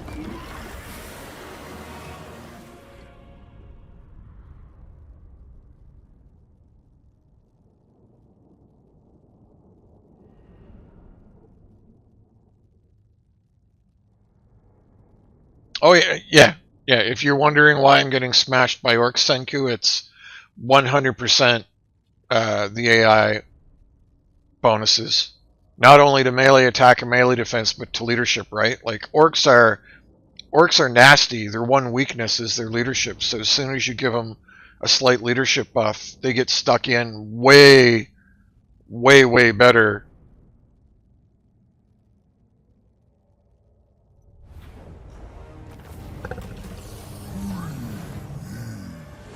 So I think we still come out of this looking okay. Oh, another cube of darkness. Oh, and we get our awesome. He ends up with 2 units. So we can 100% finish him off, which is spectacular. Run back for some healing. Now we have Purple Sun, which would have completely changed the face of that combat.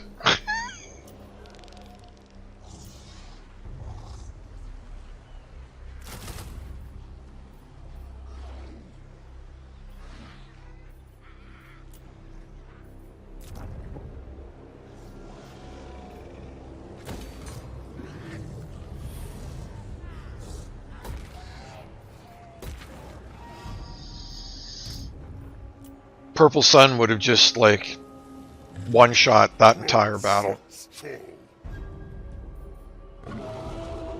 Alright, end turn. Muting you for just a second. Grabbing a coffee.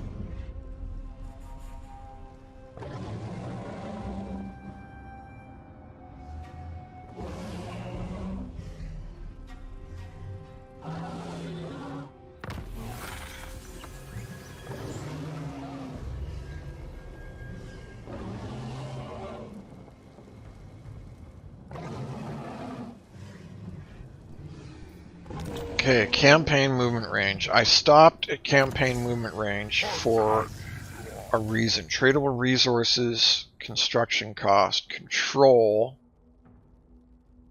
Because I debated going and getting something else.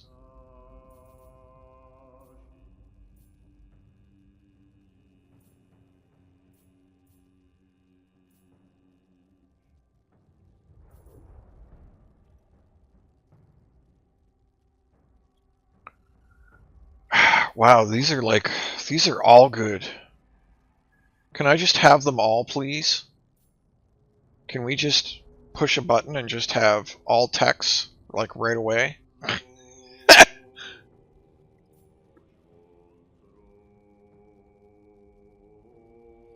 Replenishes, it's only 10%, but replenishes. No, we're gonna finish this out. We're gonna finish that out. Still, you know, still want to do some of the battle ones too. Looks like he is just short. Maintain current expectations, and our liaison shall continue. Who is he at war with? He's at war with some really strange factions.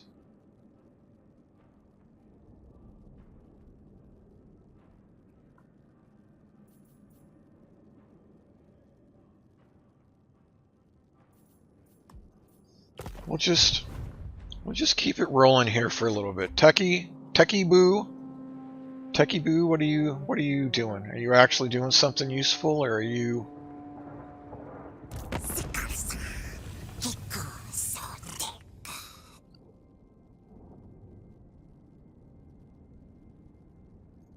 Yeah, rather than spending money, they both seem to like me beating up on Slanesh, so I guess I will just keep doing that for the moment.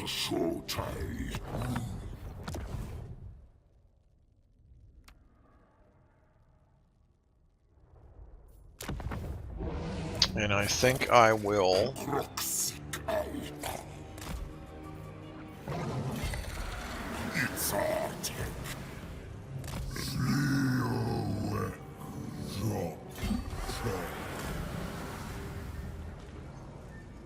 There, now they should both be able to reach. And he should come back up to full strength. 250 spawning. Is there anything I want? That's solid. That's solid. So at this point, really, all we need is, like, dinos. Oh, he has to be...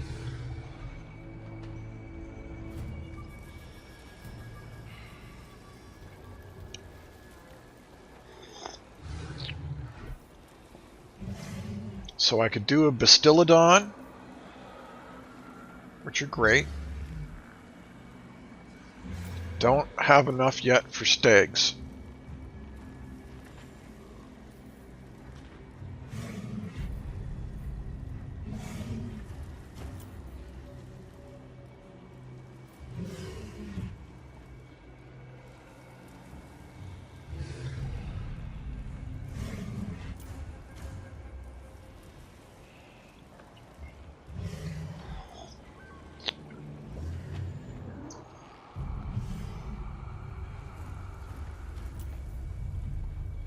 Ancient salamander.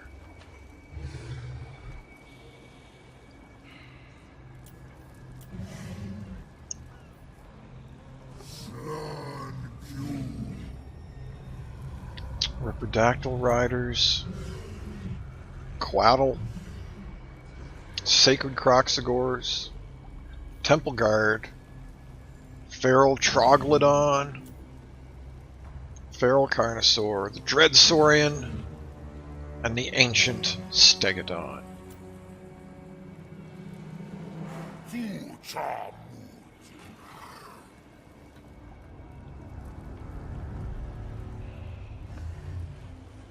I mean, that's what the Carnosaur is. It's a T-Rex, 100%.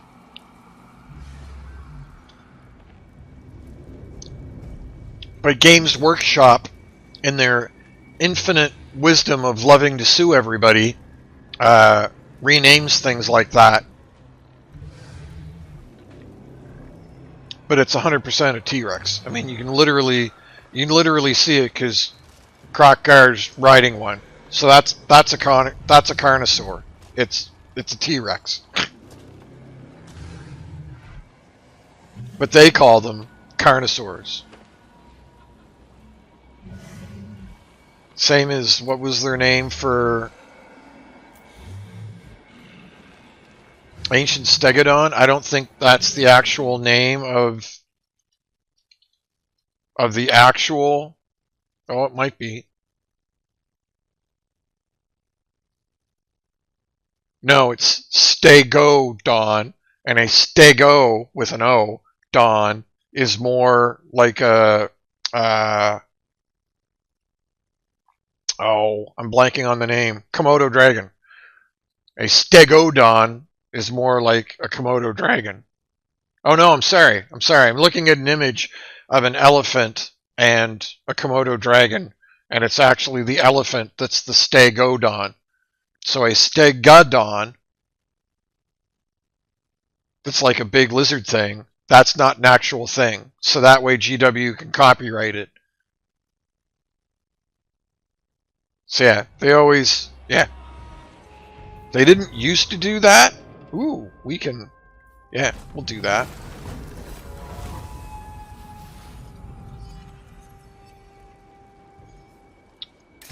Gotta do another life priest. I really like the other lores, but like at the end of the day, life is just so powerful when it's combined with, so that's a 2nd gen.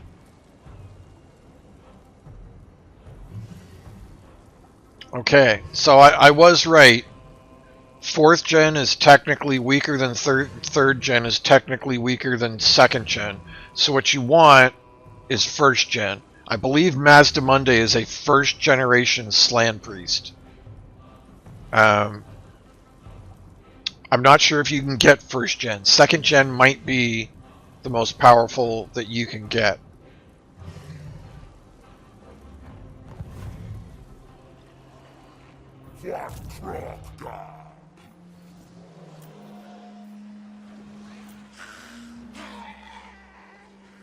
Oh, our thing ran out.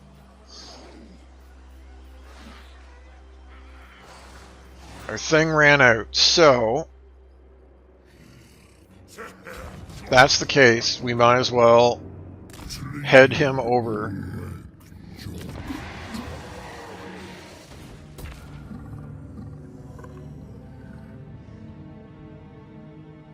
Yeah, yeah. I believe Kroq is 1st gen as well. Speaking of Kroq, we have his quest. I should actually look at what we have to do. Oh, just win the following battle? Oh.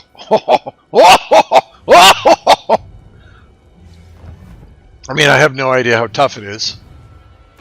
Is it a tough battle? You stinky Skaven. Stinky Skaven says.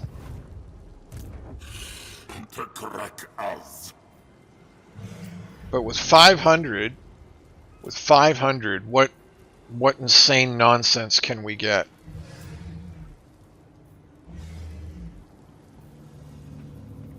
Blessed Ancient Stegodon. Ancient salamanders are nice. Oh, he's actually 300 compared to...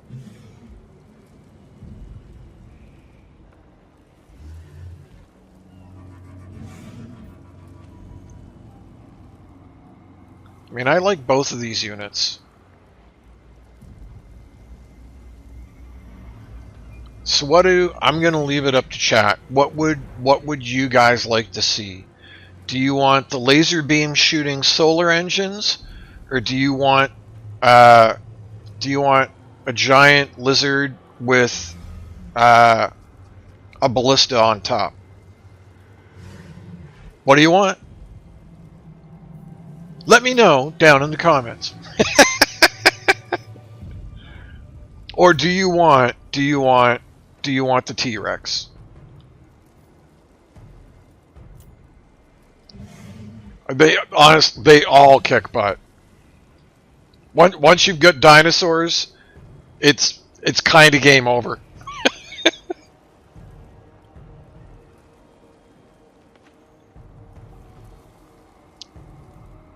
What have I got? Exactly 500?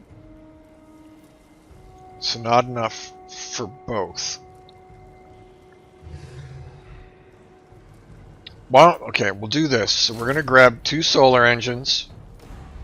And they're blessed solar engines. That kills the rest of our money, though. But that's okay. So I probably should have waited and got those next turn. But whatever. Whatever.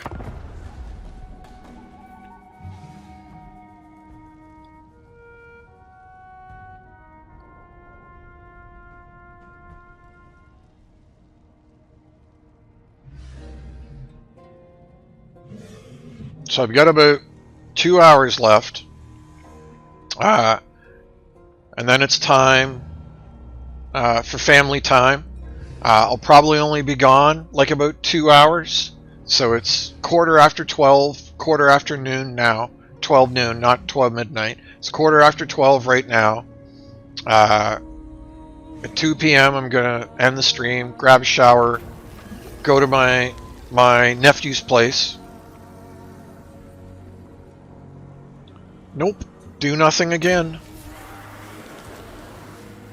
I'll probably be gone maybe closer to 3 hours, but you get the point. 2 or 3 hours.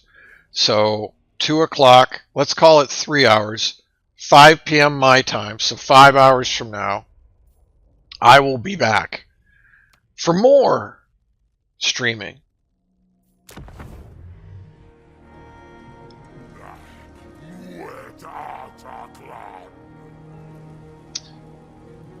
Yeah, I'm not worried about the income. I can just start sacking settlements.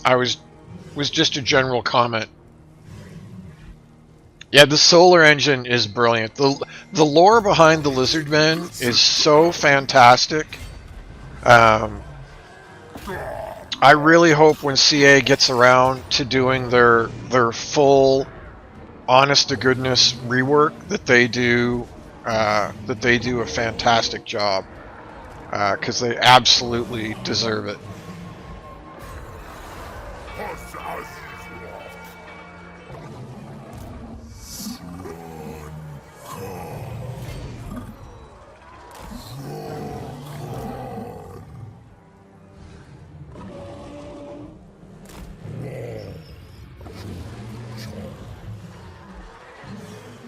Hi, Ashlyn.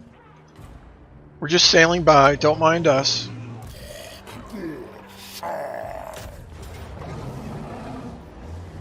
Okay, so we're going to fight this. Not particularly because I want to, but because you guys want to see dinosaurs.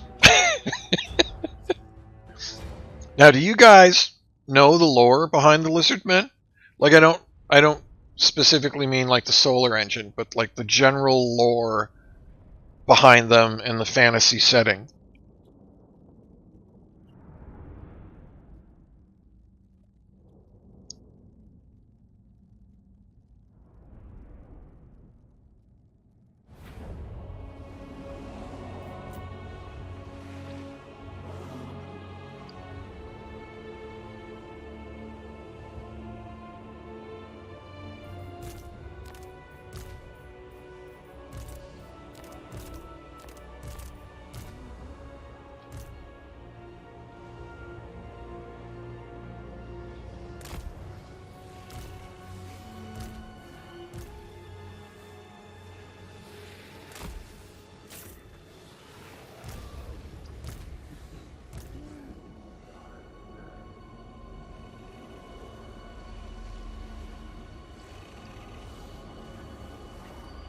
I think I actually put them like way, if I can find a spot.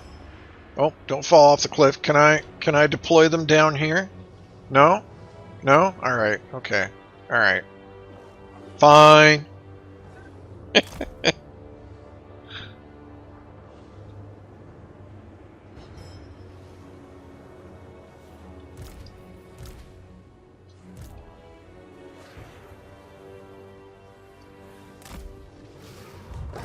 Oh yeah, I forgot our Skinky Doodle Doo is flying now.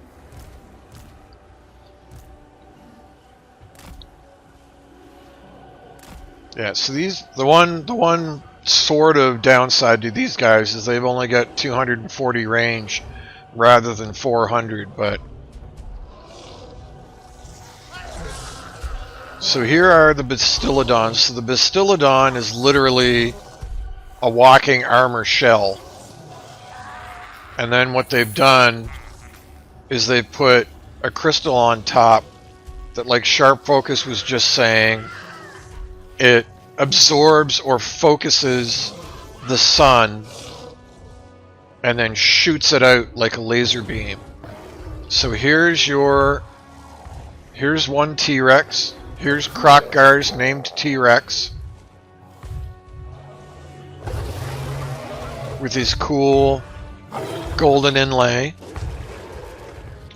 And then here's the Carnosaur T-Rex that the Saurus hero is riding. And I love how outlandish and kind of ridiculous their saddles are. Like there's no way that would stay on a T-Rex, but I love it. I love it. It's so Warhammer 40K. Or not 40K. It's so Warhammer. It's great.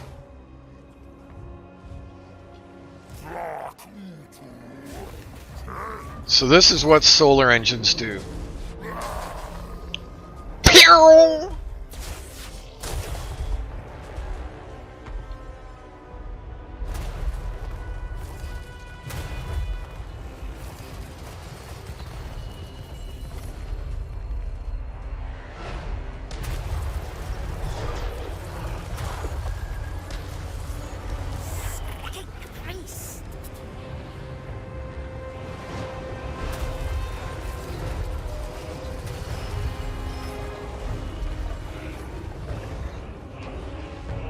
Yep, that's another great touch.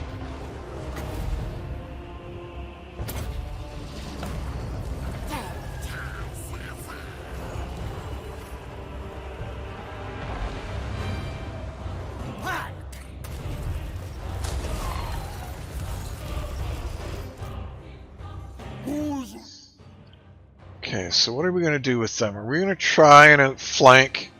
It almost never works. Because the AI just... Oh, they've got Hellstriders. Nasty. Nasty, nasty, nasty. Okay, I'm just going to leave them there for the moment then.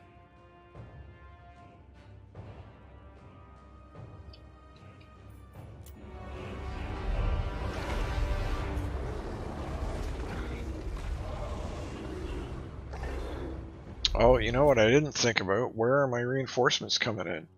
On the opposite side of the map. So we will... I think we will change that. If it'll let me. Can I literally not come in anywhere over here? That seems... That seems wrong. Or did I have to change it at the start of the battle? I thought you could change it partway through.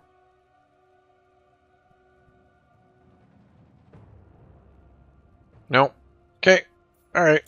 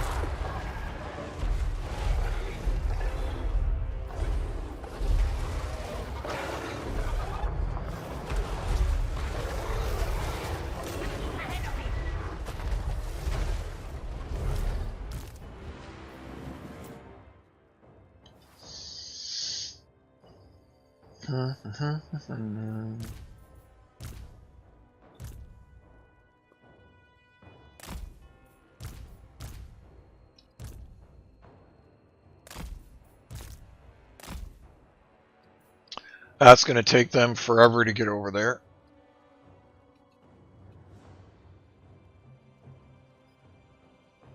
Or should I just... Huh.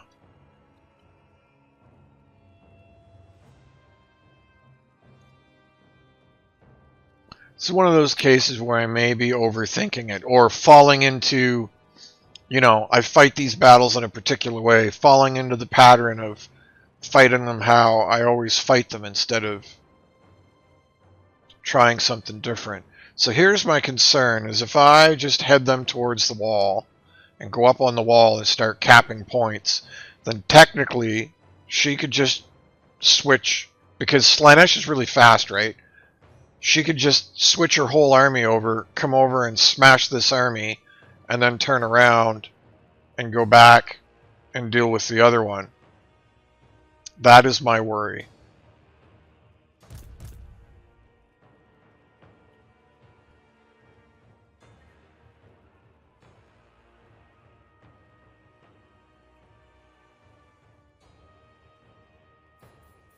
Oh, I totally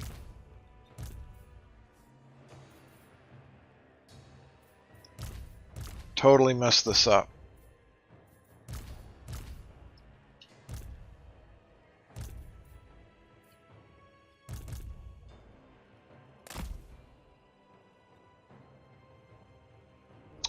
Let's try something different. I mean, we're kind of experimenting today anyway.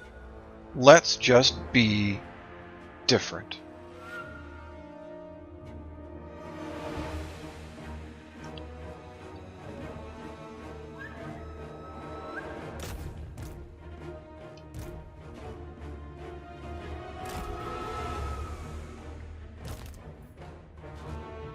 Still going to send him that way, though.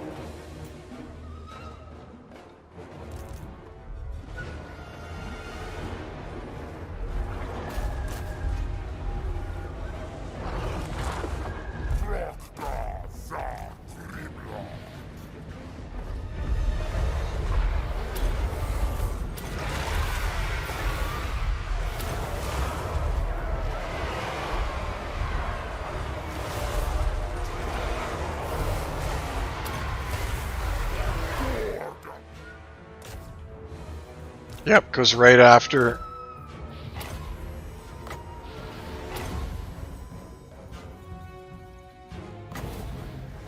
Not surprising, but she goes right after the weak caster.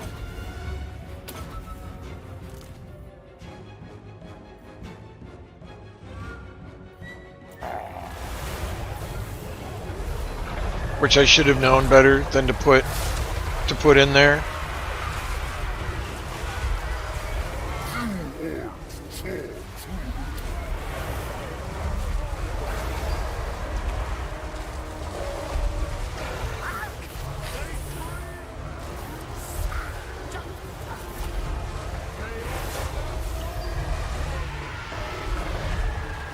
So what I'm going to do is I'm going to put him in a separate thing, because otherwise I'm going to end up doing that again. I'm going to end up running him right in.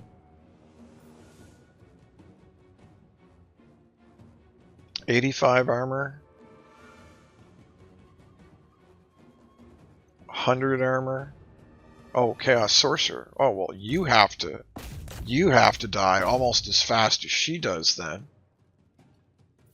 I was trying to decide whether there was any point in doing that, and I don't think that there is. I could drop a comet. No, I think we're just gonna chillax.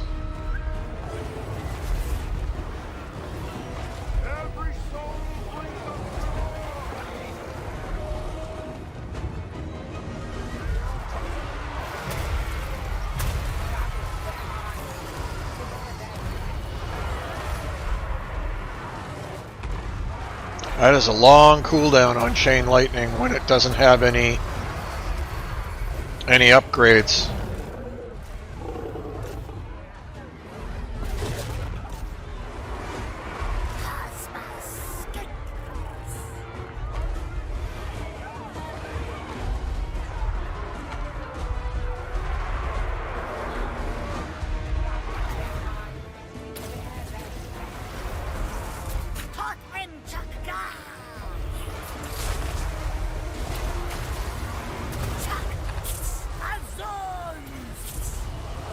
Oh, whoops. Well, I didn't know how that worked. That's not how I thought that worked at all.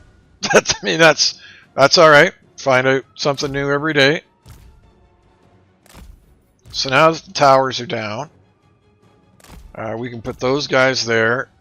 We can head these guys in. And we can see if you guys can shoot over the walls at all. What are you guys up to? So you're there. You guys are slowly climbing. So what we want you to... Oh, wrong thing. What we want you to do is we want you to cap that.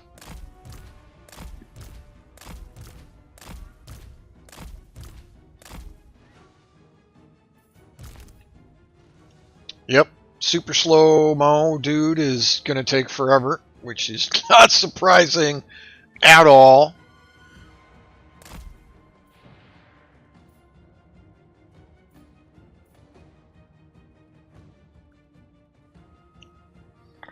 I didn't realize his bomb drop was right below him. So that was kind of a boo-boo.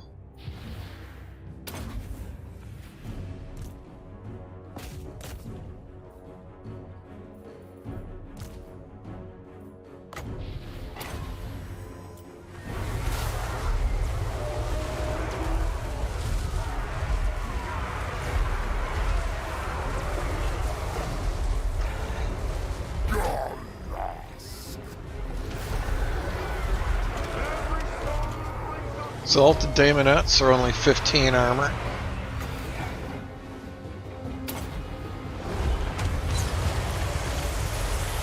Nice, that's decent damage for a little wind spell.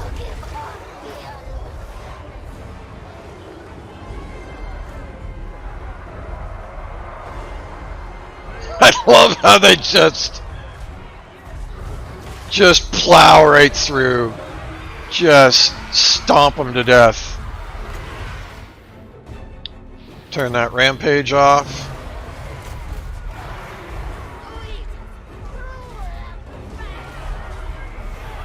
They are getting hurt though. So I just heard the cha-chung. Yeah, great positioning. Great positioning. Yes. Oh, and they are firing over. Spectacular.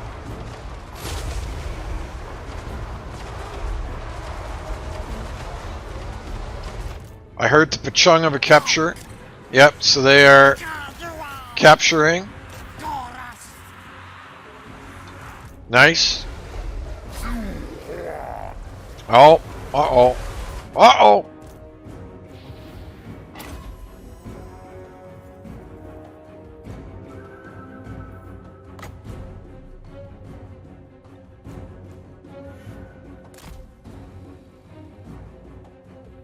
Wow, he got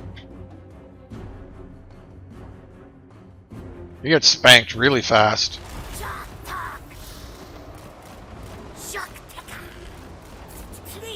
Come on, come on. Why aren't you moving? There we go.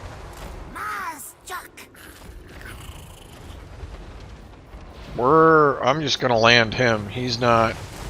We can't be playing around with that stuff.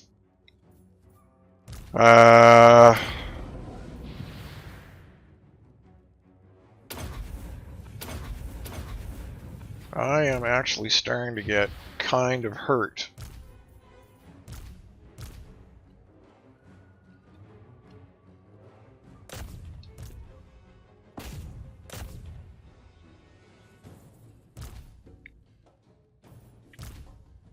So you I can probably pull out at this point. How much of a force does... There's still a considerable force left here.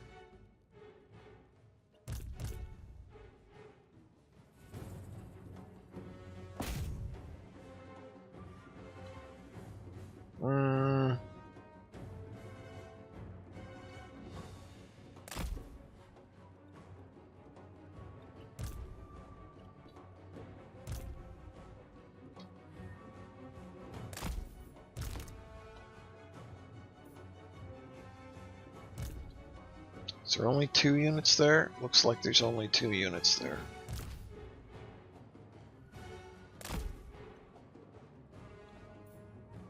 So what I'm trying to do there is I'm trying to get them out to the flanks so I can pincer them. Actually, you need to come out too.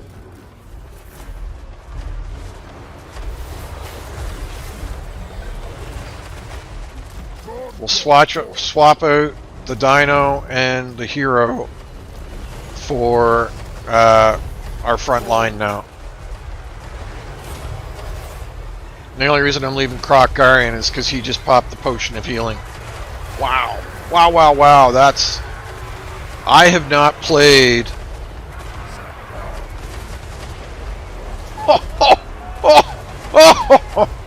That's I'm not gonna lie, that's pretty gross. I have not played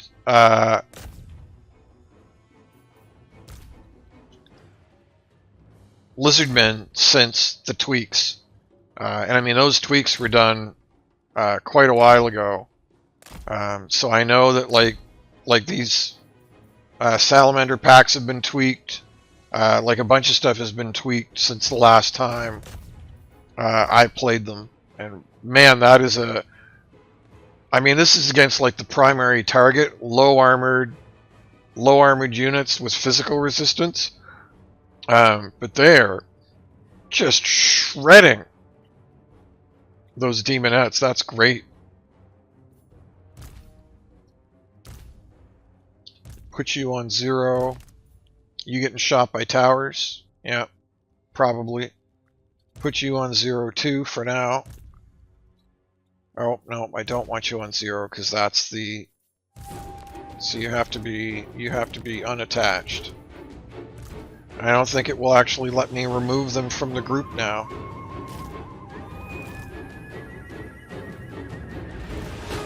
Okay, they're out, so that's good. They are out. These guys are almost out of ammo.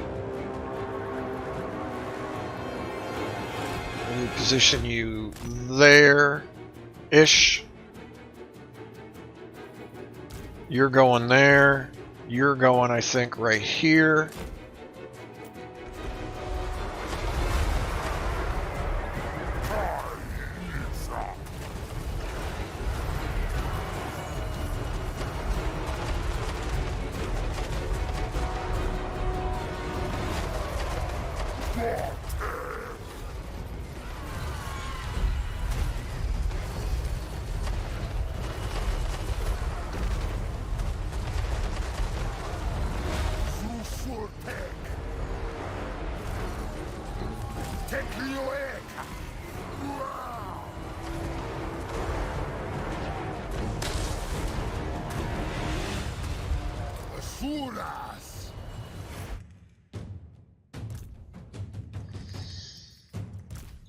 You 3, go this way. You 3, come this way.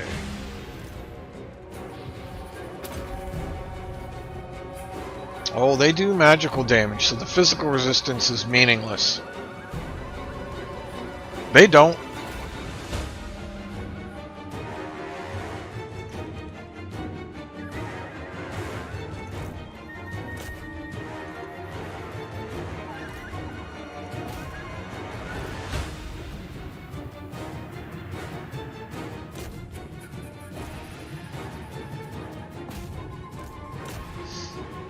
Yeah, I waited too long. So now Daemonettes, which have devastating flanker, they've technically hit them in the flank.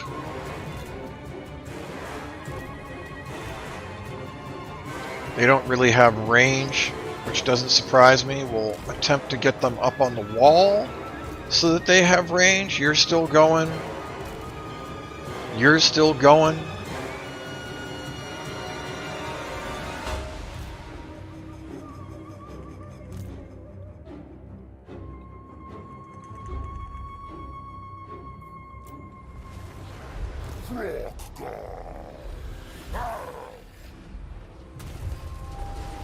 It's mostly those towers that are doing a number on him. Asuras!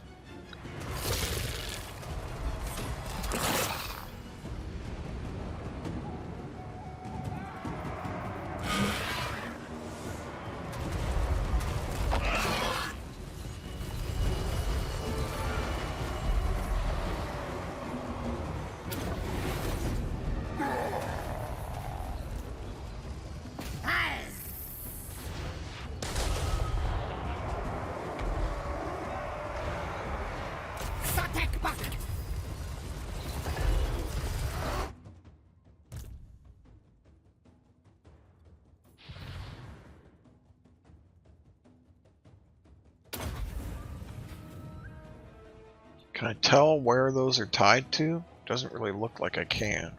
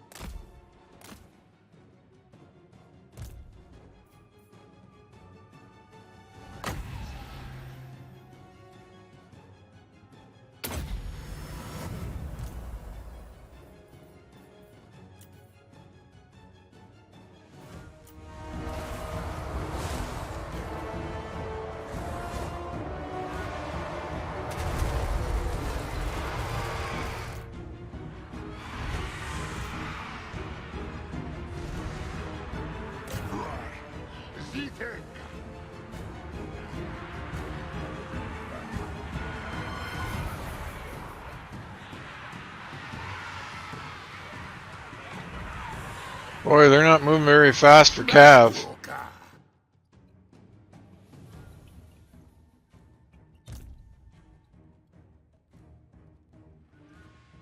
I mean, that's because these guys are still, like, stuck in the door, but...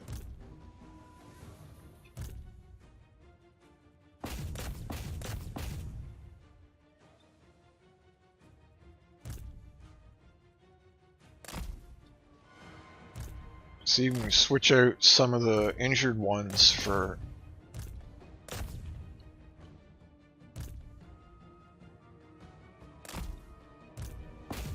healthier ones.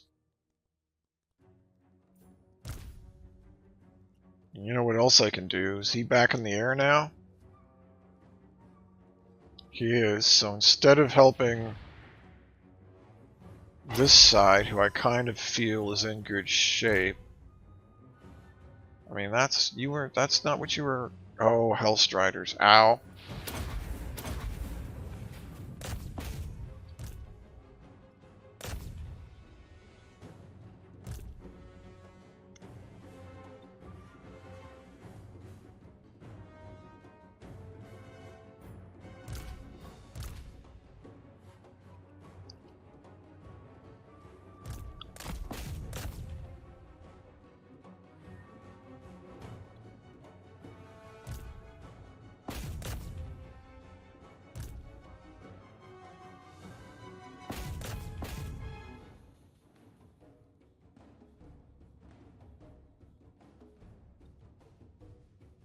Hmm.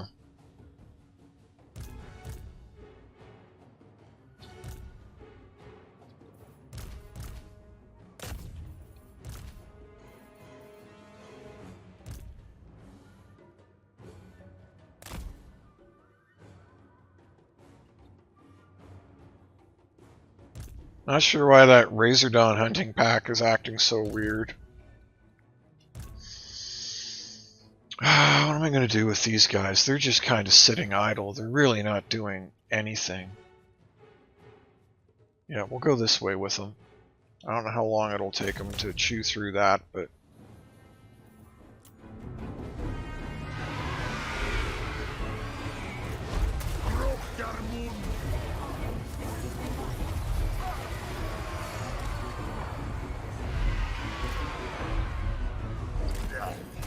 Take Doctor!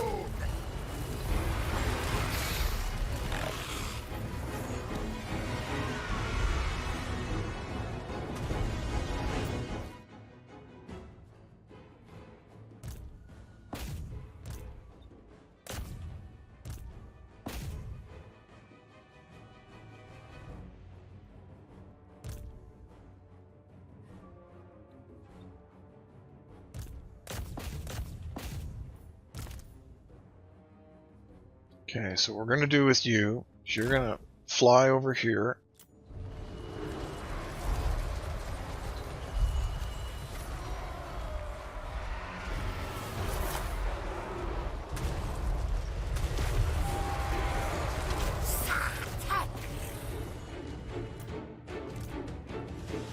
What are you doing?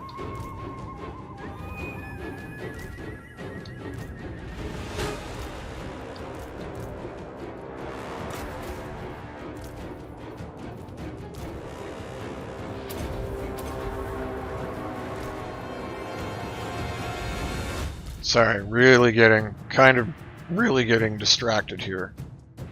Not any of your fault. Totally my own fault. Okay, so these are all... The only thing there with any real strength is the Forsaken. So we will drop...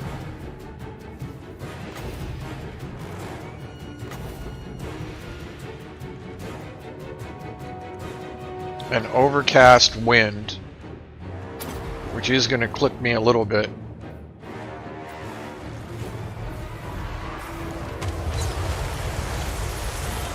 Nice! And then he's going to fly the whole way over here.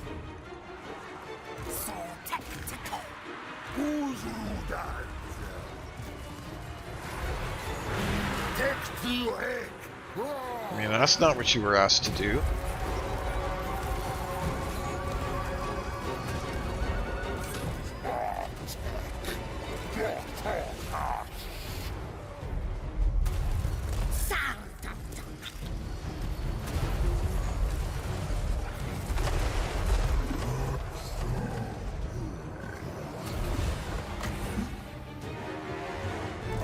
Where are you going? Like, literally move your butt.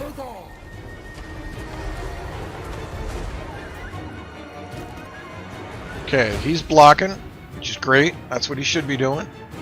They're tearing through them. They're starting to get through them. You're sitting idle. You should go...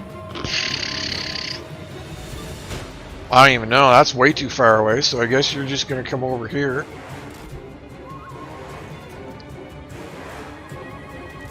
Yeah, we'll just collapse everybody on that. This is almost capped. Now we can drop the heal.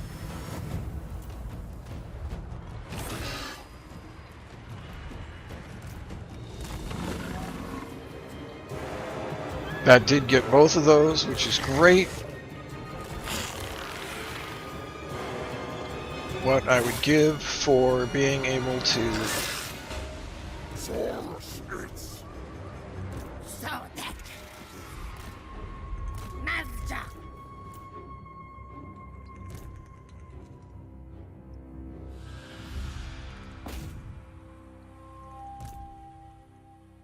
Oh, that's not what I wanted. Can you... Oh, you guys take up like way too much space on the wall. You're not even firing, are you? Nope. Nope, they're not even firing. Don't even have, apparently, line on them.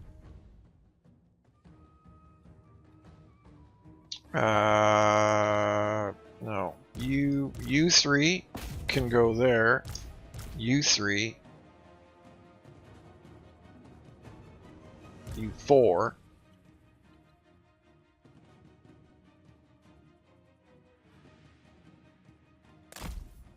No, you 3 can start working up this way. You 4 can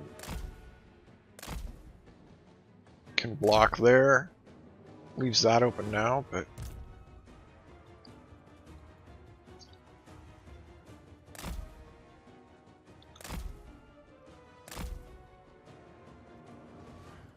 yeah, maybe not. Maybe not.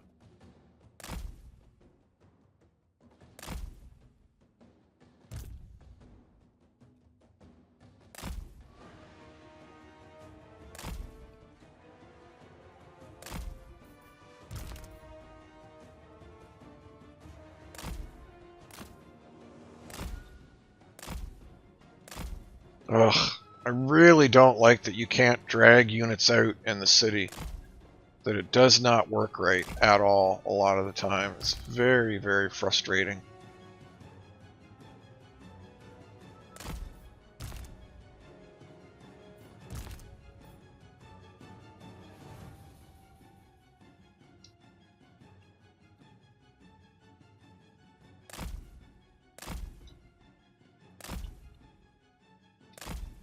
But it just doesn't need to be this hard.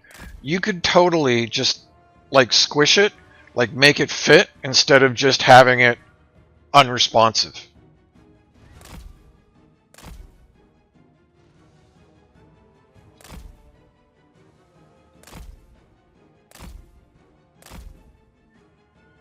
There, that'll have to do.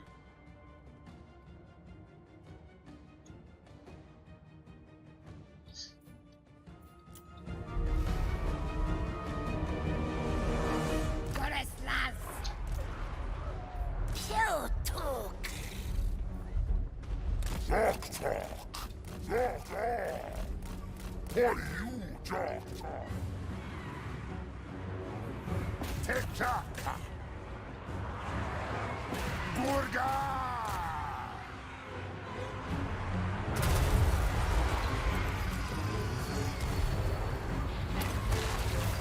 Contemplations!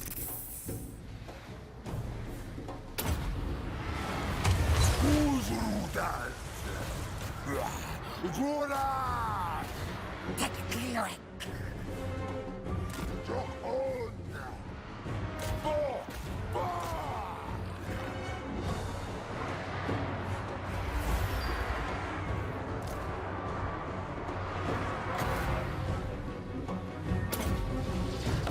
Sargax! Lihorek Joktoka! Joktok!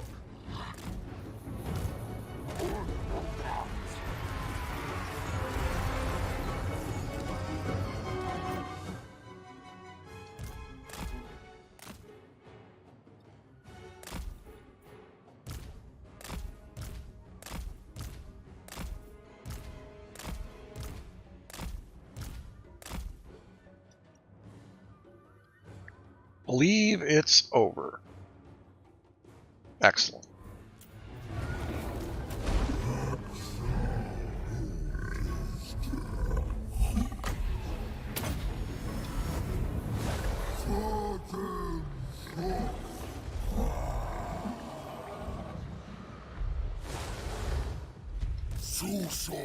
So I mean that went pretty good. About as good as you can hope for, honestly.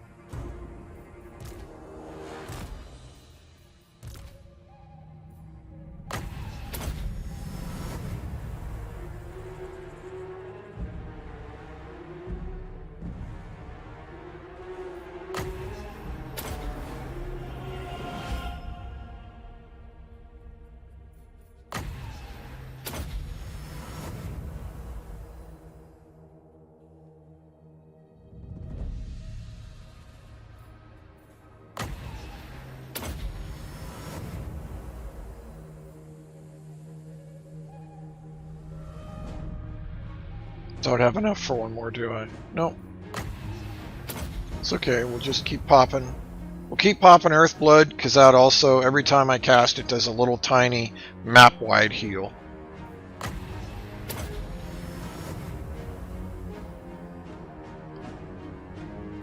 There we go. That's as much healing as we can get.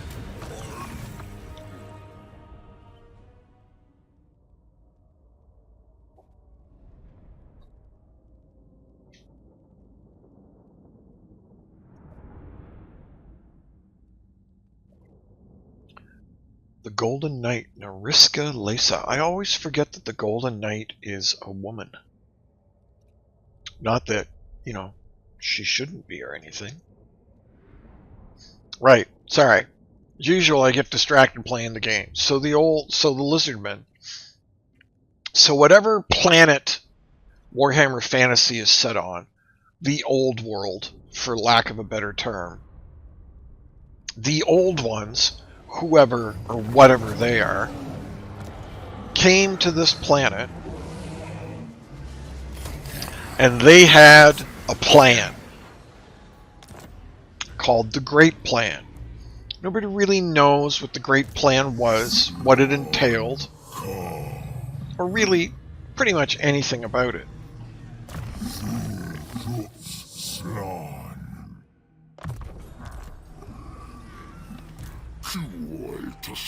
But they started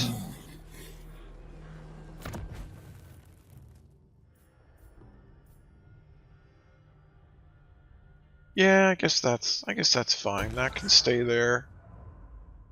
I don't need to upgrade that yet though. Okay, we've already got growth. So yeah, we'll do walls. Nobody really knew what that plan was or what it was about. But there was a plan.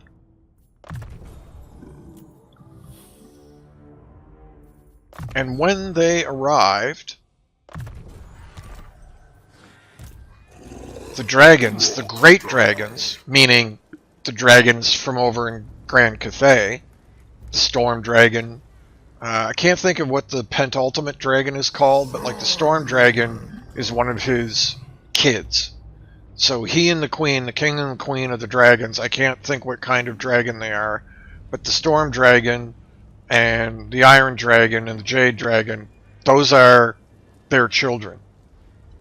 And at that time, the planet was like a very primordial,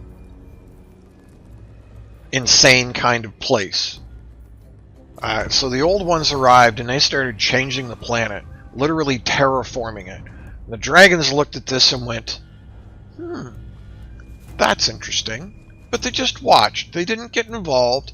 They just watched. And as the old ones played with things, the dragons eventually decided to sort of get in on the fun a little bit. And that's when they took the humans and made Grand Cathay and tried to make a society of their own. So they were somewhat inspired by the old ones. But the old ones created or uplifted, we're not sure exactly which, I forget, you know, sometimes they change the lore, so I don't know if they genetically engineered, meaning created from nothing, or if they uplifted them by genetically modifying them, meaning, I'm talking about the Lizardmen. So either the Lizardmen already existed, and the old ones genetically modified them to uplift them into something greater, or they didn't exist, and they were straight up created by the old ones. I forget exactly which way the story goes. In some regards, it doesn't matter. At the end of the day, the old ones created the Lizardmen, and they were the first race the Lizardmen the old ones created. They were the first, and they were let in on the plan. The old ones explained to them that there was a plan, taught them what the plan was, and like I say, you know, let them in on the plan. Let them know that there was a plan, what the plan was about, and why they were here.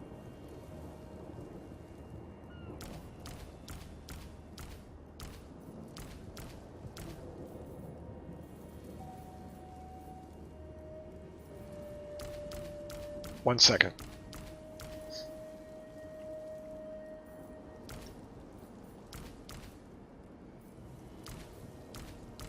There.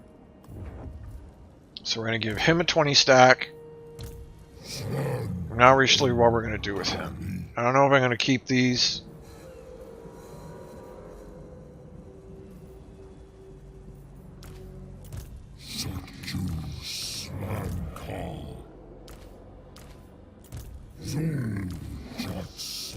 There, that's what we'll do. We'll keep him, give him a minimal army. So the old ones show up. They create the lizardmen. They let them in on the plan. Basically design them to be, you know, their servants to help execute or bring about the great plan. And then they proceed to go about doing whatever the great plan was. Now, part of the great plan was that they created a portal at the North Pole of the Old World and at the South Pole of the Old World. And these were portals in the same vein as like the webway for the Eldar in 40k. And we're not really sure if these are the same old ones from 40k, because the old ones are like the ancient originator species in 40k as well. We don't know if these are the same. In very early Warhammer, like Warhammer Fantasy first and 2nd edition, or 40k first edition, it was heavily insinuated that they were the same, and there were even theories put out that the old world was a planet in the 40k universe that was cut off from the rest of the universe by a massive warp storm. There were theories as well that Sigmar, the great god of the Empire, was actually like a fallen space marine, maybe a fallen Primarch. Those ideas don't really exist anymore. Not really. And many people are like vehemently against that idea. They want their fantasy and 40k to be separate. But like way back in like 1st edition, Games Workshop released 2 hardcover books about the Chaos Gods. Okay, I can't afford a place, that's fine. One was Khorne and Nurgle, and one was Slaanesh and Tizneech. These were hardcover books, and they were massive. They were like bigger than a 40k rulebook, or like the size of a 40k rulebook. And those books could be used for either fantasy or 40k. They didn't release separate books for fantasy and separate books for 40k. And these books, for each god, so for Khorne, Nurgle, Slaanesh, Tizneech, they had D1000 tables. So you would roll 3d10, and one would be the thousandths, one would be the 100s. So if you rolled a 9, that would be 900. So one would be the hundreds, one would be the tens, and one would be the 1. So if you rolled 969, that's 969 on the table. So there was a D1000 table for each god that had all the mutations for like a spawn, a daemon prince, or like just a guy, just a random dude that started worshiping the gods and started getting corrupted and getting mutations. And same idea, there wasn't a separate table for fantasy and 40k. So literally, way back then, if you were like a champion of chaos and you rolled on this table, you could end up with a las cannon arm in fantasy. So, you know, never have they said, like, officially either way, but I'm just saying early on in the inception of this stuff, there were, in my opinion, some pretty clear indicators that they were, in essence, the same universe. Doesn't make it official, doesn't make it true, I'm just saying. Anyway, so all of that aside, let's assume for the moment that they are not the same. Ooh, Quaddle. Ooh, and the Ripidactyls. Oh, and Sacred Kroq-Gars. Sacred Kroq-Gars! I think Kroq-Gars are super cool. I love that they didn't... I love that with the Lizardmen they didn't just stop at, like, skinks or saurus. That there's, like, literally sentient alligators. Anthropomorphic alligators walking around. I just love Kroq-Gars. I think they're... I even like their power fists. I think Kroq-Gars are super cool. Anyway, sorry, I keep getting... as usual, I keep getting off topic. So the old ones came to the old world. Old ones, old world. Funny that. The old ones came to the old world and started terraforming it. They created the Lizardmen as their servants. They made a gate at the North Pole and a gate at the South Pole. So we don't really know, like, maybe they crash landed here and they were trying to escape. We don't really know what they wanted the portals for, but the portals clearly led out into, like, space, right? It wasn't just to travel on the planet. And it came time where the portals were complete and it was time to activate them.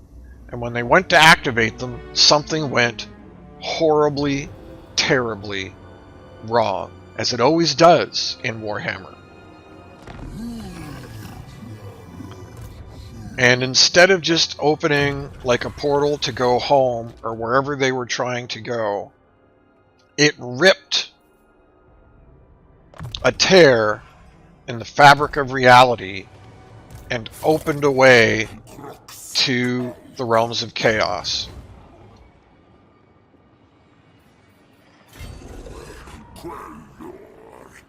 That says I have enough movement. I'm not sure I believe it.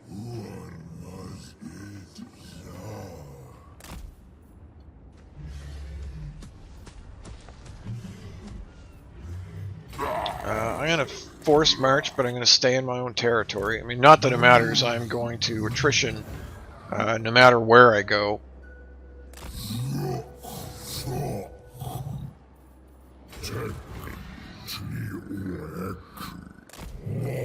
They opened the portals. It tore a rip in the fabric of reality right into the realms of chaos, and daemons just started pouring through in waves.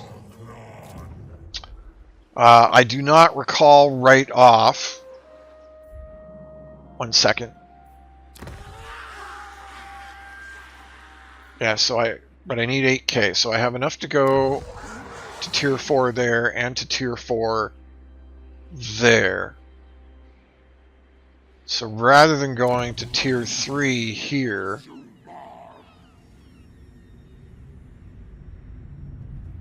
no, I will. We're going to do that. And then, so I need 16k. I need 8k twice. Daemons started pouring in. I forget if the old ones, I think they were killed, actually. I think they died in the explosion of the portals. But daemons started pouring in. And yay! Non-aggression with Oxyotl.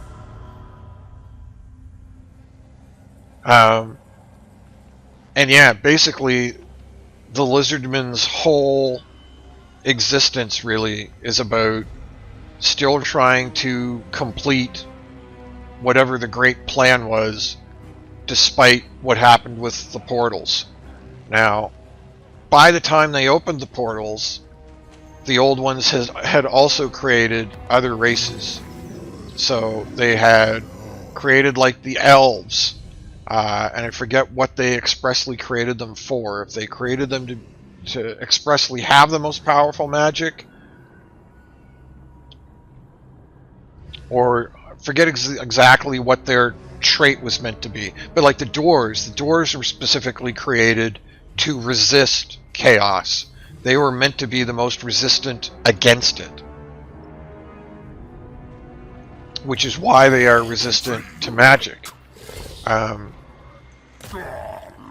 The old ones also created the ogres and the humans.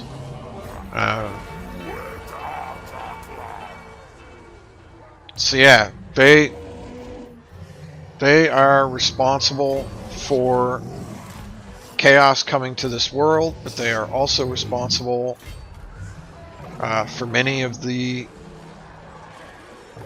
good things that are around. So that's who the lizardmen are. You know, that the old ones not only shared the great plan with them, but they, you know, taught the Slan mage priests magic, which is why they have some of the most powerful magic around. You know, they taught them many of the secrets of the universe.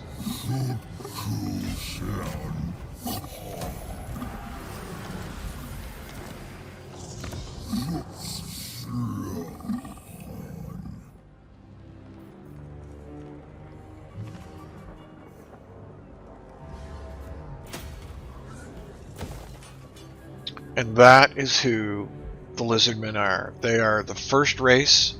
They are the trustees of the old one's plan. They are the ones in the know. The chosen servants, the favored servants of the old ones. They are the bee's knees.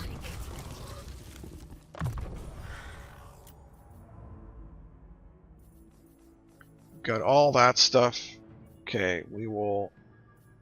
When did I put a second point in Wind Blast? I don't know, but we'll put that third point in.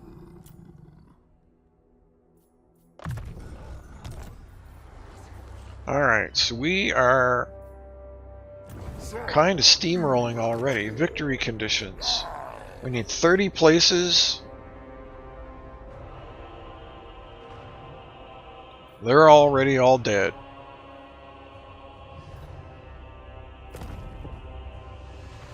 I've got 45 minutes. So if you guys are still here, what would you rather see this evening when I come back? Should I go back to Sail? Sail's already got a long victory. All I want to do on Sail is I want to complete... I think I just finished my third taming hunt, so I need to do 5 trophy hunts, and there's a 4-turn cooldown. So that means we're going to have to wait 25 turns. So somehow I have to like burn through 25 turns, to do 5 trophy hunts in order to unlock the Supreme Hunter thing. That's all I really kind of want to do on him. I just want to unlock Supreme Hunter just to kind of see it. And then I'll end that Sail game as well. But what would you rather see this evening? More Kroq-Gar or more Sail? Please let me know.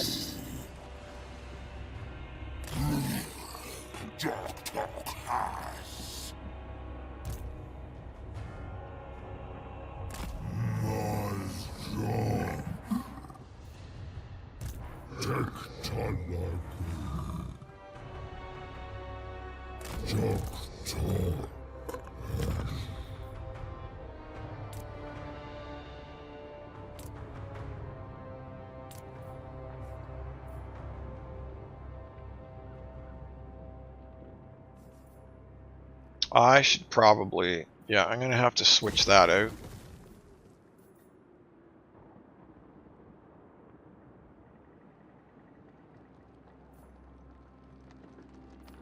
Okay, that actually gives one control.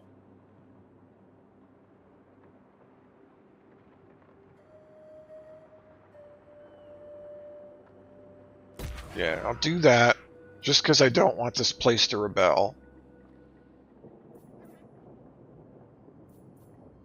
It's also why I turned off income. Who am I still at war with? Oh yeah, the Exiles of Korn.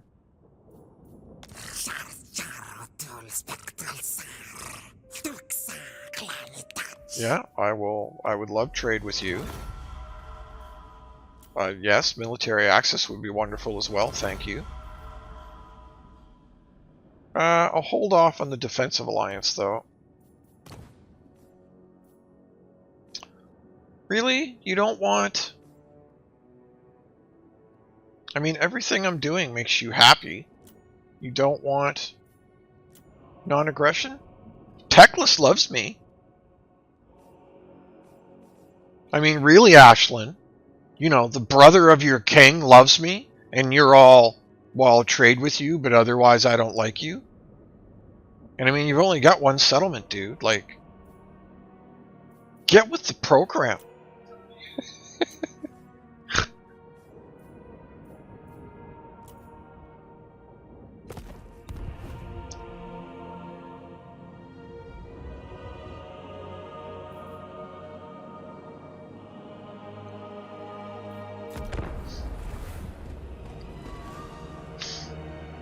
Senku, if you're still here, do you have any preference? Would you rather watch more Kroq-Gar or more sale ridiculousness?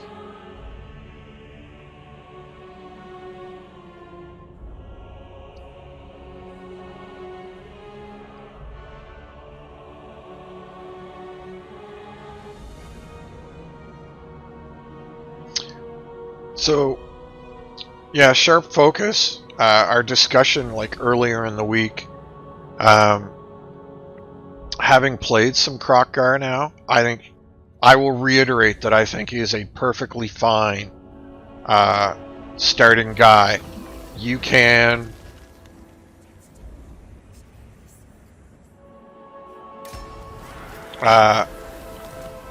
pretty much ignore the spawning thing, like kind of just put it out of your head, and it'll just every once in a while it'll pop up like a quest that will reward you spawning, or if you like do a thing it'll reward you spawning, or you can kind of just ignore it, and then every once in a while just sort of glance up and be like, oh look, I have like 150 points. What cool unit could I get myself for 150 points? Oh look, I could grab a blessed Saurus warriors. Okay, I guess I'll do that.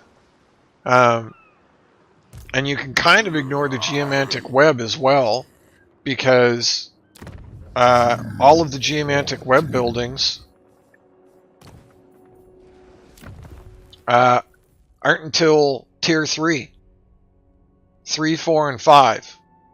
So, yeah, you can basically just recruit your Sauruses.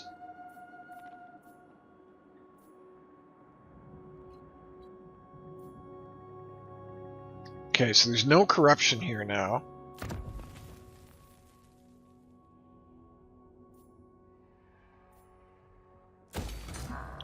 We'll just do control then. You can just recruit your Sauruses and just go beat face. I think he is a perfectly fine starting dude. You know, lizardmen are very, very tough, kind of like dwarves. They are they're slow but highly resilient units, and yeah,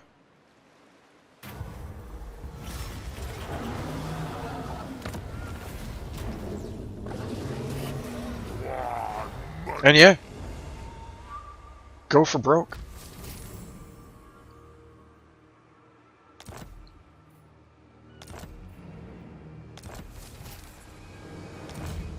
$20K, yes.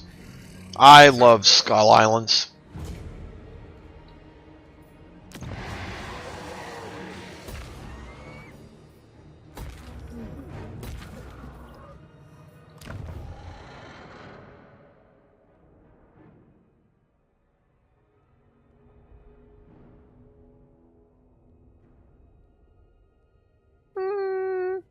No, I think that's just a waste of 6k. I mean, not a waste, but I mean, I don't need it right now either, so...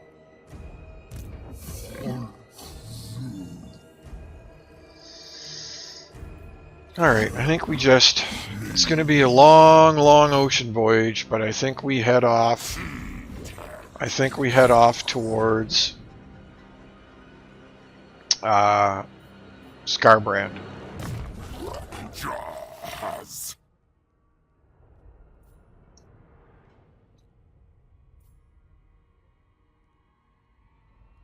We'll do casualty replenishment.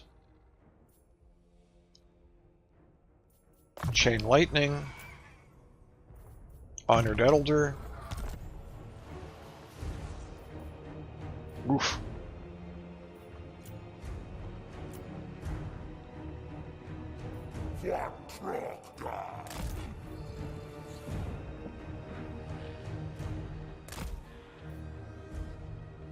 Okay, so that should be fine.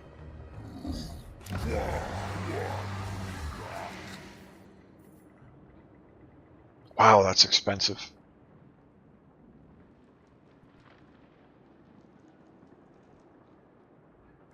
But yeah, we will try to stabilize this place. Yeah, I don't really think there's much point to that. Those are fine. I'll leave that there for now, because that's part of what's keeping the province stable at the moment.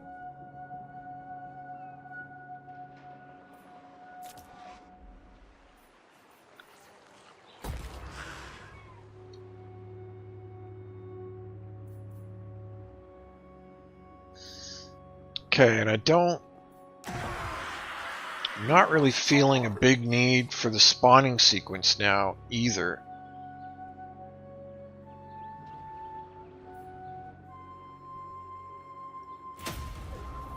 I think I'm going to switch to research rate.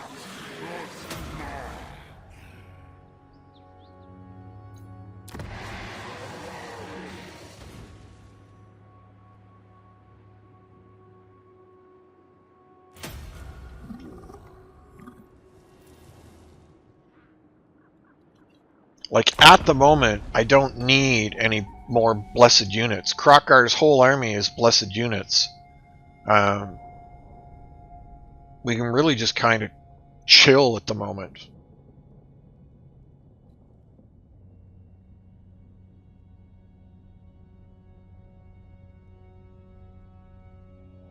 Okay, that's fine, Senku.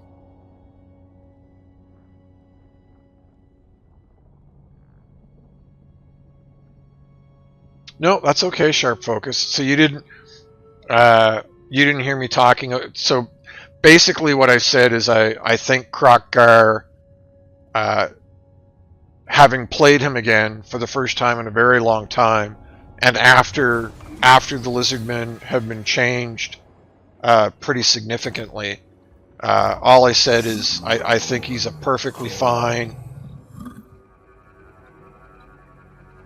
we're just gonna head straight across. A perfectly fine starting lord or first lord. You can basically just ignore the spawning mechanic.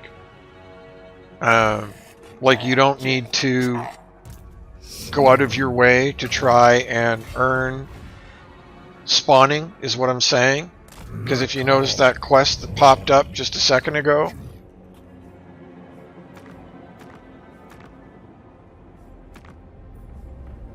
win 3 battles. Quests like that just like randomly pop up. Like, I was trying to make a real point of like having my places in this commandment so that I was earning spawning, and I was really making a real point of trying to figure out which buildings earn you spawning, and it's these buildings over here. But they're all Tier 3, Tier 4, and Tier 5. So if you play Kroq-Gar, you can really just kind of ignore the spawning. And when you happen to do a quest that earns you spawning, you know, you can sort of just go to your army and be like, oh, look, I've got 100 points of spawning. What cool unit, what cool blessed unit can I afford? And you can kind of ignore the geomantic web as well, because those same buildings that earn you spawning are the geomantic web buildings as well. So you can't even do them till tier 3, 4, or 5.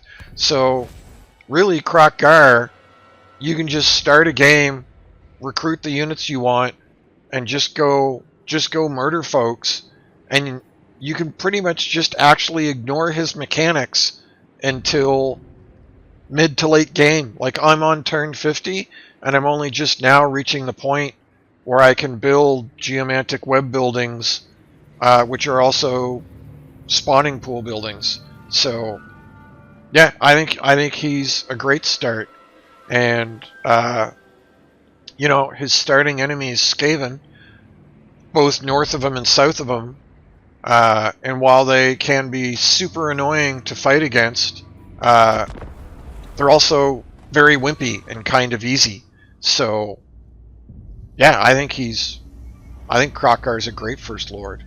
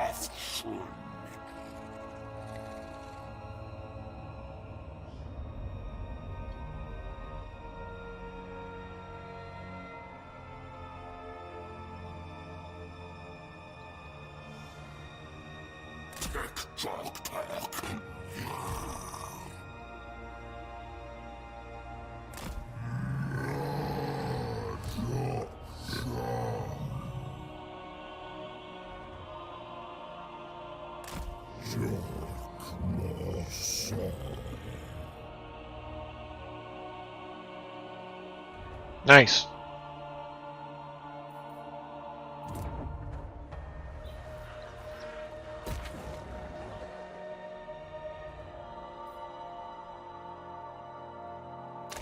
And I haven't really had like any big problems with his economy,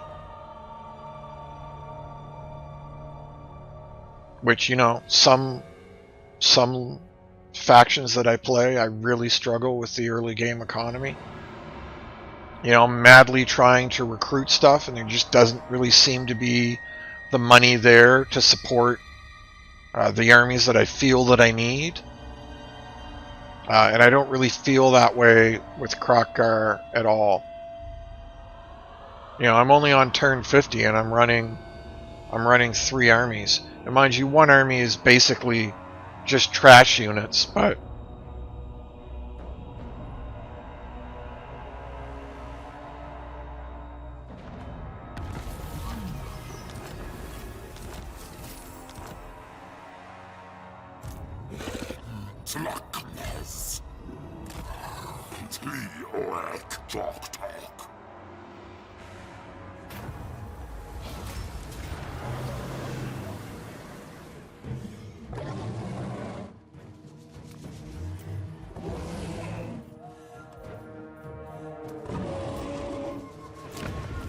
yeah. Just keeps murdering my poor dinosaur.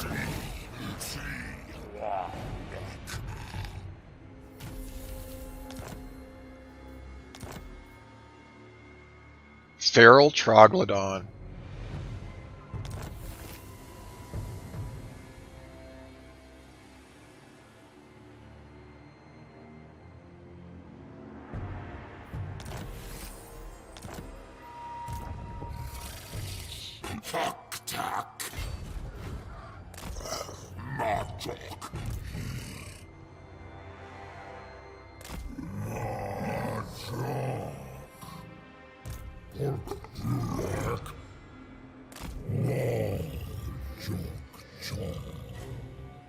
Okay, where are we at with our Trouble Province?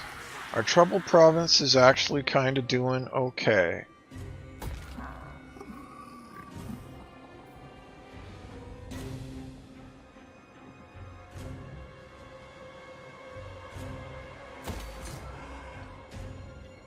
Okay, so in yeah, like 4 turns, so no time soon.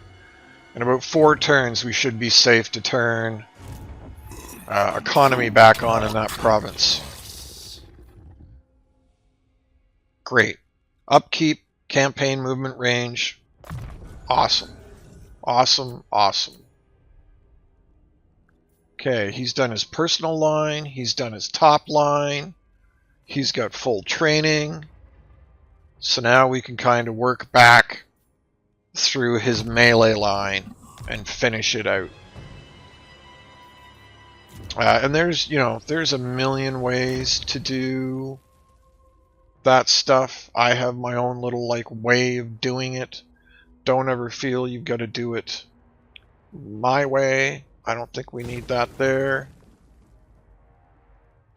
We'll put walls there, and we'll put growth there next turn. We're already back up to 2k with 3 armies.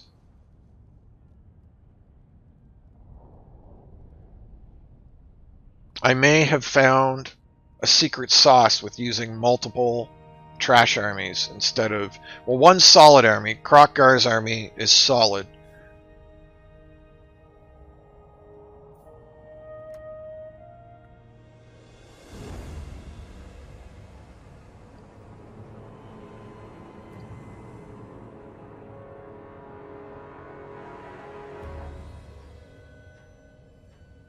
So one solid army, and then multiple garbage armies to reinforce it and work with it. Okay, so now what do I do about the 1,000 mods? Do I ignore them and hope that my allies can deal with them? I mean, if Rakarth is right there... Well, that answers that question. Rank idiocy. That's a little frustrating that he decides to appear there after I've run the whole way over here. But I mean, that is the way the cookie crumbles sometimes. Skarbrand doesn't really seem to be doing anything, so I guess I don't care about him. Inscribed in Clinker-Rune, binding, enduring. Yeah, he's still a grumpy Gus, but at least I've still got the non-aggression for the moment. So I guess we will head towards Rakarth. I guess is what we will do.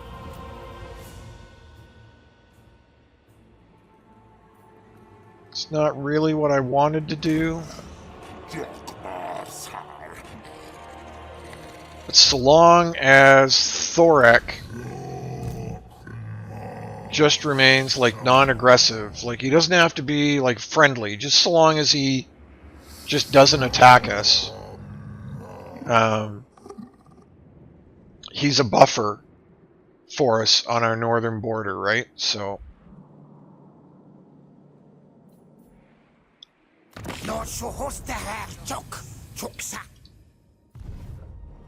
Choksa to you too.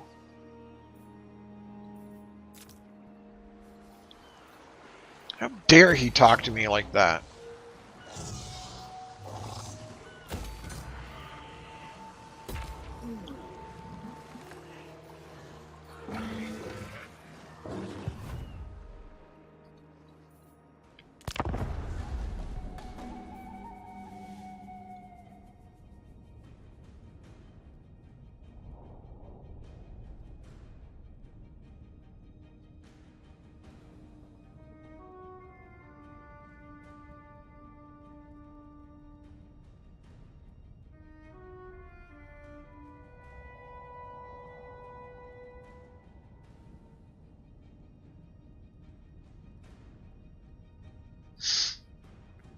I will be right back while this end turn runs. Give me 1 minute.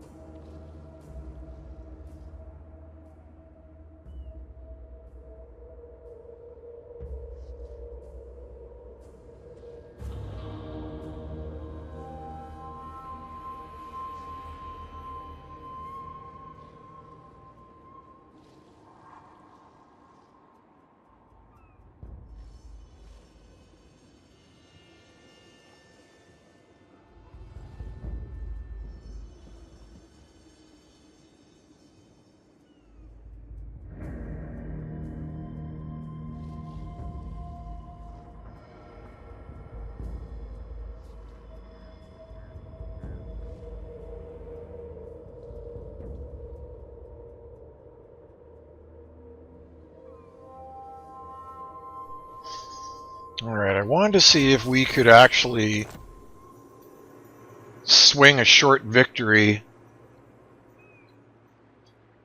in 6 hours of play. Expectations, and our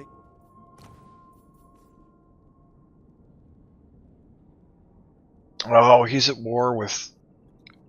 Man, Tic-Tac. Why you gotta be like that, bro? Why you gotta be like that? I would not mind non-aggression with Kemri. Pardon me, but I also don't want to tick off my existing allies, you know?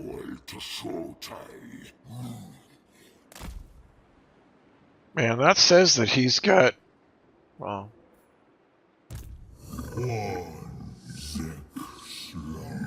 Says that I've got 180 movement, but I'm telling you, this doesn't feel like 180.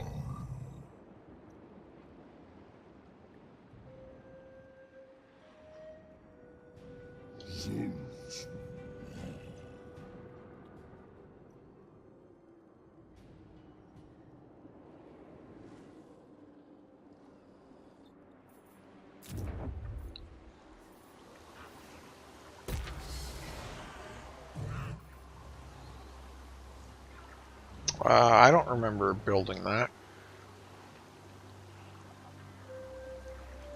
I must have, though.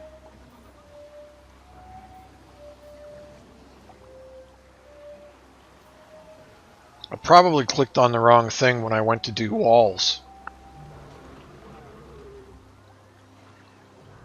That's fine. It's fine.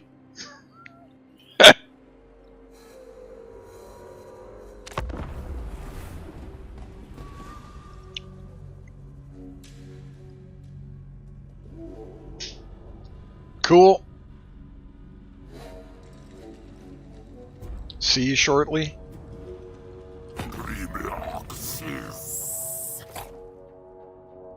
No, I don't want a full military alliance. I would take a defensive alliance, though.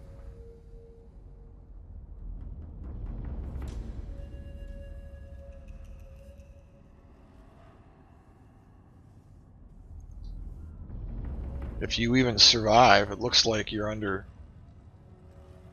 majorly under siege by Rakarth.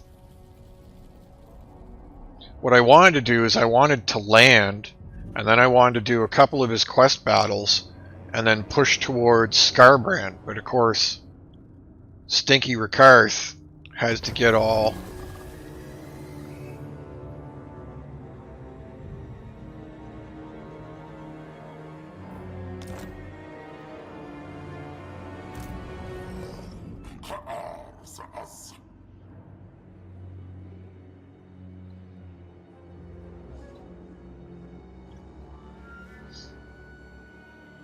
So how much movement does it say he has?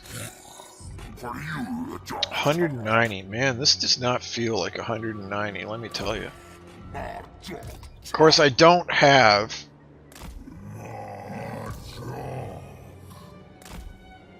a hero in the army with increased mobility.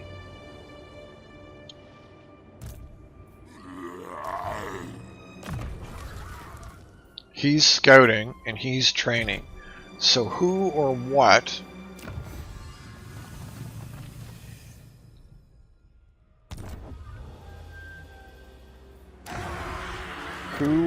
gives us increased mobility? Skink Oracle. Which I'm still not even sure what a Skink Oracle does. Huh. Huh.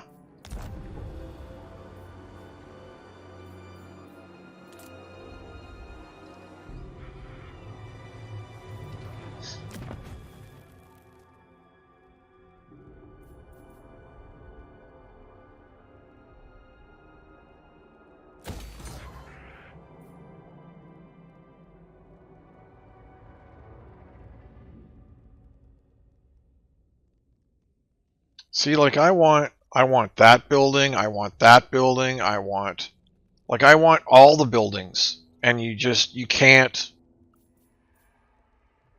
like, you always have to choose, but for the lizardmen it's like you have to choose like half. Like you can't even come close to having the buildings you want.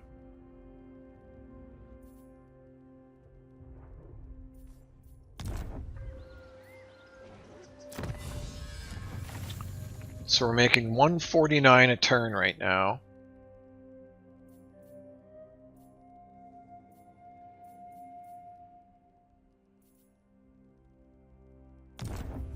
So if we increase it by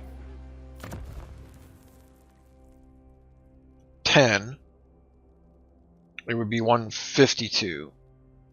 So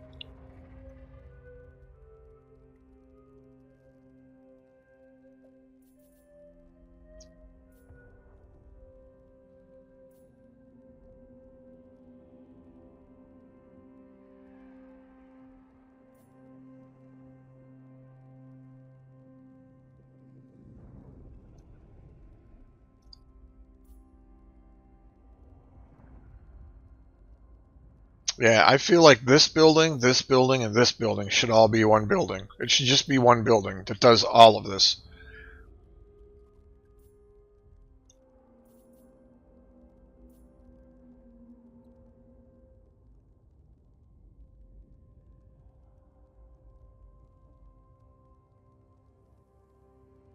Welcome back. Yeah, I'm gonna save up and we'll see if I can't get myself a Skink Oracle so I can figure out what they do. But I mean, like, I'm pretty happy with this army. I don't really feel like I need like another hero or another. I don't really feel like I need anything in this army.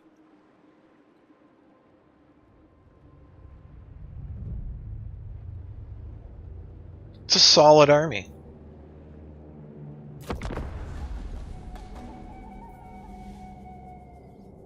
This feels like 20 minutes of wasted time because the last like 10 turns all I've done is tried to sail back home and then had to turn around to try and catch up with Rikarth.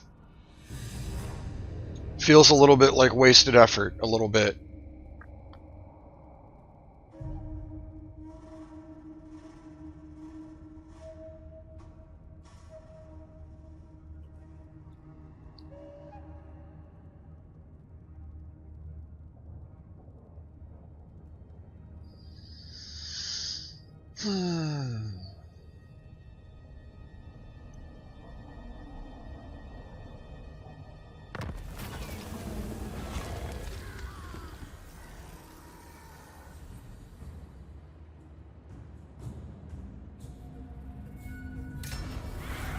These are terrible events. Like, they're just not very good.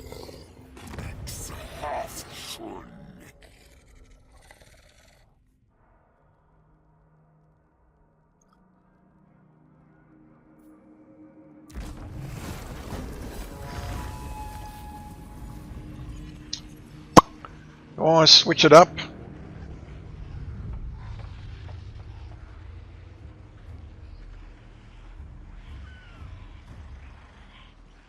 Life is just so... it's so strong. Especially when you made it with dinosaurs. I wish you could get skink priests of these other lores as well, somehow.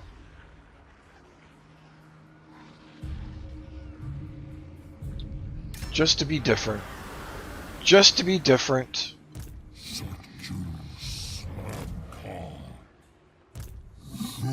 It is. Lore of Fire, Bright Wizards are pretty much my favorite. I've always had an affinity for such things.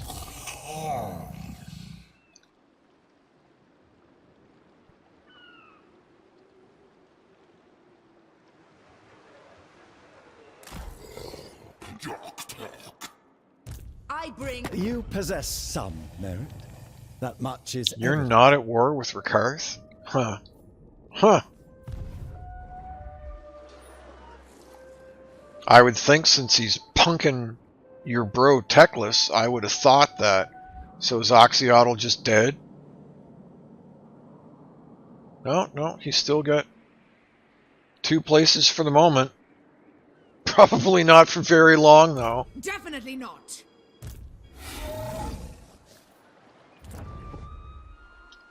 I don't think I can do those yet. I wanted to... Yes, I want to get... What I actually want is all 3 of these buildings. Recruit rank. I mean, that's... faction-wide recruit rank for Lords and Heroes. Well, specifically Slan Mage Priests, but...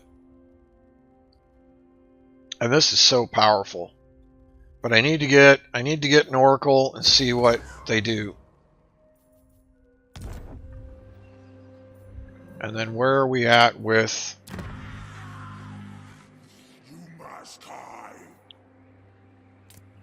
Yep, we can turn income back on now. That is done. That is tier 2. Great. Great. So that's solidified now.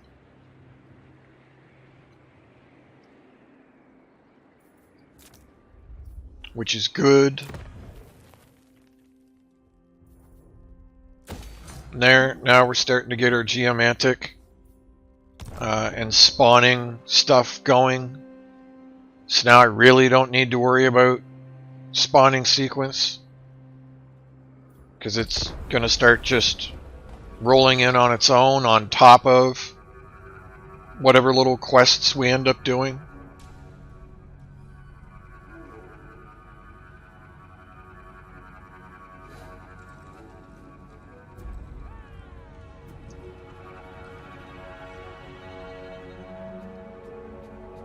Wow, so he smashed that?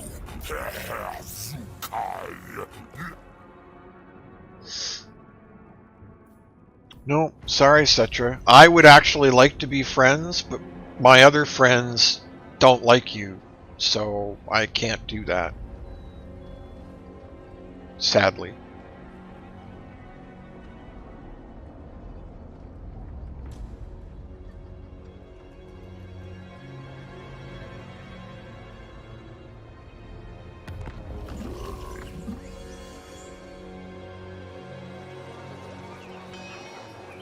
That was kind of weird how they did that. Upset.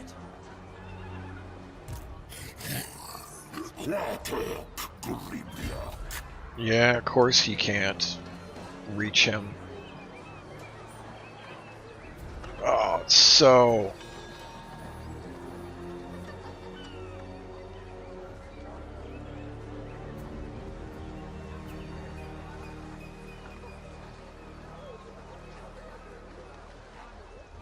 So I bet similar things to last time. Level 42?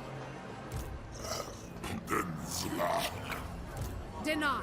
I mean, it is turn 57, but good grief.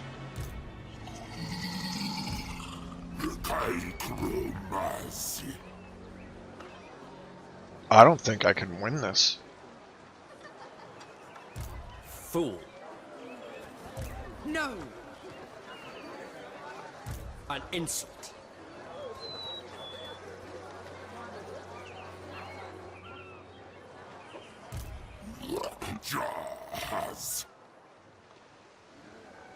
So this is like a lose-lose scenario.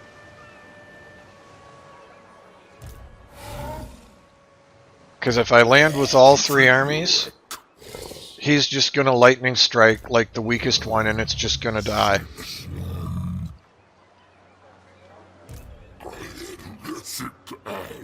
But if I only land with one army, he'll 2-on-1 me and I die anyway. Huh.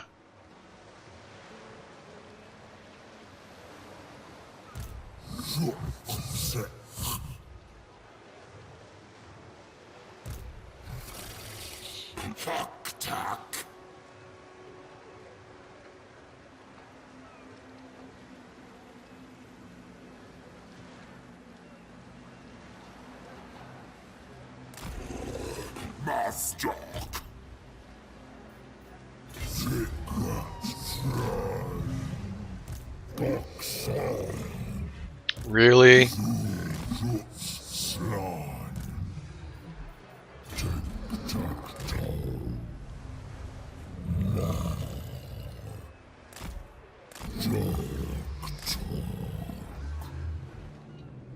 Well, let's see what happens. Let's see what happens.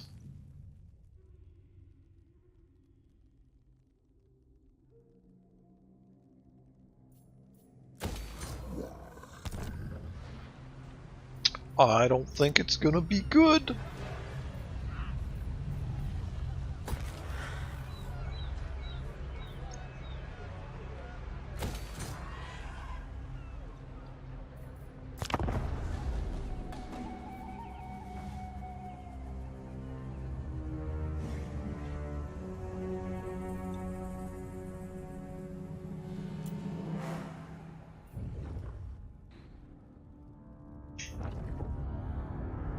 Can't believe that Teclis is just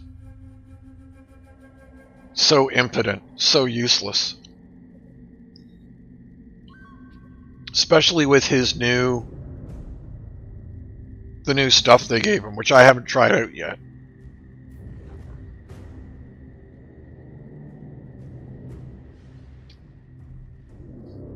I think when I come back this evening, I think I'll probably go back to Sail.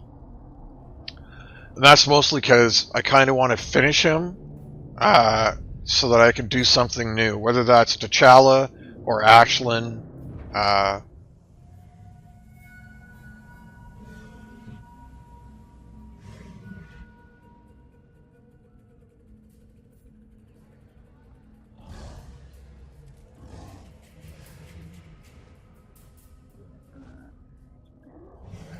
Please tell me that this is an auto-resolve.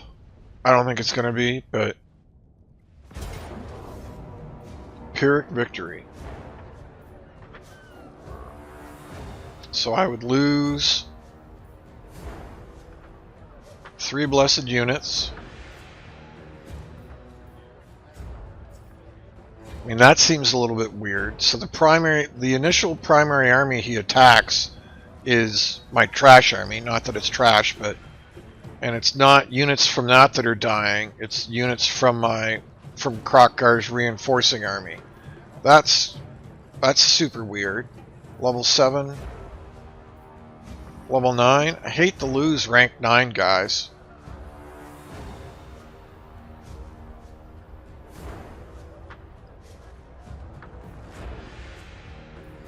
I'm gonna save that. I don't trust.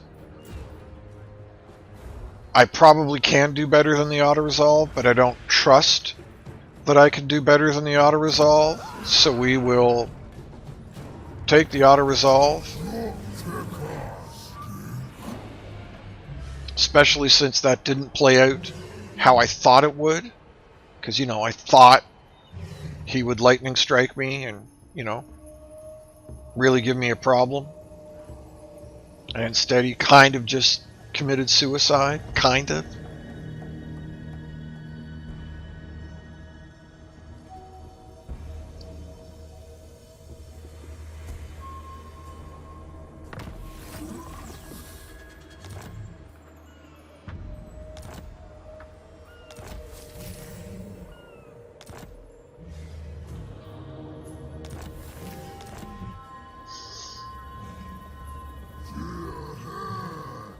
$157. All right, we're gonna save it there. We're gonna save it there.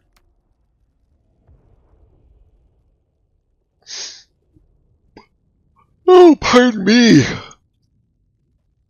I'm not sure what I will do back when I come back this evening. Maybe I will. I'm actually enjoying this, so I don't want to just abandon it. You know, even though I kind of did it as like a special Christmas thing today, and wasn't really planning to continue it, but I'm having a good time.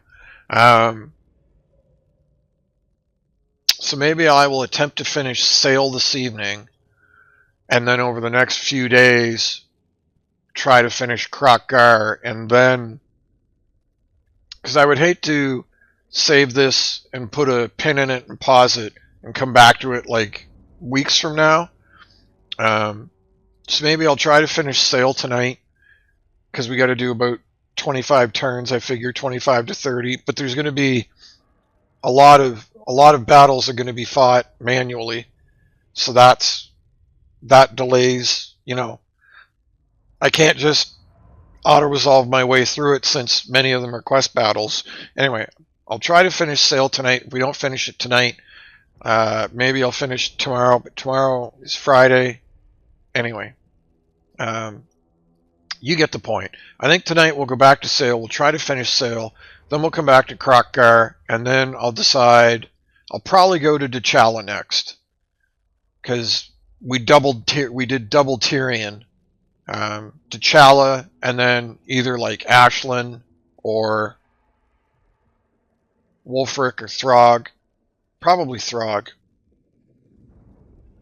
T'Challa, Ashlyn, I think. Throg, Teclis. I know that's a lot of the exact same factions. But that's all the cool new stuff that I want to check out. T'Challa. That's the new Slaanesh Lord that starts over at the Naga-like snake lady with 6 arms that starts over by Grand Cathay. I hear she has a very easy campaign. Apparently she has like an ability or something or other that gives you like plus 50 diplomacy with every faction, so you can just make friends with like everybody. That's what I've heard. So yeah, Sail, Kroq-Gar, T'Challa, Throg. No, T'Challa, Ashlyn, Throg, Teclis, I think is what we're gonna do. I think. All right. Merry Christmas again. I'm gonna go pig out.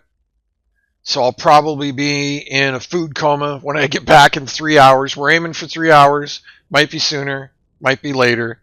Have a great day. And I will talk to you soon.